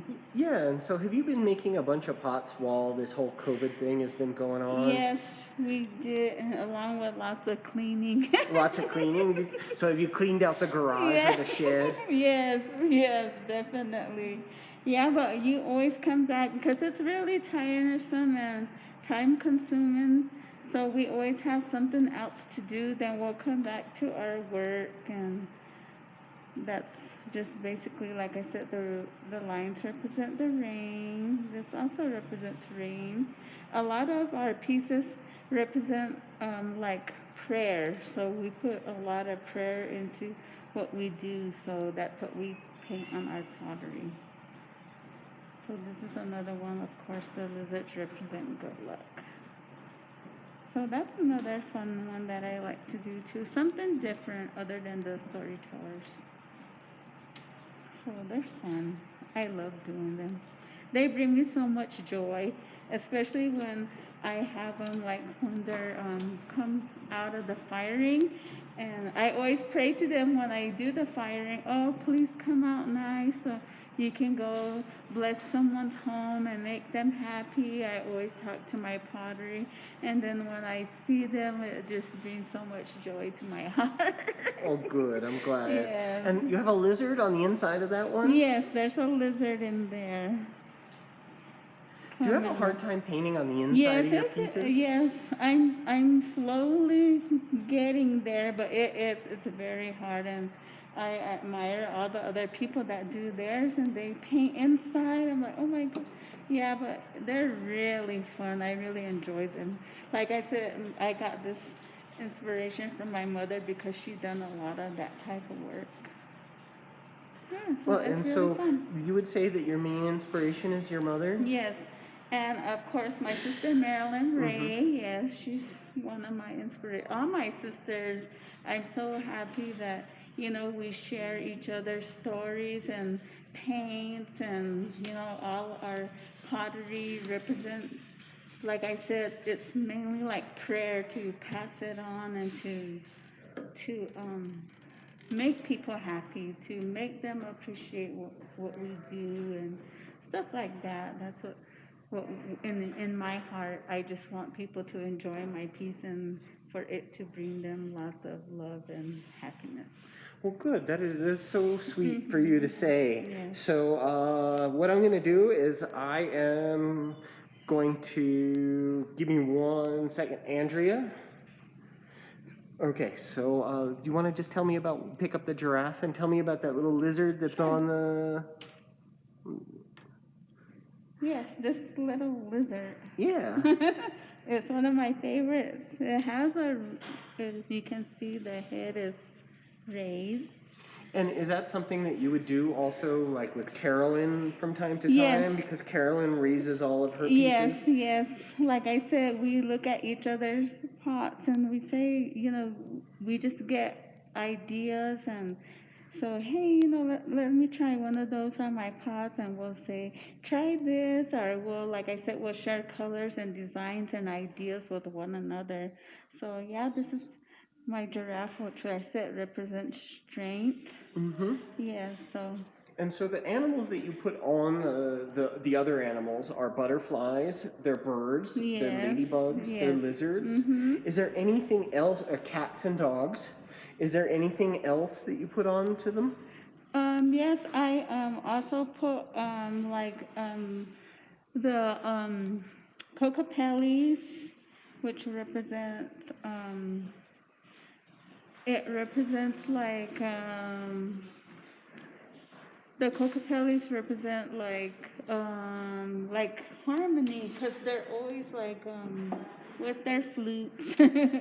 Yeah, so I like doing that, but I mainly just do the different creatures, I hardly do like Diane and Carolyn, they do that, but I just basically stick to the cats, dogs, butterflies, lizards, and stuff like that. And is that because those animals are your favorites? Yes, they're my favorite. I love doing them, and like I said, on my next creation is gonna be squirrels, and I do also do penguins. So that's what I'm gonna do when I get home. Oh, is you going to work on some squirrels and penguins for us? That would be fun. But Yeah. Judy, I have always loved the kind of whimsical, playfulness of your pieces, and how you. the grandparents is all happy, and how the kids are super happy, and it seems like even the animals have smiles on their faces. Yes. I really, really, really appreciate the kind of joy that your smile seems to, relate through your artwork. Oh, And thank you so that's just much. really nice for all of us to you. hear. So Thank you so much. Yeah, I really appreciate that sort of thing. And if we can, I'm going to take it back to Andrea. Okay, let's do. Thank you so much. You're so very welcome. Oh, we just got something really interesting. Remember Erin talked about the piece of pottery that was her dad's first seed pot? by Diane. She sent you a picture of it. Oh, wow. Oh, my gosh. Do you yeah. remember that one? Yes, yes, I do. How long ago was that? I think we found the yellow maybe 5 years ago, maybe 5 or 6 years ago when we started using the yellow. Yeah. I wonder what size it is. Oh, and it's got the protector. Yeah. It's got the pear feathers. These are the pear feathers. It's got the intersecting lines, which, of course, life is all about intersecting in different parts of our lives. Rain, then the colors, the pollen, the earth, the sun, the vegetation. So I like this pot, yes. I remember painting that. What's the other one? Oh, it's just, okay. It's the information, okay. Oh, yeah. Well, I'm wondering what size it is. It looks like it might be a mini seed pot. Yeah. Well, thank you so much for that, Diane. That was really quite informative, and hopefully Erin was able to get a whole bunch of that. Now, Diane, do you make wedding vases? I do. You do? Okay.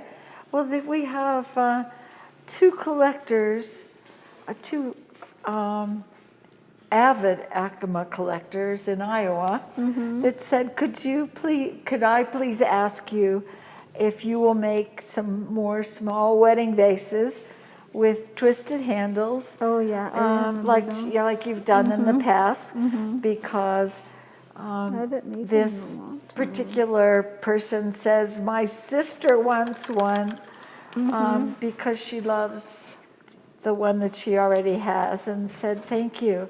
So make us some Okay, sure. wedding vases with Yeah, I some think twisted handles. I think I know the size. Yeah, and Oh, whoever 4 inches sent this, high. because there isn't a name other than the avid Acoma collectors in Iowa, just follow our new arrivals, because when we get the new arrivals, that we will post them on the website and take a look at them and give us a call. If you would like to be the first one to see them rather than having them go up on the new arrivals, you can send us an email with your contact information, and we have a card system, a request card system, and the person who takes care of them is really good on following up, and that way you'll get first choice. And if it's just the perfect thing, well, great, and if it isn't, well,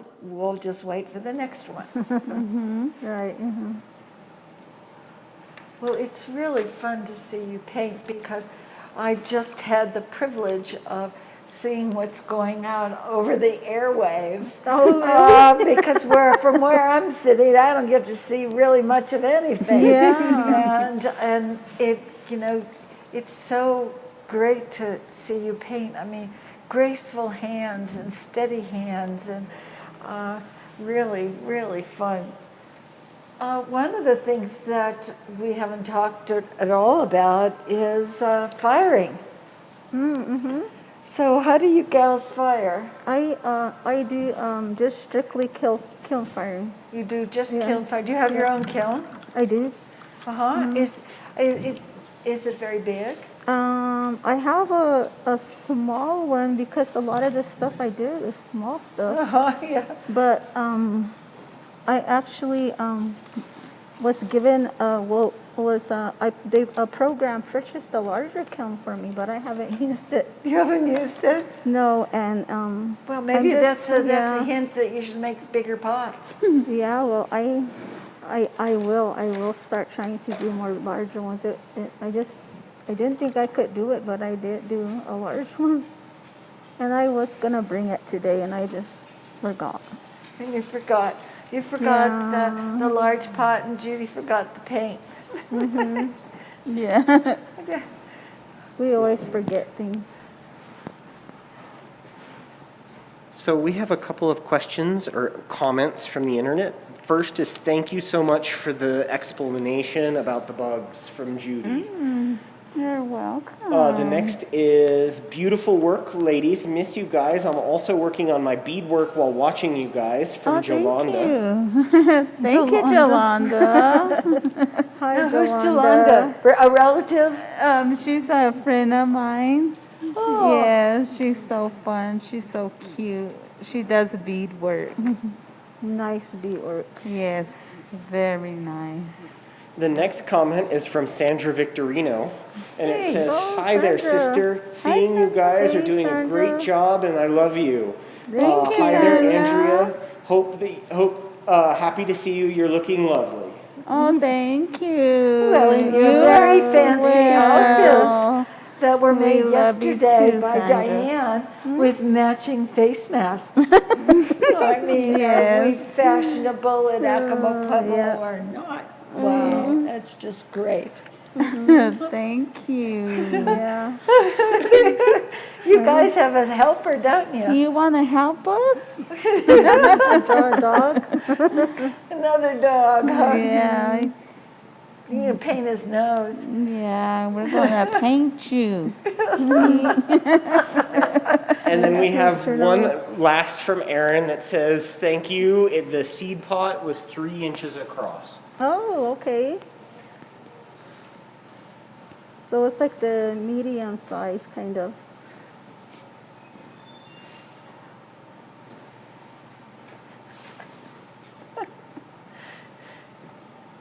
And I must say, Sandra, I am amazed at the way you make your pottery. It's like, it was just so amazing to watch her build that pot. I know, it was so cool. And I hope one day I can do that as easily as she did it. Well, Sandra and her son Cletus, Oh, yeah. Hi, did Cletus. one of these We miss you, conversations. Cletus. And you know, if anybody here's just tuning in and they missed the beginning of this one, or they would like to see any of the other ones, if you go to YouTube and then search for Andrea Fisher Fine Pottery, our channel will come up. And right now there are 16 of those videos, conversations, and demonstrations on the channel right now. This one will be available in its entirety a few hours after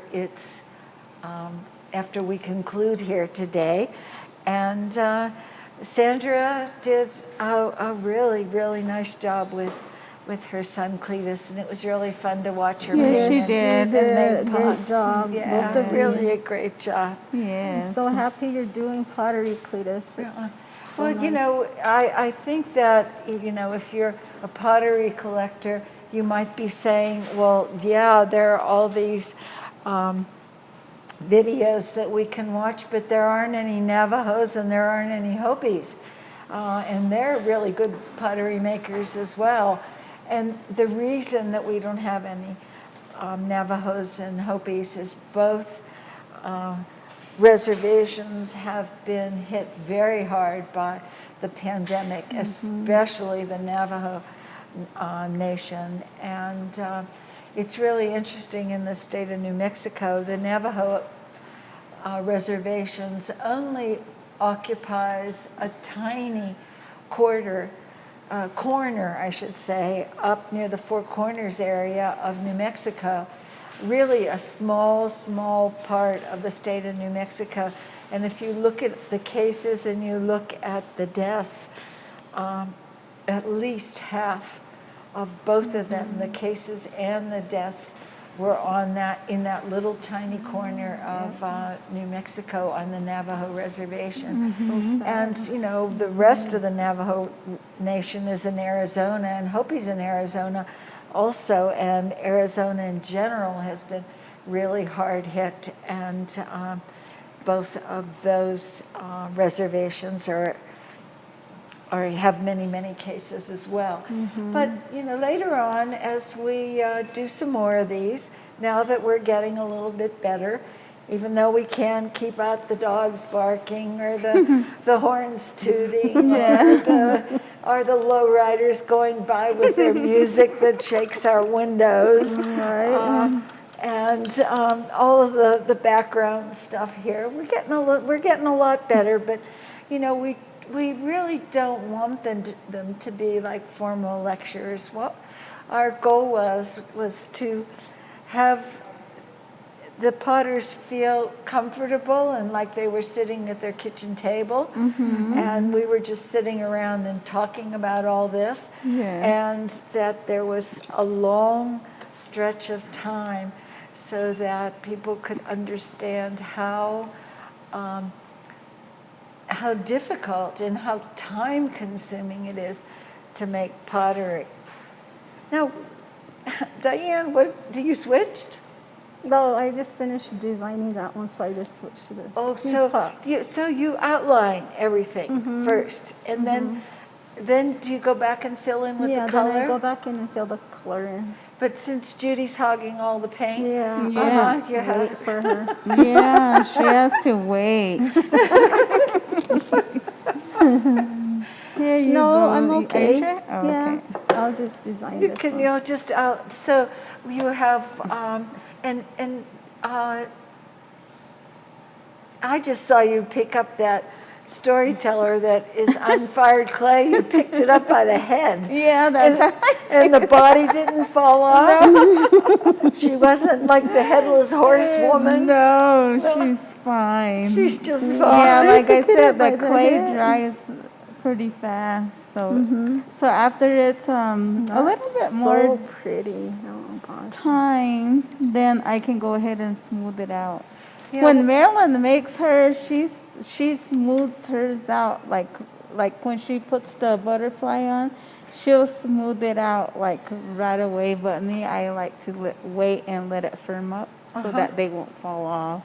But we have our own way of doing what we do. Well, you know, Everybody it's- has their own techniques. So. It's theme and variation. I mean, everybody almost everybody digs their clay and cleans the clay and then makes coiled pots and then lets them dry and then sands them and then slips them and then polishes them and then decorates them and then fires them. And everybody does that. And we see the same thing here over and over and over again. Yes. But what's so interesting is the differences, the little nuances and how people paint and how people form things. Richard Zane Smith, who of course uses the exact same technique, and he was our featured artist in this group, and he, I asked him how long it takes for his pieces to dry. And I mean, you're telling me that it's drying in a couple hours. He said his pieces usually take 2 months to dry. Oh my gosh. Oh, God. He lives in the northeast corner of Oklahoma, and apparently it's really humid there. And so it takes the a humidity, long it does time. take a long time. Because they have to be perfectly dry before you fire them. Yes, Yes. they do. They really do. My grandmother had a wood stove at Acoma, and every time they finished a piece, or even before, I guess after they made the piece, they always set it on, there was this little shelf on top of the wood stove, and the pots would sit there. And I always wondered, why do they put them there? But I guess it was just to make sure they were perfectly dry. Perfectly dry. And also, if they're little, a little warm and toasty, that's better to put them either, she probably ground fired. It was probably better to put them in the fire or build the fire around them while the pots were still warm, because then the reaching the right temperature, first of all, would take less time, and it wasn't as much of a shock for the pots because they were already warm. Now, how do your pots fare in the kiln? I mean, do they crack or break or pop? No, No. that's because the temperature is controlled. So occasionally we'll have a pop because we didn't the pot sealed itself somehow, the hole that we put in there, if it's a seed pot, or if there might be a air bubble in your clay, then you'll get a large piece that'll just pop off.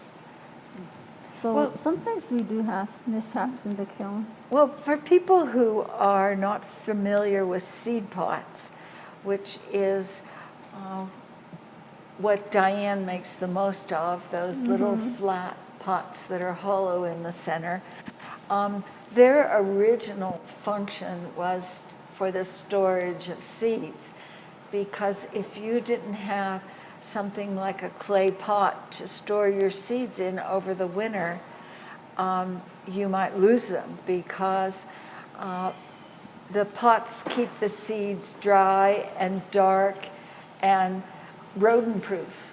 The mice can't get to them. And there was a hole in the seed pots, and the hole was usually plugged with a corn cob.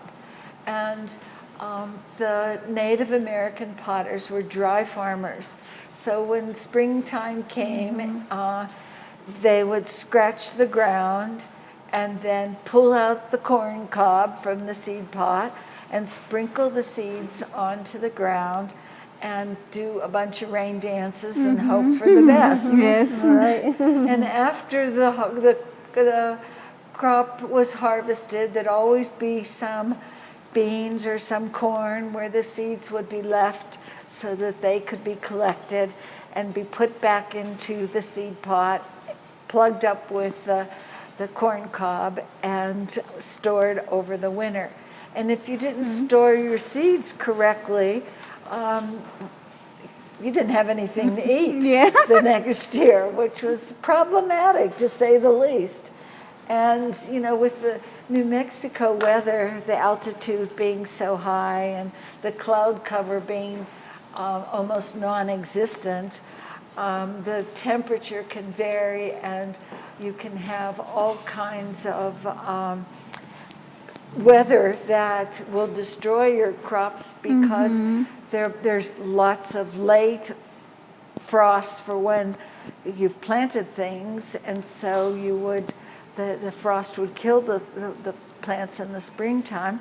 And in the fall, the frost might come really early, and that would, you know, finish off the rest of your crop. Do we have a question? We have a comment, and it's from Alicia Sanchez, another potter.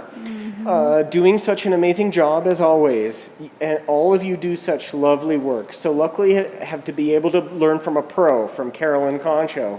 What a beautiful and wonderful family to be a part of.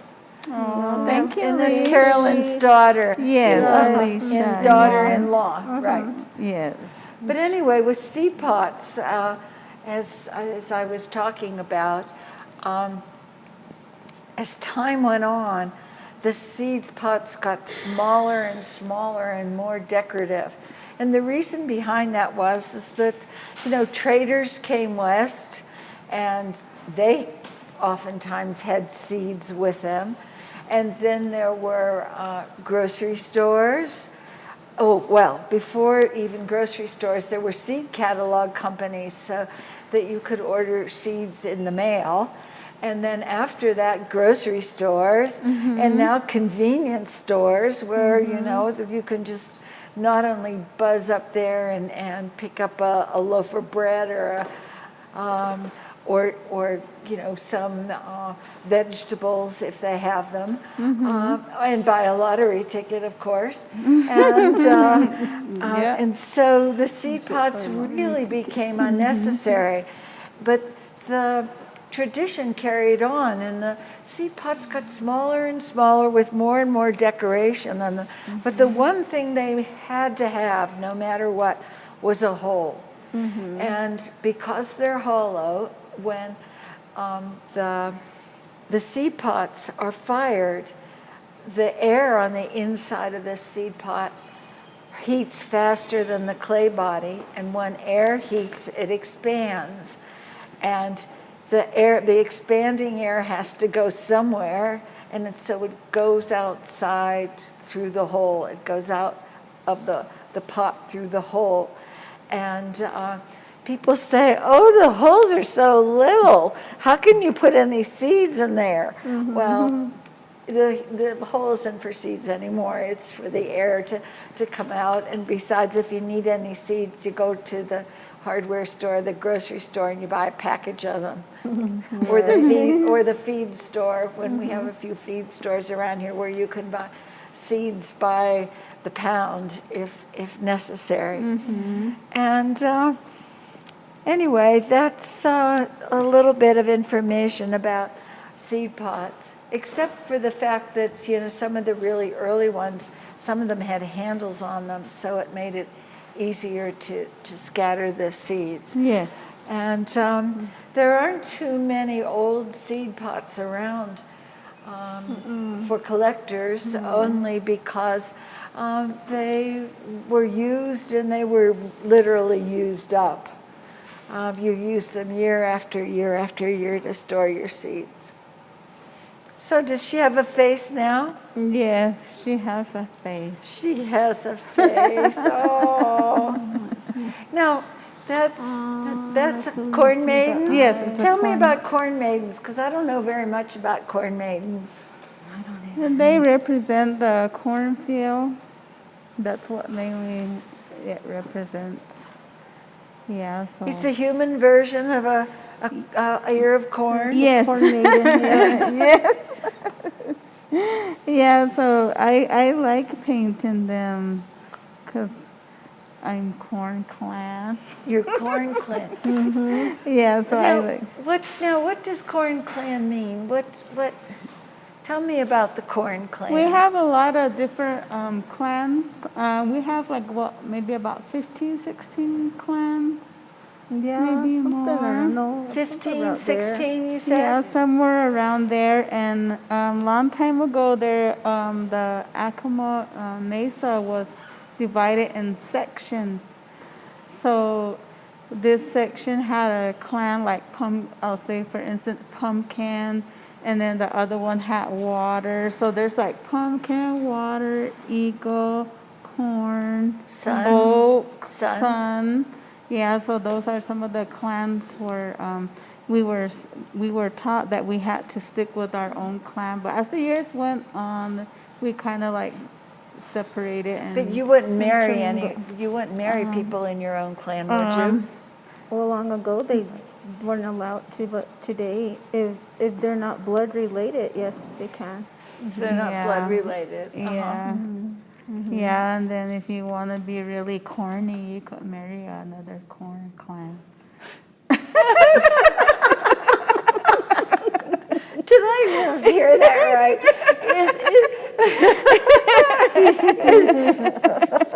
No, this is a tribal practice on how one gets to be corny. Yeah, but yeah, there's Yeah, they have special functions, the corn clan. what they do. So Yeah. each clan has a special purpose within the... Right. Yes. Yes, right. They all have their own duties that they perform for the people. So each clan is special in its own way and having to do the duties that it does. And yeah, it's of course a lot of prayer and sacrifice goes into each of the activities that they do and prepare for. So and nothing is done without prayer. It's just all done with prayer every day. Every activity that is planned, that Acoma, it's all done with prayer and sacrifice. And So how does it work? Because, you know, if you're not marrying someone that's within your own clan, you have a mother's clan and a father's clan. Which clan do you belong to? Both. we belong to both. But we always, the female is the, what would you say? The Alpha clan. Yeah, exactly. So the mother, we always take the mother's clan. So you take the mother's clan. So your mother's clan was the corn clan. Yellow corn. There's yellow corn, there's red corn. No blue corn? There used to be, I think, a blue corn, but it faded out. Or like right now, my mother was pumpkin clan, little pumpkin. Her father was pumpkin clan. So there aren't very many pumpkins left. So we need more pumpkins, you know. So and it only comes from, of course, the woman's side. So any pumpkin female that has a child is born pumpkin clan. So you take on your mother's clan, but does the designation of your father's clan disappear from your lives, or? No, not really. It's always there. You know, we every person that's like my dad was oak, all small oak, He was what? a small oak clan. Small oak, like an oak tree? Yes. So like when my father passed, the female oak clan, they come and wash them, and they sing over them, and So they take care of their own. they're like their children. They become their children. Like the Sun clan would all be our mothers, considered our mothers, because they're the mother clan of the Sun, and we're the baby sons. So they each have their own duties as being, you know, a different clan. Like ours would be yellow corn. So every time like someone in our clan passes, then we go and wash them. So we all have our duties in each clan. And there's the Sky clan that has their own duties, and everyone just has their own special duties that they perform at different times of the year. So when someone asks you what clan you are, you're the Yellow Corn clan, and do you add on your father's clan in The some little other son. way, Jay? Yes. So you're the you're Yellow the Yellow Corn clan, and do you say the Sun clan or the Little Sun clan? Yeah, we say little son. Little Sun. So the little in front of the clan designates your father's. Right. They say washti, which means like baby. So we're baby son. Baby son. Now, Diane, are you want to come and talk about your pots Sure. shortly? Oh, good. Oh, good. There's so many fun ones in there.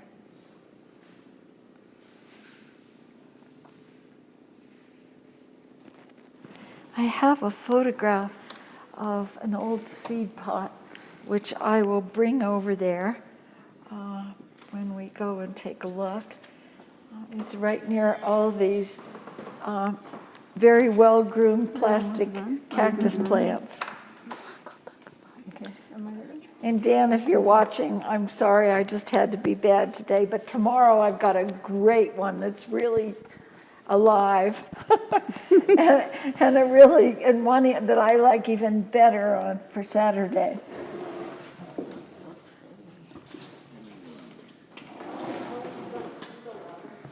Yeah, okay.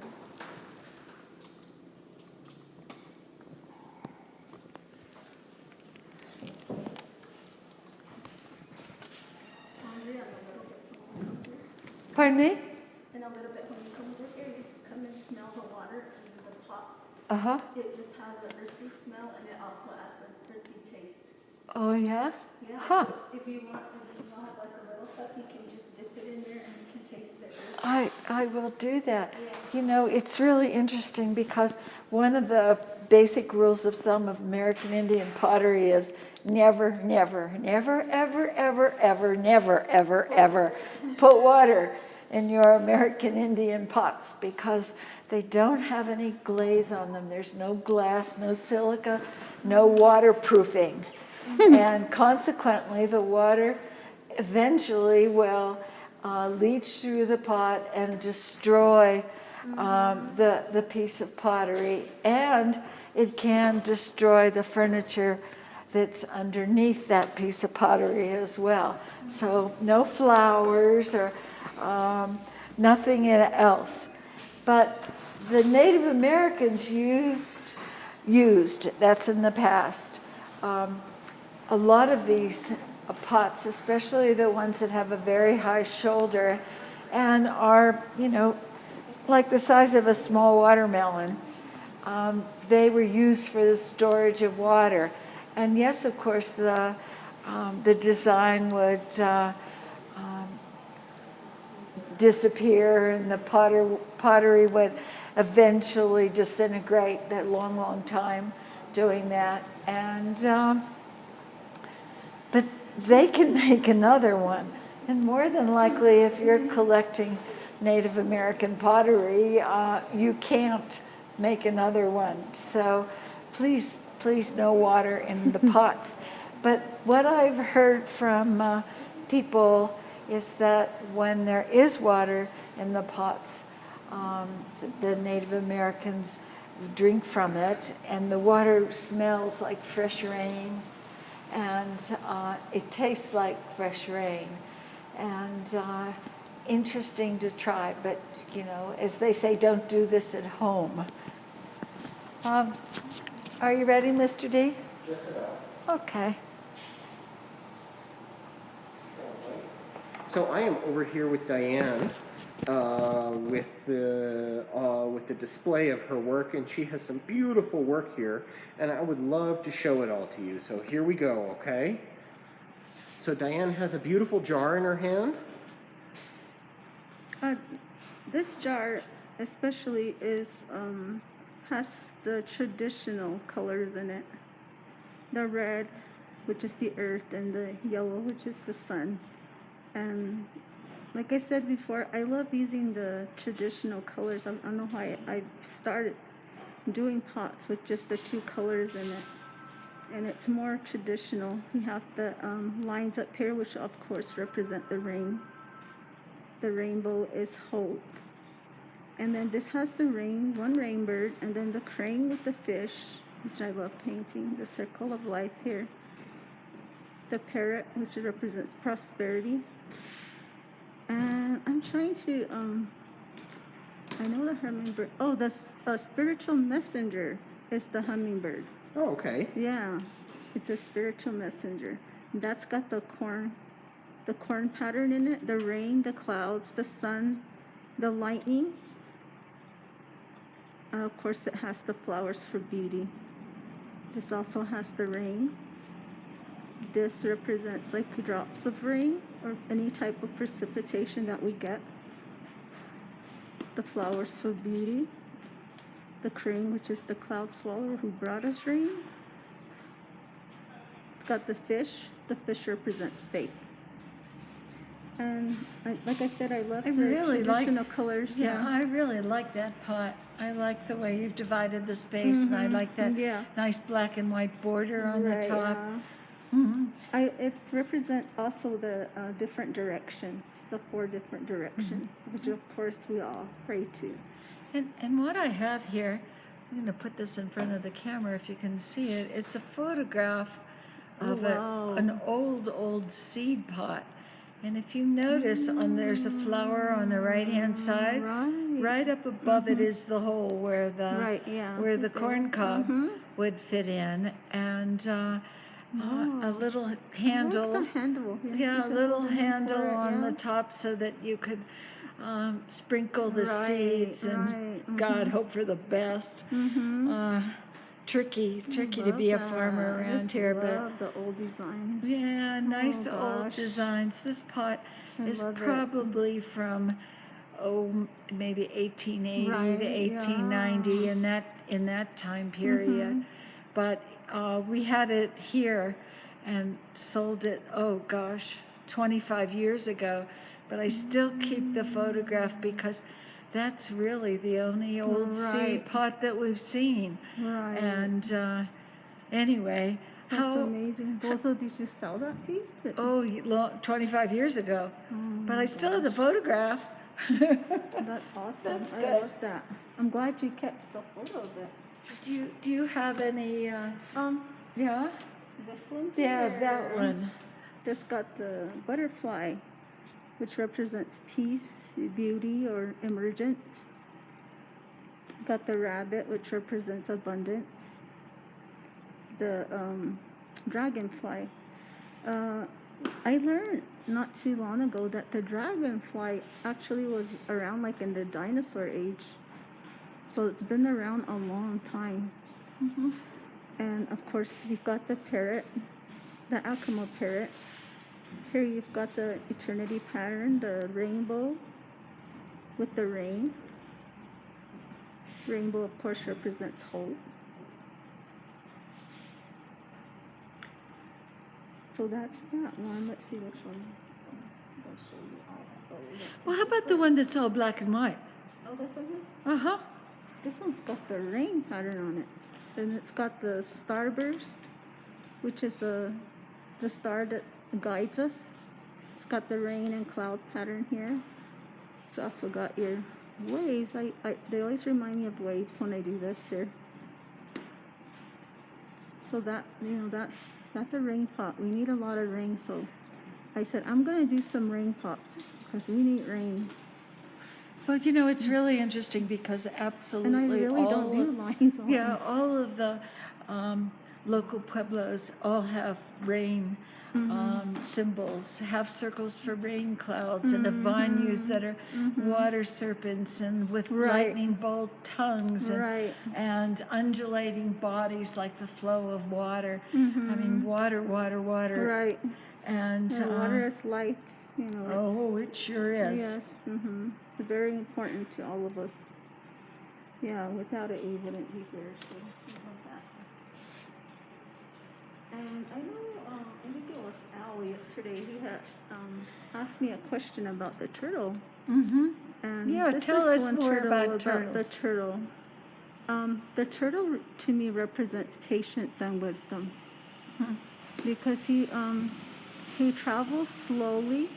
And this morning we were so in a hurry to get here, because we had to get to Albuquerque, like I said, To help your my daughter. And there was a car that was going so slowly in front of us, and we're in a hurry. I said, why does this always happen when you're in a hurry? There's a car that's going so slow in front of you. So it reminded me of the turtle, and I'm like, I need to think like a turtle, just be patient, you'll get where you need to go, which is probably what he thinks. And he's wise in his ways because he has the time to slow down, which we don't do. We're always in a hurry to do one thing after another. So this one has the rain, of course, the rainbow.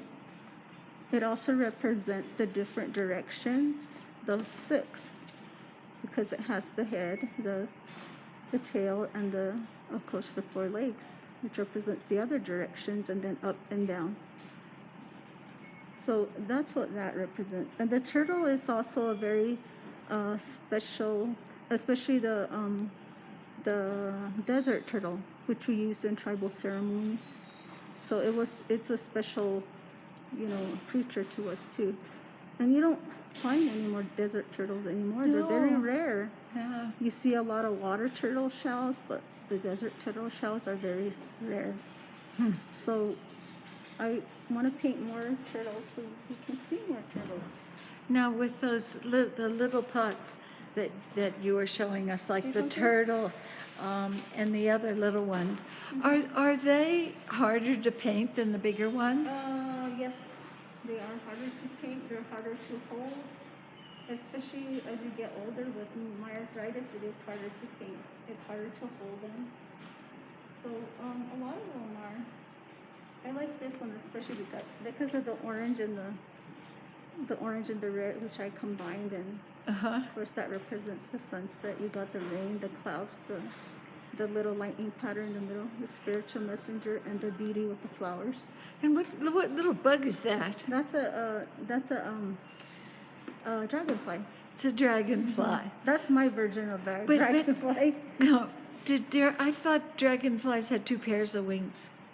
2 pairs? Yeah, I thought they did. Maybe I'm not sure. I don't think so. Do dragonflies have 2 pairs of wings? You have it right there. I think they have 4 wings. They have 4 wings, 2 pairs. Yeah. Yeah, but you have two pair on there. Yeah, but are you saying that they have 4 on each side? No, just No, two. two on each side. Oh, yeah. Uh-huh. But, yeah. I was gonna say, I didn't know they have 4 pairs of wings. Yeah, but I love I'm going back kind of to the traditional, you know, this is what you see a lot of in traditional Acoma pottery. Uh-huh. It's the rainbow. That undulating rainbow, more rain Right. symbols. Uh-huh. Spiritual messenger, the rainbow. Yeah, I love this one. The rainbow looks shiny. Mm-hmm. Did you polish it more? I did. Uh-huh. I started polishing now because I like the shiny effect that I'm getting. Uh-huh. So I've started using something polyester fabric, and it gives it a really nice shine. But you Uh-huh. have to know when to polish it, because if you polish it too late, you just rub all your paint.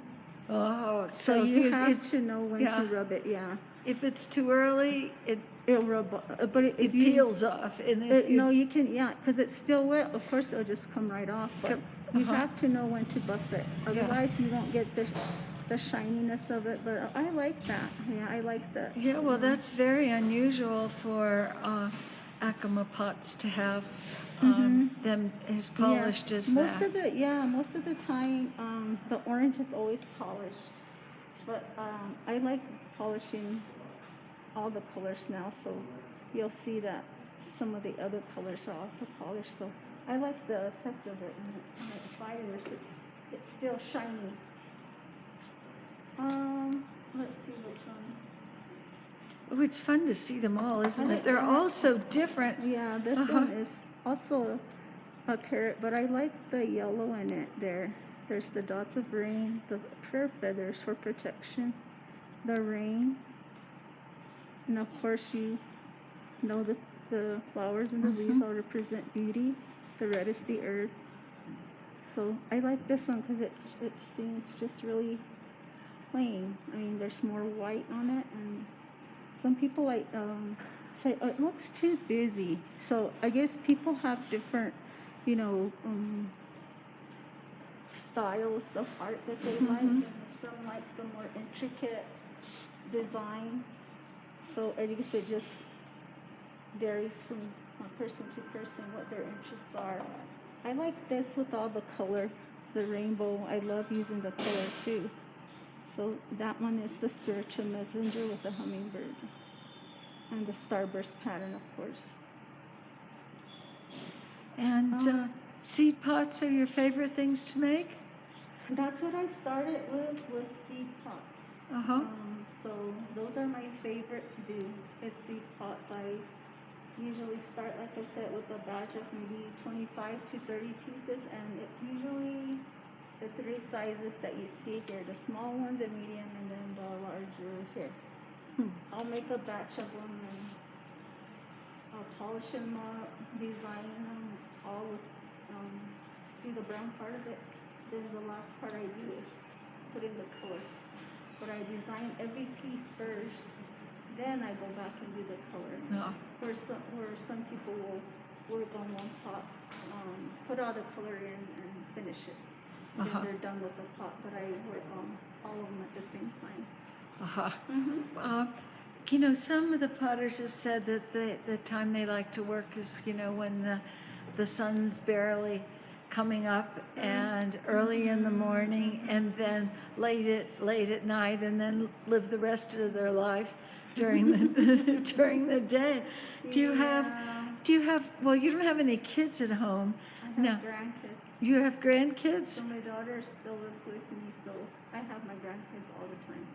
And they're early risers, so they're up when I'm up.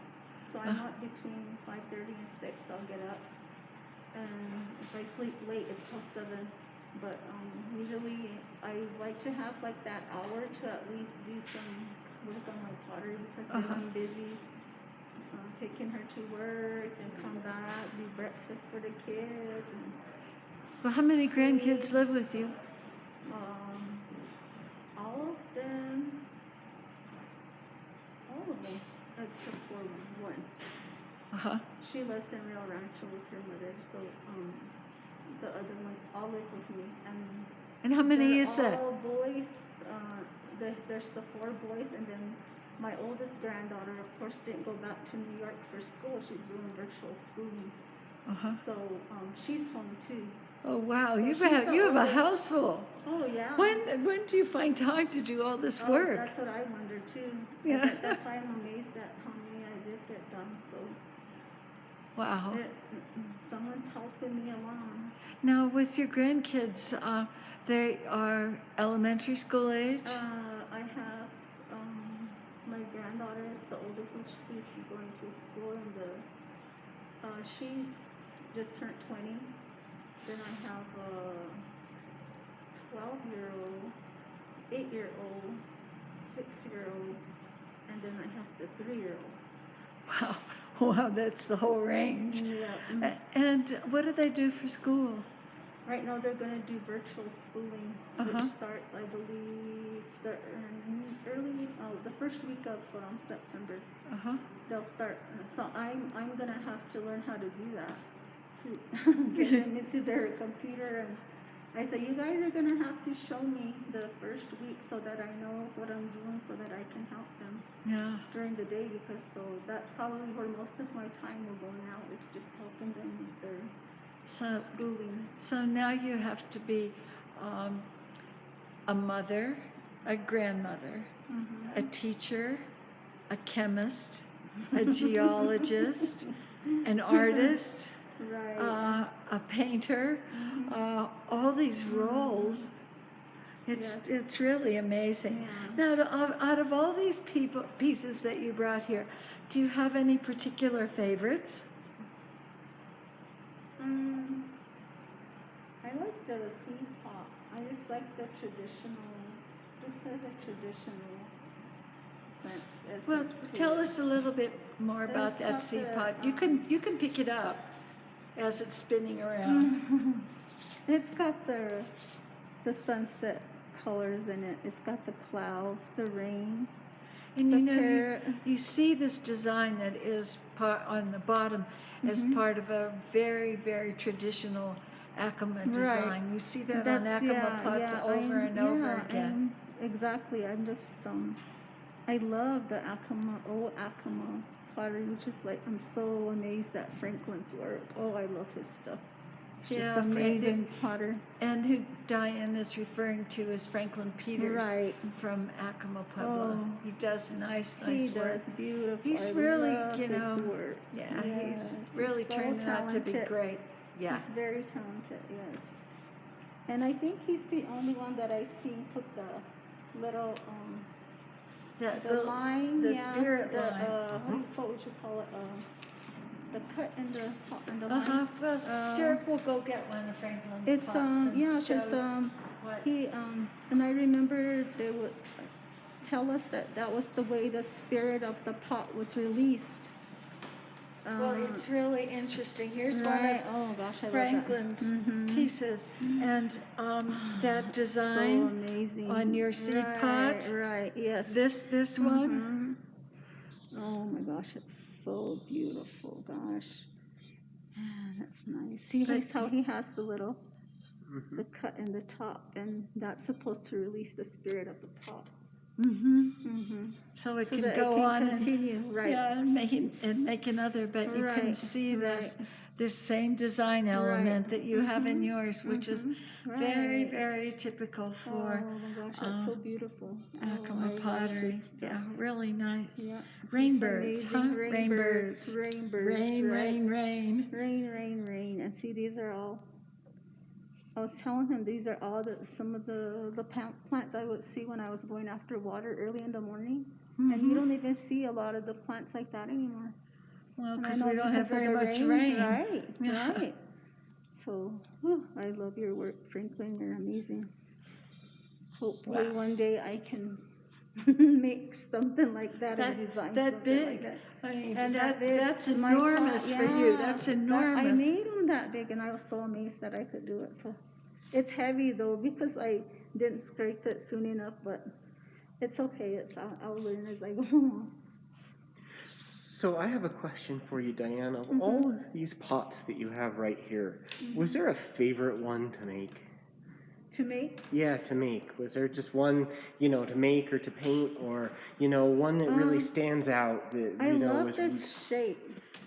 I've always loved the shape where I think it's similar to what Robert Patricio does. I love the way he brings them in and with a smaller opening instead of the wider opening. So I just love his work, and that's what this one reminds me of. So I like the shape, and I hope I can continue to make this shape. But it takes a lot of work and practice and patience to do any of this size. But you can work on a 3 or 4 at a time, because you have some that are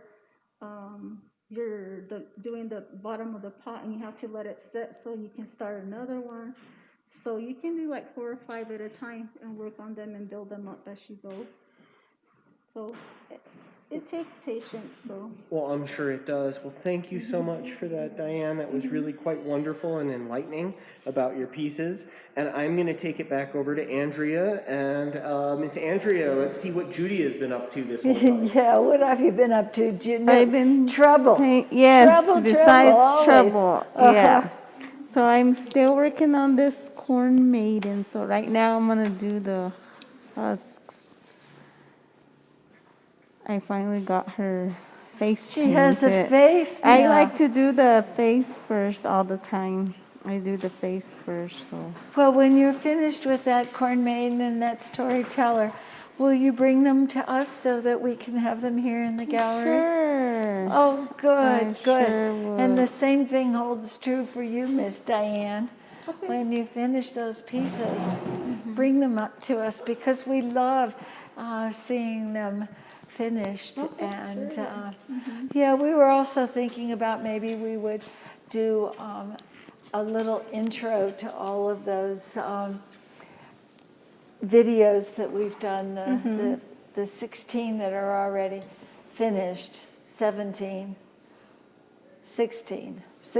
and this is 17. Right. But with just doing a little short little vignette on each one of the potters, with who they are and where they're from, and a couple photographs of their work that we have, and something that's maybe 15 minutes long at the most, and then that would give people a little sampling, so that they could look at the ones that were much longer. Now, Judy, do you kiln fire your pieces also? Yes, I certainly do. How come? Because there's not been very many manure around anymore. There isn't any. You can't find any manure? You can't find any crap? Yeah, no crap. I thought there was lots of crap at Acoma. She just talks crap. Well, doesn't Carolyn have a bunch of cows? Yeah, she has them in the mountains or wherever she goes all the time. So we should tell her to bring some crap home for us. But could you just fire them with wood and not use the manure? Actually, my granddaughter did a science experiment with that to see if she could really? fire, to see if we could get it to fire. She used different types of wood. And I don't think any of them got to the temperature that we needed it to get to. Oh, so a lot of them fired like a grayish color. So we know that it didn't reach the temperature that it needed to go to. So the manure must really burn at a high temperature in order for the pot to be fired. Manure is used all over the world as fuel, and always has been. Oh, yeah. Yeah, I love the way, like the Santa Clara still do the that's firing. It's just amazing what they do. Well, that's the only way you can get Right, the right. reduction firing is to Right, use the manure. But with the manure, they don't use it so that it burns completely. They use it to smother the fire, and only that inner core burns. So after the fire has died out, That's what I found out. That's they so cool. and they shovel it on in the firing process, so it's really thick. And then after the manure burns away on the inside of the firing, the outside still has manure which hasn't been toasted. That they keep and use it for the next batch. So Oh, I see. it's not as though I they would love need to a see giant that amount. whole firing process, and it's just amazing what they do too. Well, it's really interesting because when I first started in this business, I thought, well, you're a potter. You should know all the potters in the whole world. And that if you were from Acoma Pueblo, you should know, all the potters from Santa Clara. Right. And you should know what they're all doing. But, that's not the case at all. Which I think this gallery is a great place for potters to meet each other and see each other's work. Because it doesn't happen really very much. And if it happens at Indian Market, it's just a little bit. It's maybe the coincidence of having another potter sit next to you, next to your booth. Their booth is next to your booth, and you become friends or talk about your pots or how you do things. Right. But for the most part, everything is still done in isolation. Yes, it is. Now you're painting another one. I just Diane? picked up the miniature one. Oh. So you're going to outline 3 of them? Yeah, that's usually how I do it. Uh-huh. I outline everything that I have, and then I go back and put And in then the you go colors. back and start putting in some of the color. Now, all of these natural pigments, you've all discovered them yourself? Yes, there was actually this really, when we were mining this white slit coming down the hill. That white rock. Yeah, when we were coming down the hill, there was this pink sandstone that I found. And it made beautiful pink. I haven't gone back up to find any, but the pink was so silky. Oh, yes, it was so. Pink. I don't know what. Yes. Yeah, it went on so silky, like it was just. And the way my grandmother knew that the paint would buff up or shine up the way you saw on my pot was she would rub it on her hand here, and then when she rubbed it on, then she would blow on it, dust it up, and then she would rub her hand, and you could see the shininess coming out. So she knew that it was gonna buff up shiny. And some of them are chalky, and she didn't like those. She would find the one that would buff up nicely. So she knew that that was a good piece of, rock sandstone to use. So, from Caitlin, we have, you made our wedding vase when we got married last September. It is so cherished in our home. Thank you for your beautiful work. I cannot wait to see both of you someday in the future again. Love from your family in San Francisco. That's from Caitlin. Thank you, Caitlin. I'm glad you enjoyed it. And the last one is from Orlando. Beautiful pottery, Diane and Judy. Jazzy said, pretty corn maiden. Furman says hi. Hi, Furman. Hi, Furman. Jazzy. Hey, Thank Jazzy, you. Princess Jazzy. Jazzy. That's a great name. Is her name Jasmine? Her name's Jasmine, yeah. Jasmine. And so, We hardly ever get to see her. That's Marilyn's granddaughter. wow. She lives in Albuquerque, and we hardly ever see her. So Jazzy, you have to come visit. in the Lewis family right now, how many grandchildren are there? Oh, gosh. Oh, gosh. Oh, that many. More than we can count. Probably, what, more than 50? More than 50? Yes. Wow. Yep. Yes. We just added a new Any addition. great-grandchildren?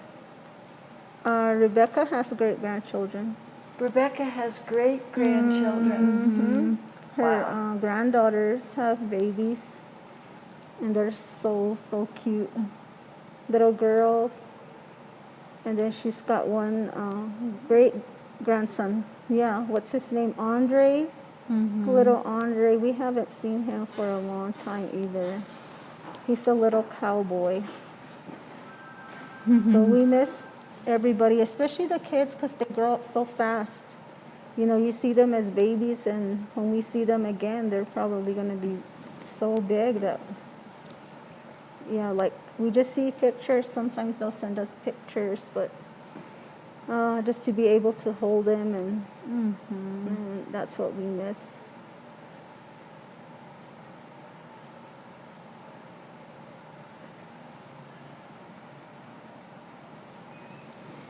My I glasses was keep looking fogging up. closely at the storyteller that you made when we first started, and you just squeeze those little birds out. I mean, I can't get over that. I mean, there's so much detail on them, and you just took this little ball of clay and just squeezed I don't it, know how and she does pretty that. soon, you know, there was almost a chirp. You have to listen very carefully. Right. Yeah. So, my glasses keep Feast fogging Day was canceled this year? Yes. When, But they're when doing a virtual. you did a virtual No, feast day? They're supposed to do a virtual feast day, and it's actually one of the kivas. They're gonna do actually sing some songs, Oh, and they're just inviting us to dance at our own homes.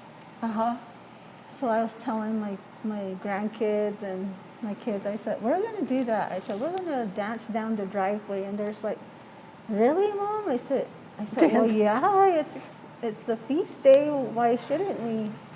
So we're planning to do that. So it's going to be fun just to do it. And So- I want to do it. will they be all in their traditional dress? And I have the grandsons, they all dance. So they danced every feast day since they were 3. So, and they all love to dance. My Well, there's granddaughter, Angelia, she loves feast day. So I know There's she'll nothing, dance. quite like those dances with those little ones Right. bringing up the rear. Yeah. They are the cutest thing. I mean, some of them are really, really into it, and others are They're just just sort of looking around. walking around, Right. looking up at the sky. Well, my grandson actually, Tilkush, he started dancing when he was like maybe 2.5, and he was still attached like to his mom and stuff, and he was still using his binky.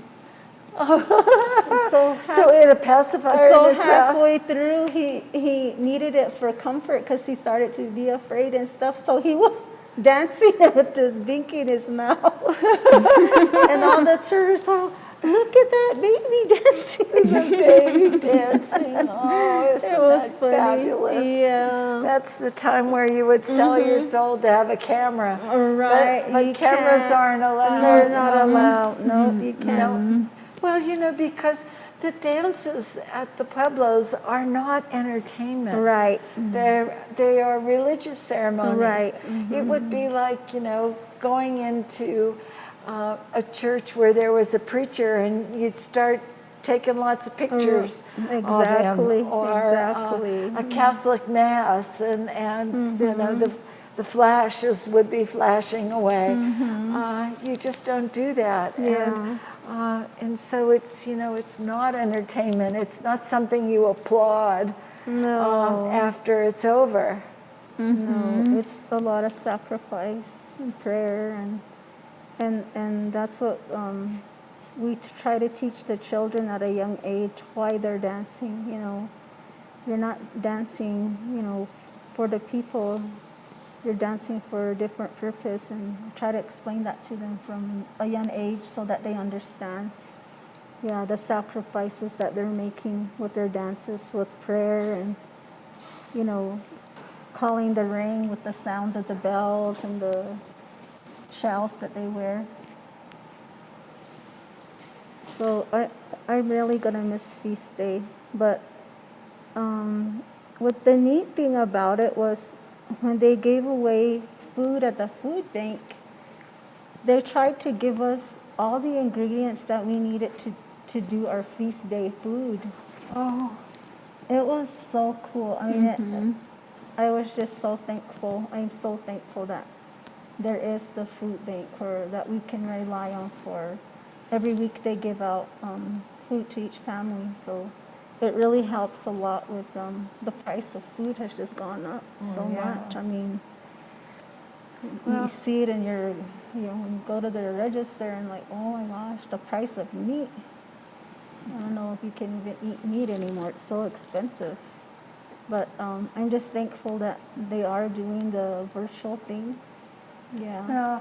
Well, you know, that's exactly why we're here, so that, you know, there isn't that food insecurity. Right. That, you know, you'll be able to leave here and stop at the grocery store on the way home and not have to worry about where your next meal is going to come from, or if the food bank is going to have enough to supply you And a little it's further probably down just the line. until the money runs out, you know, it's like.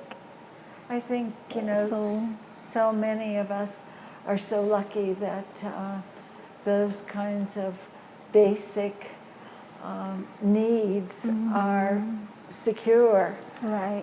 But now with this pandemic, it's just really awful. I know that New Mexico has lots of food banks for times when there isn't a pandemic. I can only imagine what they're going through now. Right. And we are so blessed to have our art that we can fall back on. You know,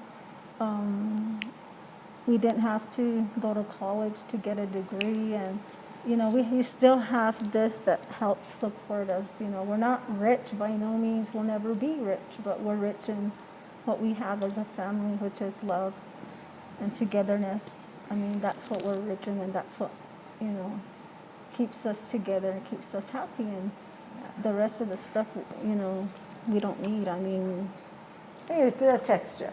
yeah, exactly. That's extra. Yeah, that's but extra. I know that, like I tell myself, you know, I'm just so thankful that we have this, that we can fall back on the art, and that's why I'm just hoping and praying that one of my grandchildren or even great grandchildren will take an interest in the pottery and really do it with their whole heart, because that's what it takes. You have to want to do it, because the clay has its own, it knows whether you really want to make pottery. And there's some days when you can't paint. It's like, I'm trying to draw a line and I can't do it. You know, it's like, I can't paint. It was just when we had that little short break when this hit and no one was buying pottery. We were like, oh my gosh, you know, should I even paint? You mean no one? We were. Yeah, yeah. It's like, no, We were. right. Yeah. Well, we didn't know that, but it's like we didn't know what to do. So then when I started, I took like a week or two off, and I started doing the cleaning and all this. And I went to try to paint, and I was like, oh my gosh, I can't get back into my painting. I was like, I'm connecting all the lines, and it just took time to get back into painting, you know, especially like the smaller stuff like this, where you can actually paint something that's smaller than you're used to. But I like painting the miniatures, but yeah. Well, you know, some of the other potters have said that, you know, there were times during this pandemic where, you know, it was the clay that was saying, I'm not going to be made into a pot. period. And no matter how hard they tried, things would crack, things would fall apart. I mean, nothing seemed to be going right. Yes, it happens. We have a question? We have a question comment, which is from Eileen. So proud of you both. Thank you, Andrea, for giving them the opportunity to show their work. Thank you to all the individuals who've shared how much you cherish their artwork. Many blessings. True. That's Shum, my daughter. How nice. Thank you, Shum. How nice.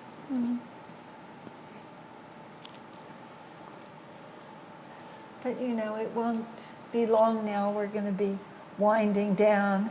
Already? Do you know what? Can we stay Carolyn longer? said the exact same thing. She Can said, we stay longer? already? Yeah, well, we'll, you know, have to talk a little bit about what's coming up and where people can find us and all the past videos and what's going on in general and with you guys and all that kind of stuff. But you know, a few more minutes, paint away, because it's really fun and I really like watching you do that. There's nothing like watching someone who is really skilled at what they do. Yeah. And especially when they share their paint. Right. Yeah. Now, do you guys live real close to each other? Oh, yes. About just a block down. Yeah. A block away? Yes. So you live in those new houses that are closer hood to homes. I-40? No, they're not close to I-40, right? No, we live in the just the old sub area, I guess you should say. Near where Grandma's house is? Yeah, right. Oh, okay. Right. So you're real close to the mesa. She's inherited my mother's home, so that's where she lives. Uh-huh. It's still considered a family home, but she's the caretaker and Well, I thought She's the Rebecca baby. lived. Oh, well, Rebecca lived in Grandma's house. Lives in Grandma's house. she lives at Grandma's Okay. house at Old Acoma. Uh-huh. So she inherited that home. She's lucky.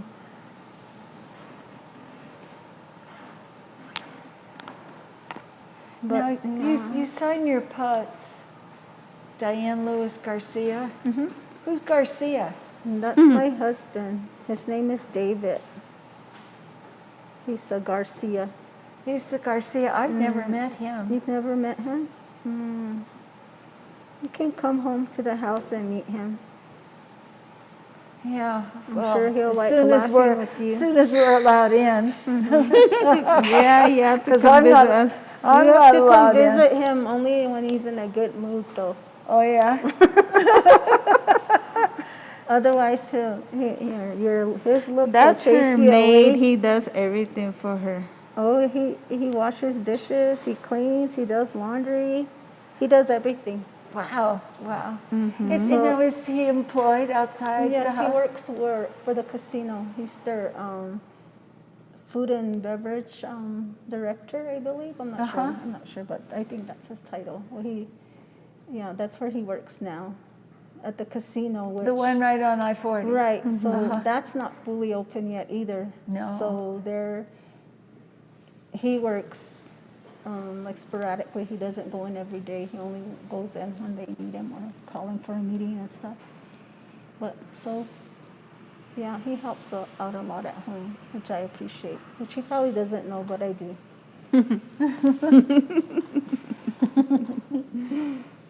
This morning he was slamming dishes around because he had so many to do. And I'm like, okay, I'm getting out of here.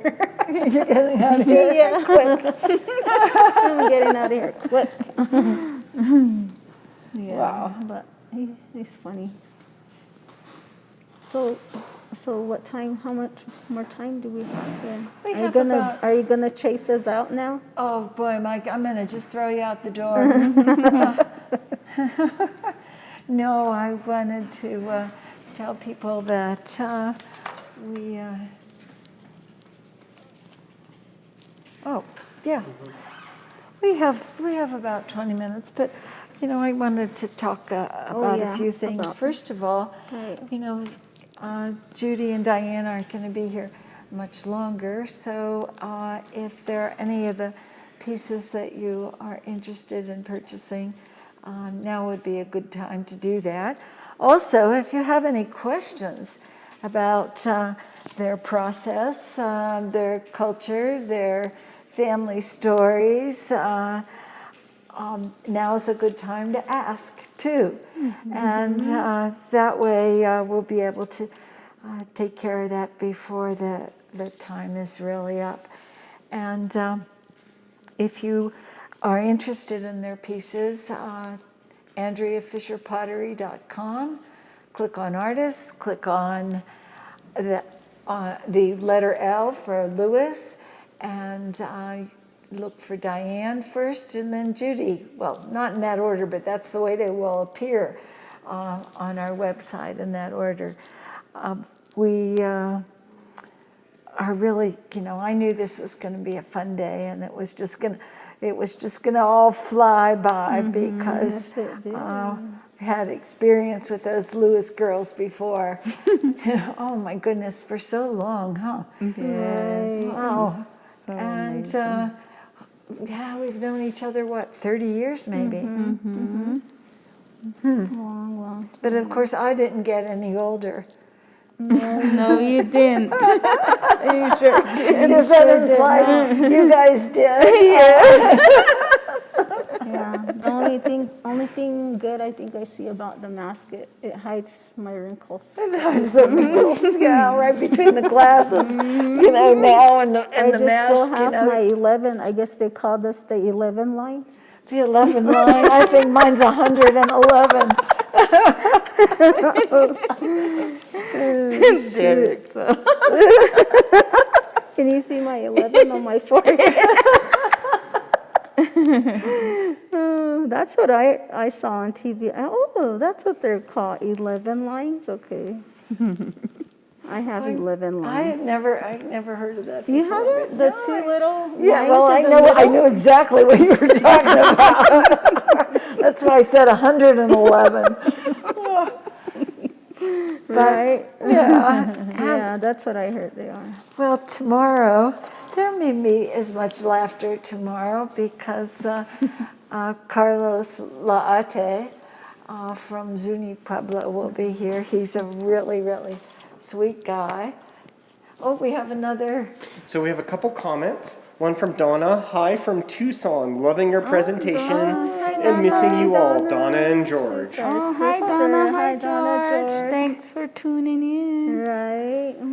They do amazing Jewelry. Oh, nice. And one from Aaron. Aaron says, thank you so much for the chance to hear your wonderful stories and laughter and to watch you create. What fun.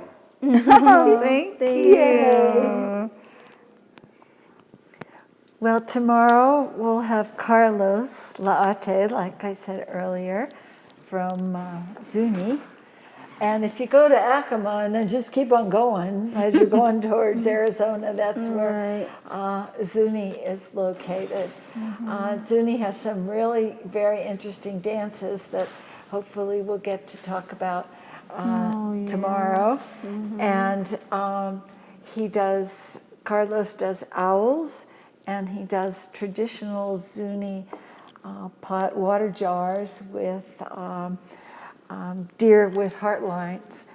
And he'll have a few other pieces as well tomorrow, a really nice group. And then on Saturday, bringing up the rear, is Marilyn Ray, who is Judy and Diane's sister, the one who apparently taught both of them with a stern hand to make pottery, and Marilyn makes storytellers, so that will be fun for us to do. And then we'll pick this up again probably closer to Thanksgiving when the snow begins to fall here, and we'll have no tourists in Santa Fe. We have a few now, but not too many. The governor's been really strict. She said that they have to have mandatory quarantining for 2 weeks if you come from out of state. I don't know how they ever managed or ever thought about how they were going to enforce this, but it has certainly scared off a lot of people. And as a result, we're doing real well. And the governor announced today that the restaurants can now open for indoor dining at 25% capacity. So that means in New Mexico, the pandemic is moving in the right direction. We have a channel on YouTube so that if you missed any of the first 16 of these that we've done, you'll be able to tune in and watch them in their entirety. And YouTube, search for Andrea Fisher Fine Pottery, and you'll see all of them there. Yeah, we apologize again for yesterday that we were not broadcasting yesterday, and that's because we had scheduled Angie Yazzie from Taos Pueblo, who makes pots that are, I mean, it's just like handling styrofoam. They are so thin and so light, it's frightening. But Angie's son was taken to the hospital the day before and was in the ICU, and she was obviously not able to come. But you know, she wasn't canceled. She's just going to be postponed. And so we'll make sure that Angie is in the next group, as well as an emphasis on the Hopi and on the Navajo potters.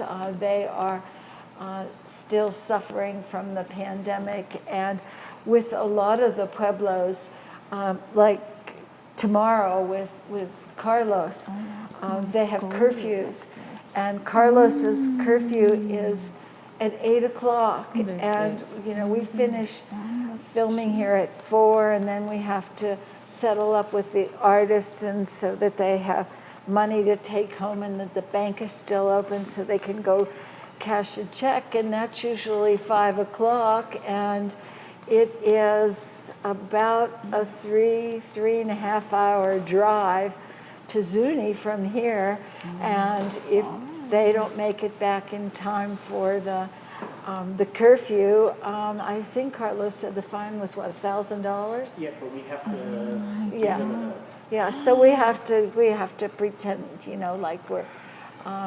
Please excuse Carlos from school today because he wasn't feeling well.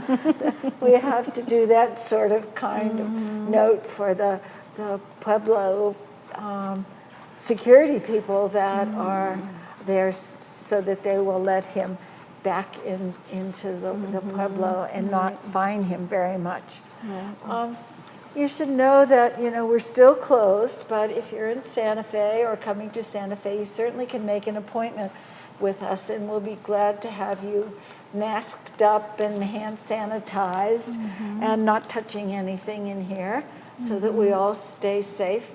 But you're more than welcome to come in and join us, and we'll be happy to make an appointment for you.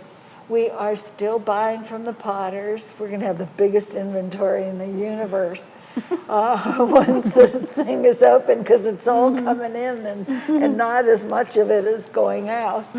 But that's okay. That's okay. We pride ourselves in having a big variety and a large inventory. We're still accepting consignments, and we have absolutely no idea at this point when we're going to reopen. So we're going to just play it by ear. My staff all has one of those pre-existing conditions. It's called age. And so we're trying to protect everyone here as best we can. And we're looking forward to the day when we can finally open the door. I mean, especially Al, if anybody out there has dealt with Al Miller, he's beside himself that he can't sell anything and talk to people face to face.